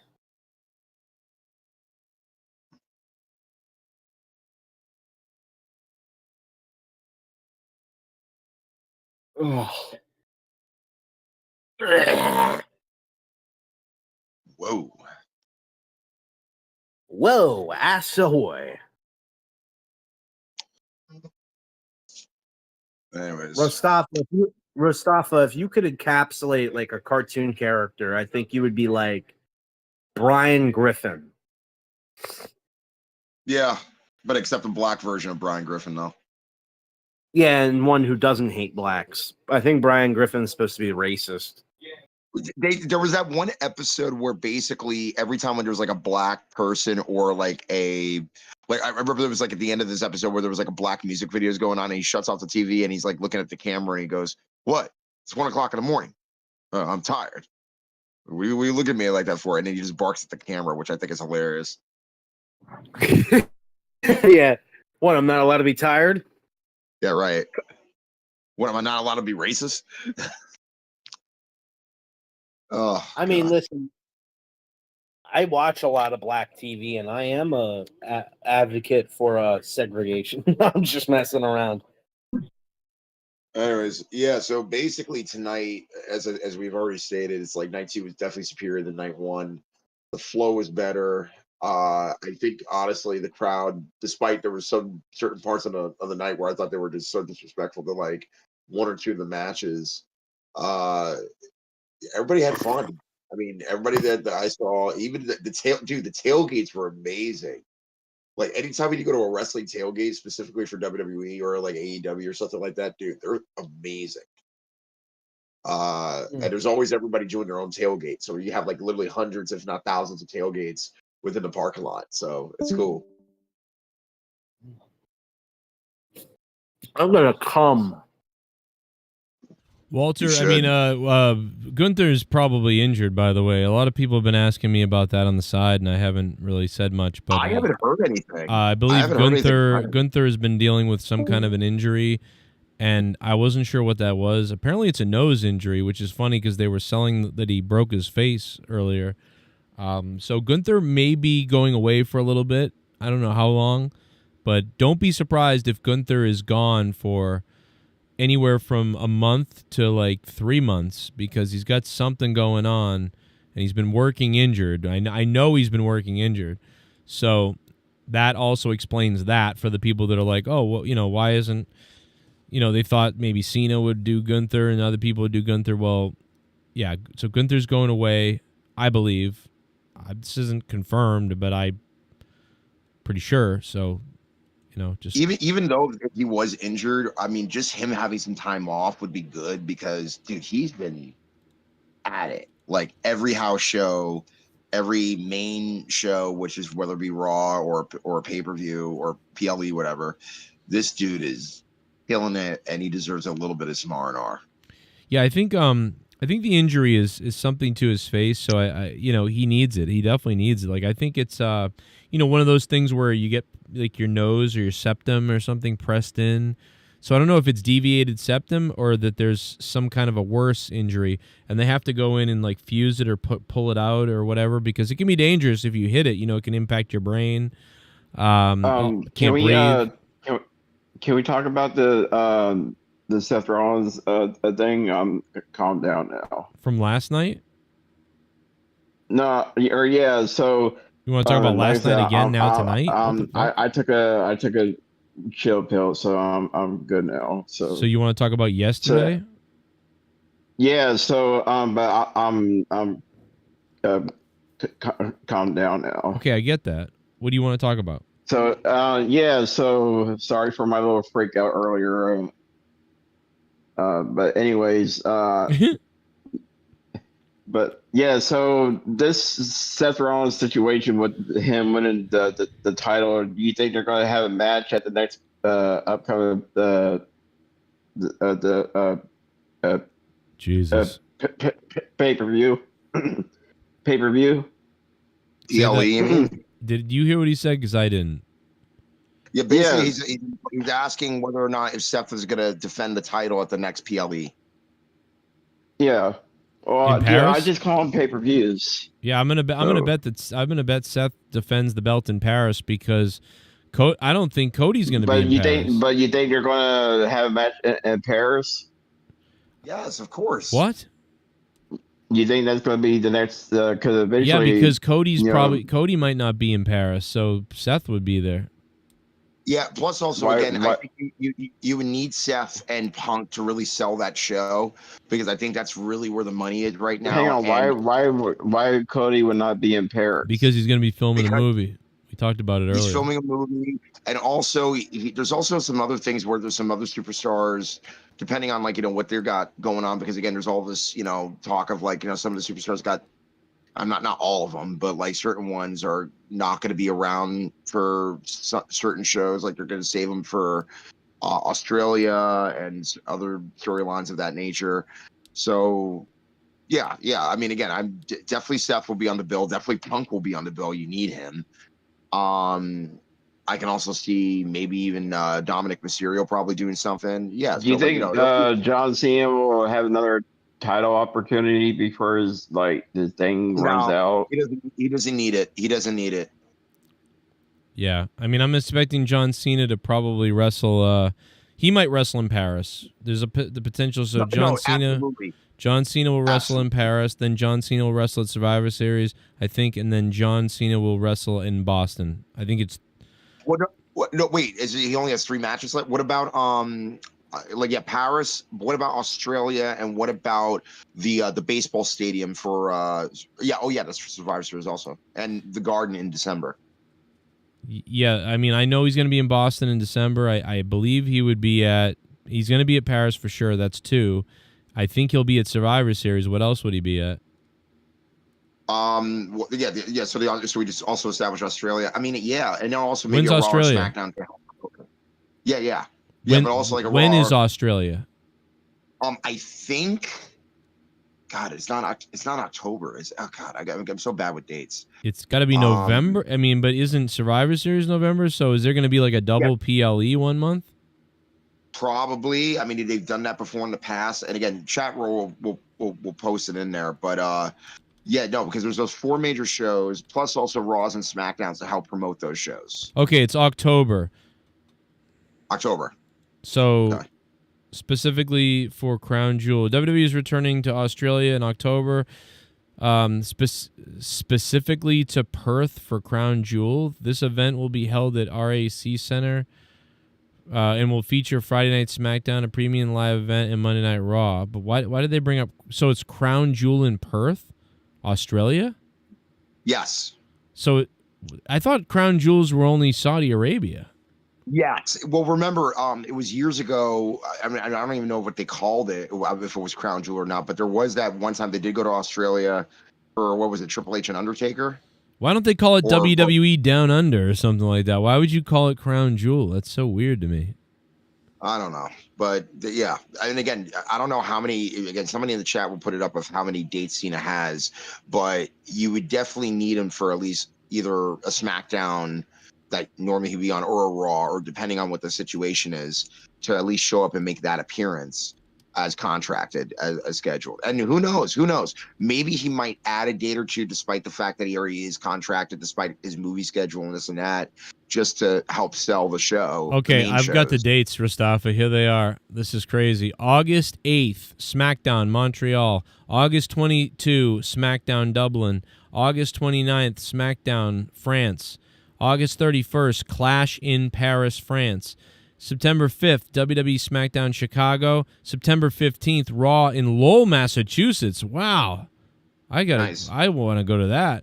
October 11th, Crown Jewel in Perth, Australia. October 13th, Raw in Perth, Australia. November 29th, to be determined, whatever that means.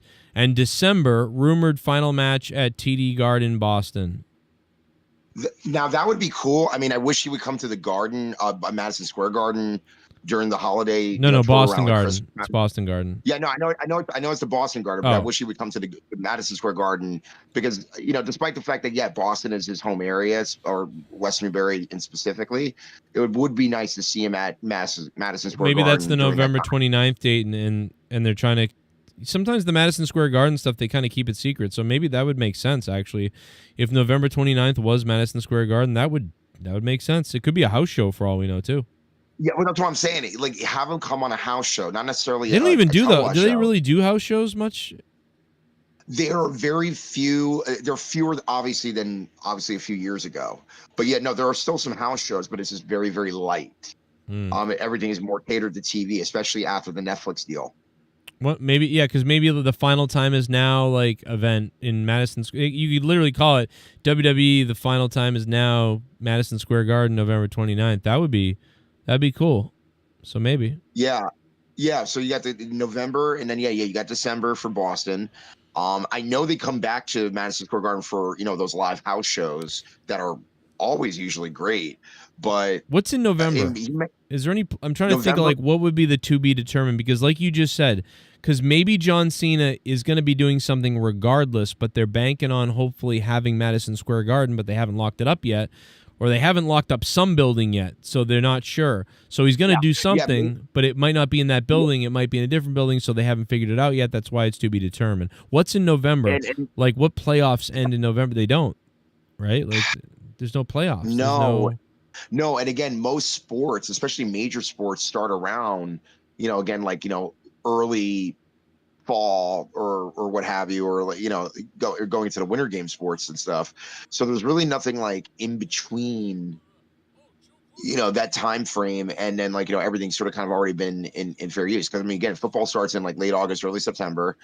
You have baseball still prominent, going towards the playoffs and stuff like that around that time, or at least already almost done with the whole entire season.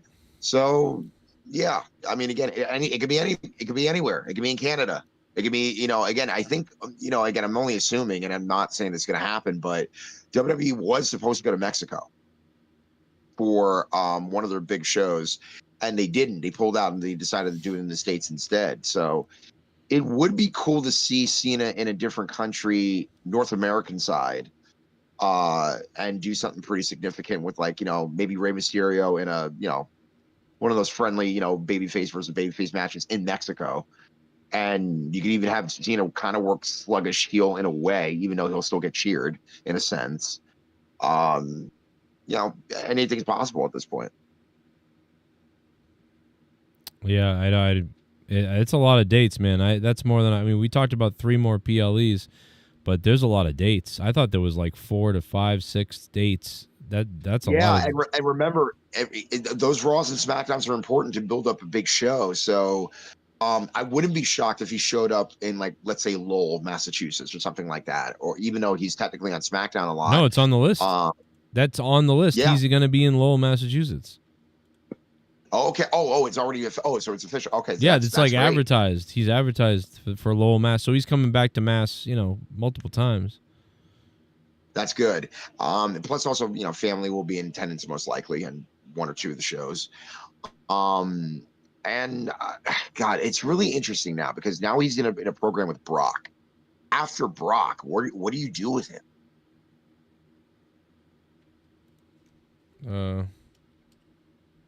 I don't know. I think that a lot of people really believe The Rock is going to wrestle John Cena. Like that's really. I mean, first of all, again, normally Rock is a guy where he likes a long build, right?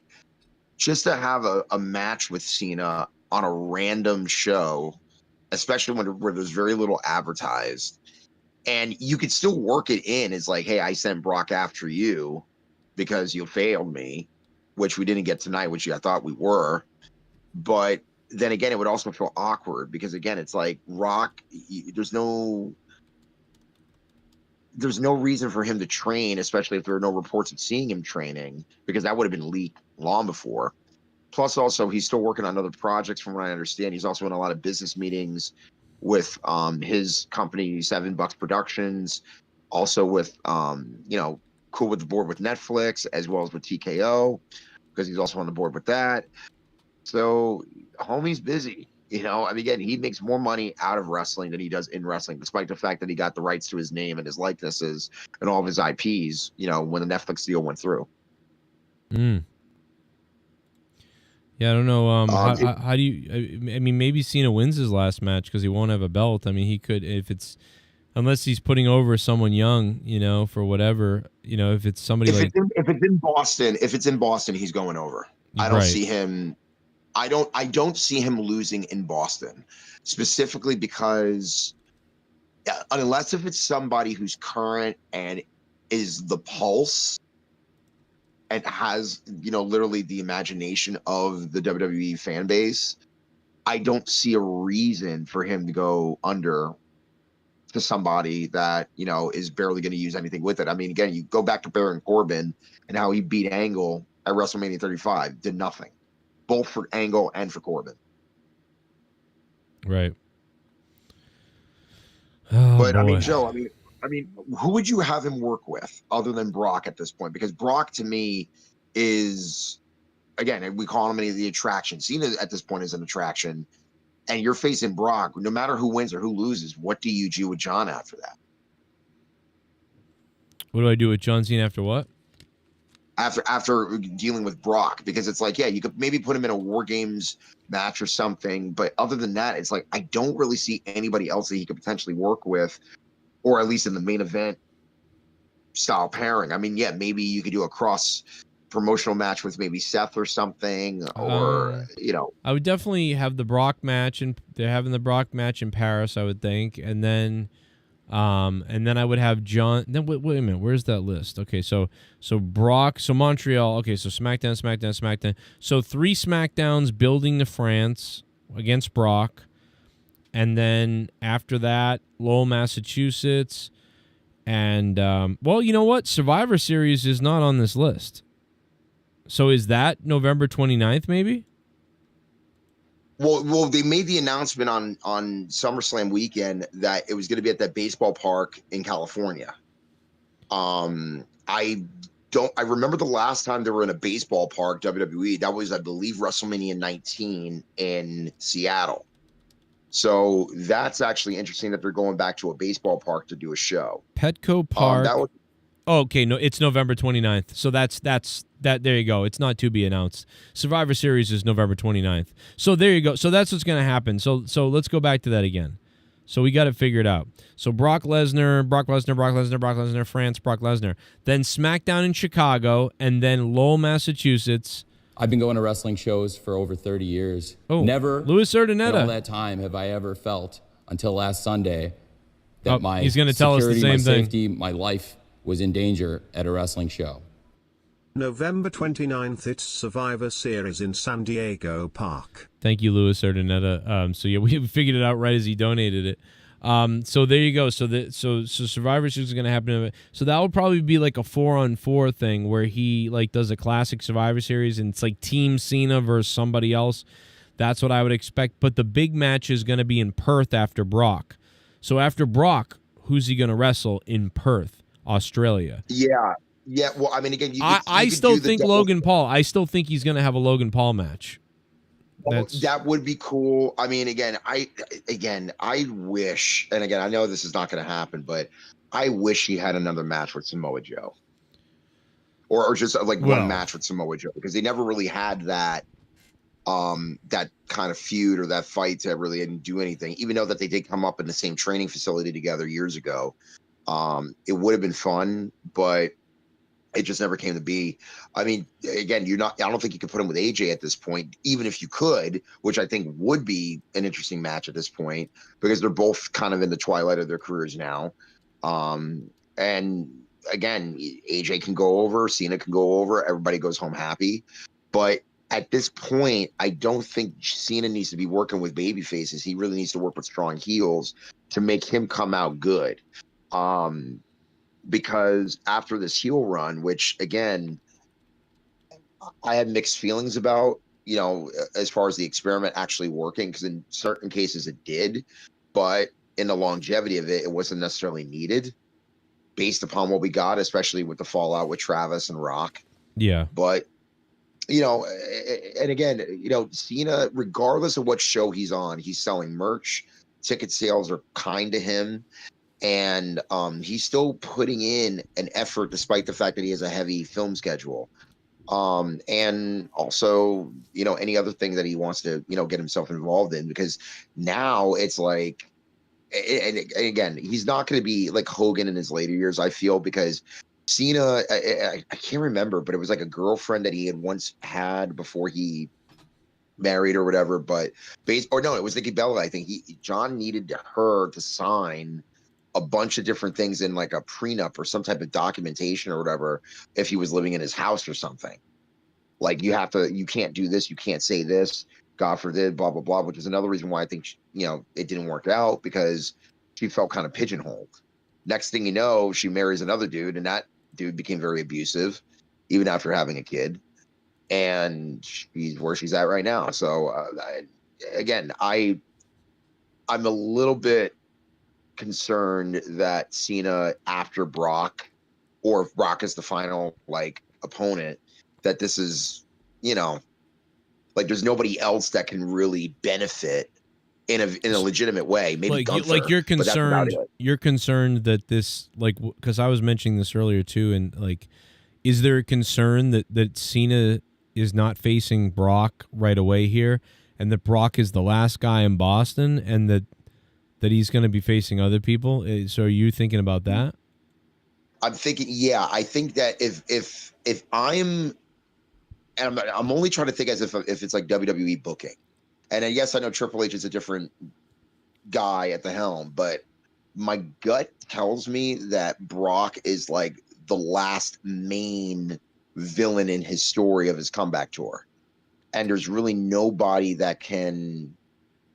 And again, all the matches that he had with Punk, Orton, R-Truth or Ron Killings, with Cody twice. Yeah, it's just like it's difficult to like who else. His last match is going to be with Seth Rollins. I mean, you could do it. It's not impossible, but it's like again, we've seen Cena face Seth in the past. And even, I mean, one of my favorite matches that I can even recall, even during the times when times were rough watching WWE, was the triple threat match at the Royal Rumble with Seth, Brock, and Cena. First stop to Cena. Cena goes down. Well, again, I loved that match, especially when Seth was coming up with. They fought several times, right? No, I know that, but I'm just saying because this is different because this is his last run. And well, yeah, Cena but they fought several times in the past. Is a big heel. Is a big heel right now, especially coming off of what he just came off with SummerSlam. But even facing Cena, is it? Because Yeah, because you do like Seth Rollins, he's the biggest heel right now, and plus he just won the belt. Like I think Cena wants that for his last. I wouldn't say he's the biggest heel, but he's definitely one of the biggest heels Dude, because of he's what like, dude, he is the biggest heel right now. He is the world champion right now. I disagree. I think even though that everybody respects and loves Brock, Brock is more of a threat than Seth Rollins is to Cena. Well, I still think Seth Rollins and Cena, that's going to be his last match, and I mean, that's Seth fine. is going to. I'm not saying that it can't happen. I'm just saying that in terms of if Seth is truly the biggest heel, you know, again, Because I think Cena's going to call out Cena towards the end and say, "I want to fight the GOAT. It's time, Cena." Well, that's the thing, Like though. that's how he's going to call him out. He's like, "It's time to fight the GOAT. I want Cena's ass." Seth needs a reason to Well, want to even knock on Cena's his reason he wants to end. His reason he wants to end. Like they'll make it personal and they'll build a story out of it. Well, no, but that's not what I'm getting at. What I'm getting at is that you can, let's say Cena's doing a promo and Seth interrupts him or something like that, right? Yeah, that's what I was trying to sell. Yes, you can do that. But again, like I said, it's one of those cases where, yeah, you can face the entire faction with Seth, Bronson, and Braun, and it's interesting. I look at it from the point of view of you can have them fight against the odds. pedigree. Cena goes down with the pedigree. No. I mean, I just think it'd be a great match. You can literally do a lot with Cena and Paul Heyman because they've had great chemistry since the get-go, and that can always be, you know, a great way to sell the match, which normally it does. Yeah, but Paul Heyman would never team up with John Cena. If he would have done it, he would have done it when Cena turned heel. He would have done it when Cena turned the bad guy the first time. And Seth would have had this big Joe, faction. This is actually a really good conversation because, Joe, can you imagine if Paul Heyman legitimately was Cena's manager or advocate or oracle or whatever instead of The Rock? We probably would have had a different situation and probably would have been 10 times better. Yeah, There he is. I was building up a lot of things in my head, man. I was building up like, what if Travis Scott? Called sperm cells. Wow. I was thinking, you know, Travis Scott jumps the barricade, something like that. And you know what I mean, they could have done him. I'm not thinking this is not what I wanted, by the way, but I was thinking of these scenarios like, you know, Travis Scott is back and you're like, oh my God, and but he's not with Cena. He actually attacked Cena and now he's with whatever, and then The Rock comes out and then, you know, Cody took the deal and Cena fell off and that sort of thing. Or it could have been Cena, oh, you know, I was just kidding, and Travis Scott's there and then The Rock comes out later. And then I even thought maybe Brock Lesnar comes out to help Cody, and I like it's or whatever. Like I had all these different scenarios going on in my brain, dude. Like it was crazy. But I think The Rock showing up would have been huge. I think clearly there's no connection with Brock Lesnar. You know, it was cool, and it was like it's like the second choice. Yeah. I really think because a lot of people can't fucking stop thinking about The Rock, that something's got to happen. But again, he might not be able to do it health-wise. I don't know what's going on with him. Dude, at this point, I think The Rock is back to being babyface, because have you seen his latest TikTok videos lately? No, is he like showing his penis? No, I think The Rock is back to being babyface because there's a new TikTok channel that he does. I'll send it to you, and he wakes up early in the morning. He talks about all these crazy ass stories, and I think The Rock is back to being babyface. No. That's just Rock being Rock when he's at home. Like he does that on maybe. But I still think The Rock is back to being babyface though, because he wouldn't be doing all that. Especially when it comes with his family, because he does that all the time. Like for example, his daughter's like putting makeup on him and it looks like crap or whatever like that, but he's spending time with his kids. Rock and again, we've talked about this too, where Rock, he wants to do something for the fans. And again, this is just him. Like, he believes in his heart that he's still the people's champion and this and that. But I'm like, dude, you're no different from what you did in Black Adam to what you were trying to do with WWE Creative. Trying to insert all of your ideas when all of your ideas don't work. That's why you got Brian Gewirtz and all these other people to filter you. So that way it's like, okay, here's a good idea. The rest of this is crap. Let's go with this idea. And the other thing is, and we're talking about this too, with me and a friend of mine not too long ago, Rock is like 53 now, and he's still like something like 285. that. I'm still shocked how he is still carrying all that weight at that stature. Well, dude, you gotta think about this. This dude fucking works out like every day. He lives at the fucking gym. Like, No. And that's the basically- thing. He can work out, but his genetics. I mean, again, the fact that he hasn't injured his back, even worse than just working out all the time or this and that. Because, dude, he got a lot of injuries when he was in wrestling, even at his height. So the whole thing is like, I remember he did a video years ago where he was like doing some leg workout, and he was talking about like, how he had like, a knee injury, back in '97 that really kind of, changed a few things for him, and just draining all that, that pain out just by not just working out, but also still being able to, eat whatever the hell he wants to eat. Because again, at his now because there's some videos I watch of him like he'll order like, what is that? He'll order like 6 fucking pizzas and he'll wolf them down, and then he says he burns the calories like 2 days later. Like, how does he fucking do this shit? Or what he does is he like a lot of like bodybuilder guys that I know, Yeah. like they'll make their meals in advance, and I've seen like the Rock meal plan. It is ridiculous what he goes through on a daily basis.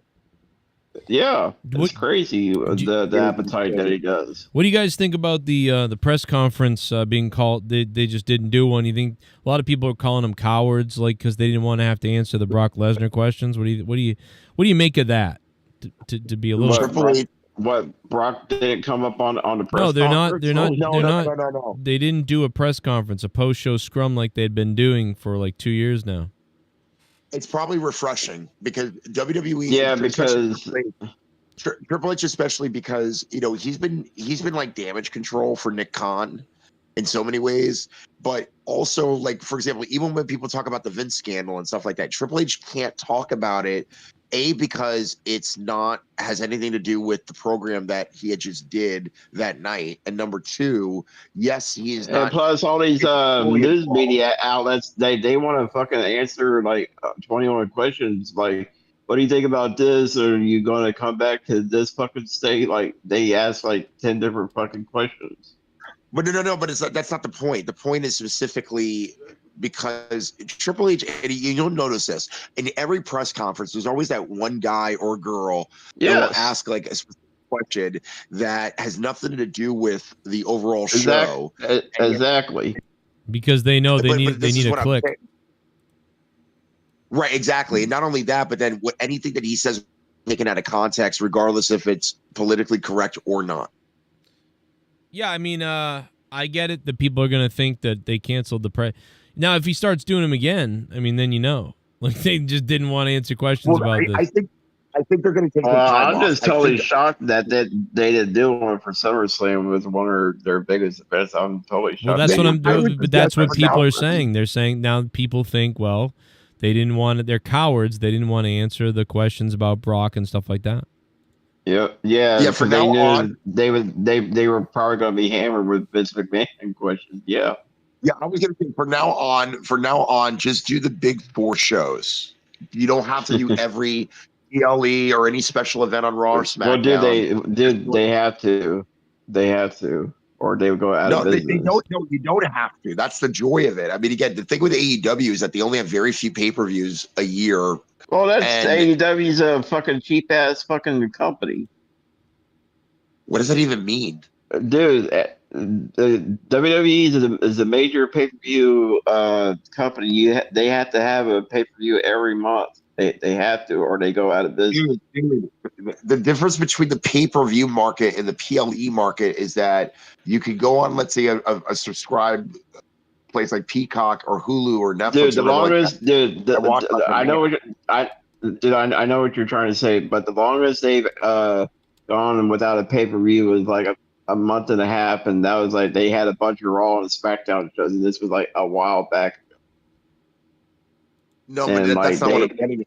You're talking about value, like price value. AEW's got great contracts, money wise. Obviously, WWE is the #1 wrestling company in the world when it comes to finance. But again, AEW does very, very well financially. Maybe not necessarily in the arenas, but definitely through TV contracts as well as pay-per-view contracts. But yes, the longest I've ever seen WWE go on without a pay per view is probably like maybe a month and a half at most.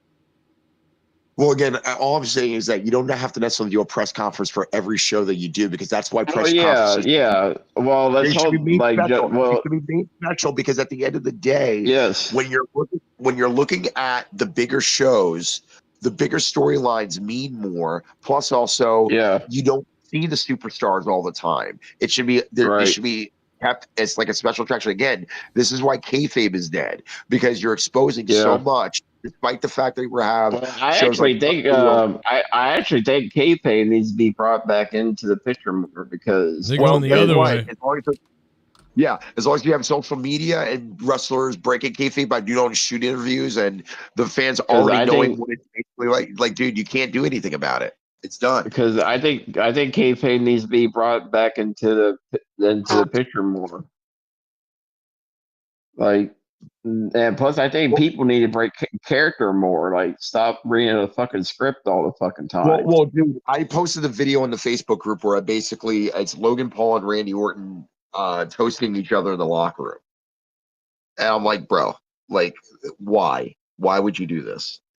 Ooh. Now, is AEW's Joe? Is AEW shit? Are they still scripted?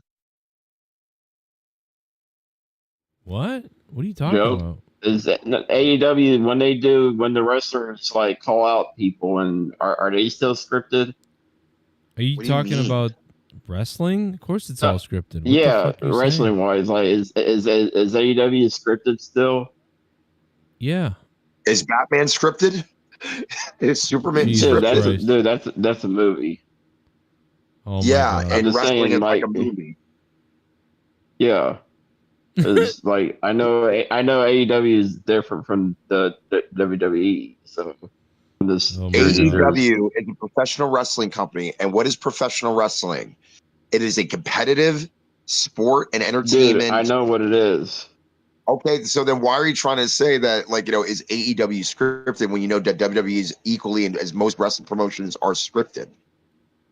Well, it's because I see a lot of AEW wrestlers having more matches than WWE stars. Now I'm confused. Yeah, I'm really confused about what's going on. No, AEW wrestlers have more matches than WWE wrestlers. What does that have to do with scripting? Because if it's not scripted, they can just call out a random person. Jesus Christ. Oh we my are God, my going brain hurts, backwards Joe. in time to retardism. Well, then you explain it to me then, Joe. I'm going to kill myself instead. I have to explain to you how wrestling works? Dude. Are you joking? Like, are you drunk? No, I'm just saying, both companies are equally different. What company is not scripted, ever? What company has ever not been scripted? Okay, then you answer my question then. Jesus. I don't. Oh my gosh, my brain, Joe. My brain. Anyways. Yeah. I'm gonna. I don't know. Thank you, Bullfrog. I'm just asking a question.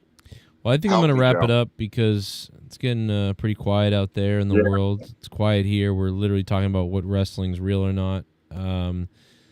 We could go Wrestling all night, is real, Joe. People are fake. That's right. Last donation was 20 minutes ago. That's not too bad, but they're dying down. The calls died down. Everybody's dying off of Discord. Bullfrog is frying his own brain into hell. You know. How am I frying my own brain? I'm just asking questions. How about we well listen, I'm gonna hang out and answer some questions real quick for a few minutes. But Rastafa, I'm glad you went to SummerSlam. You probably had a good time. And everybody else, thank you for being here. I had fun with everybody all night. And I appreciate you, brothers. Discord disconnecting. Mwah, mwah. This All right. is mwah. Great to have you back, Rastafa. I missed you, brother. See you. See you, bro. Great content from Rastafa. Rastafa crushed it. Bullfrog killed my brain at the end there, but oh boy. Man, I cannot believe the people that are saying like Brock Lesnar. I can't believe these people just believe it, can say anything.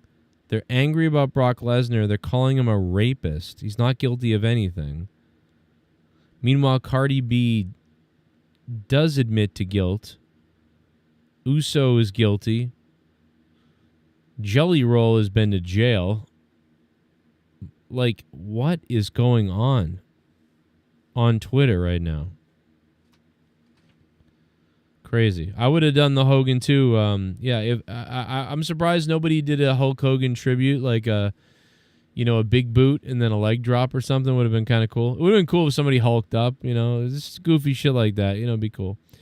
But I guess we couldn't get that. I thought we would get it on Raw or something, but would have popped some people, I think. Maybe not though. Pray for Jackie. That's right. Pray for Jackie. A lot of people are not smart. I try to follow the law a little bit, right?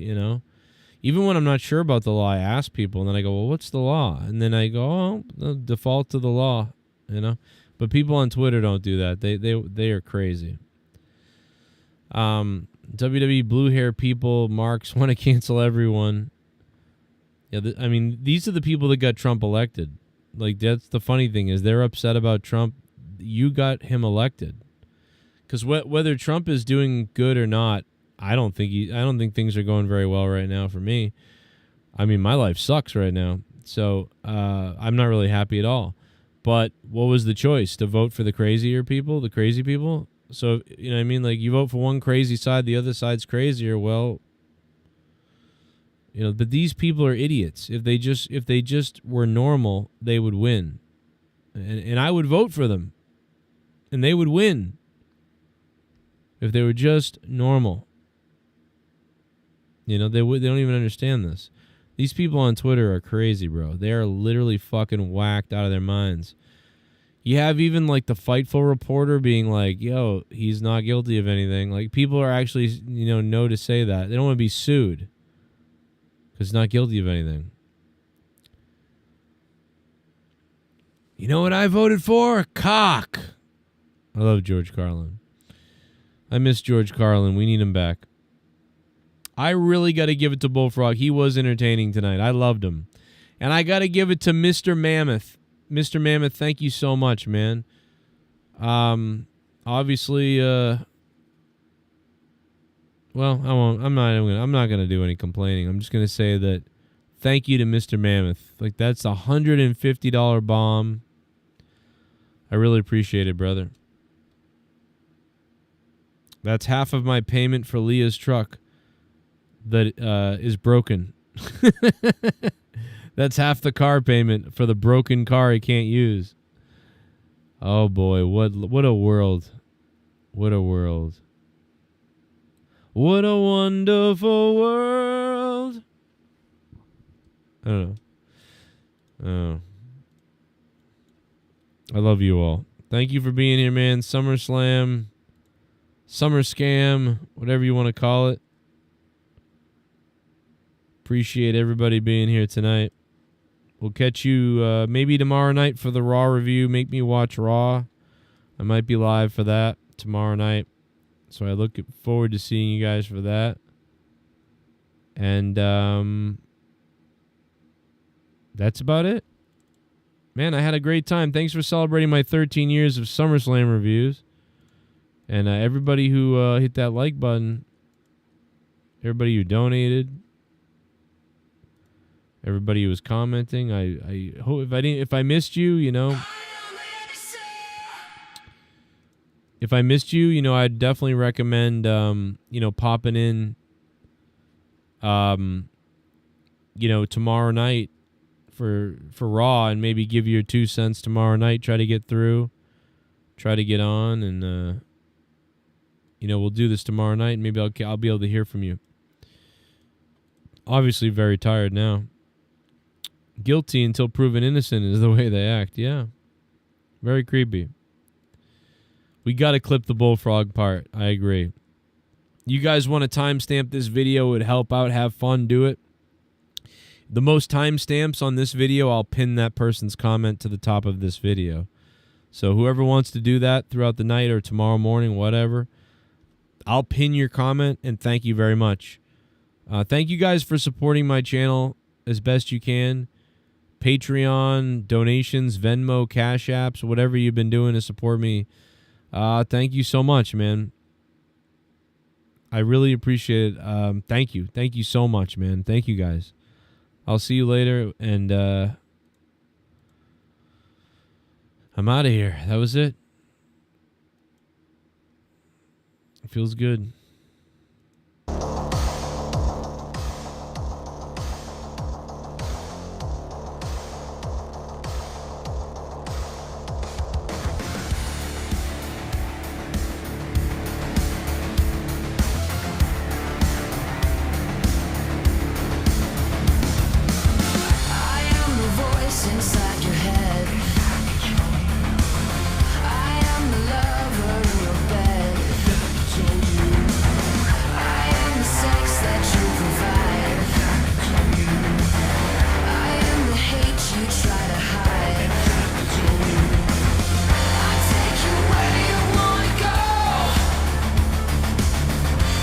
Yes, sir.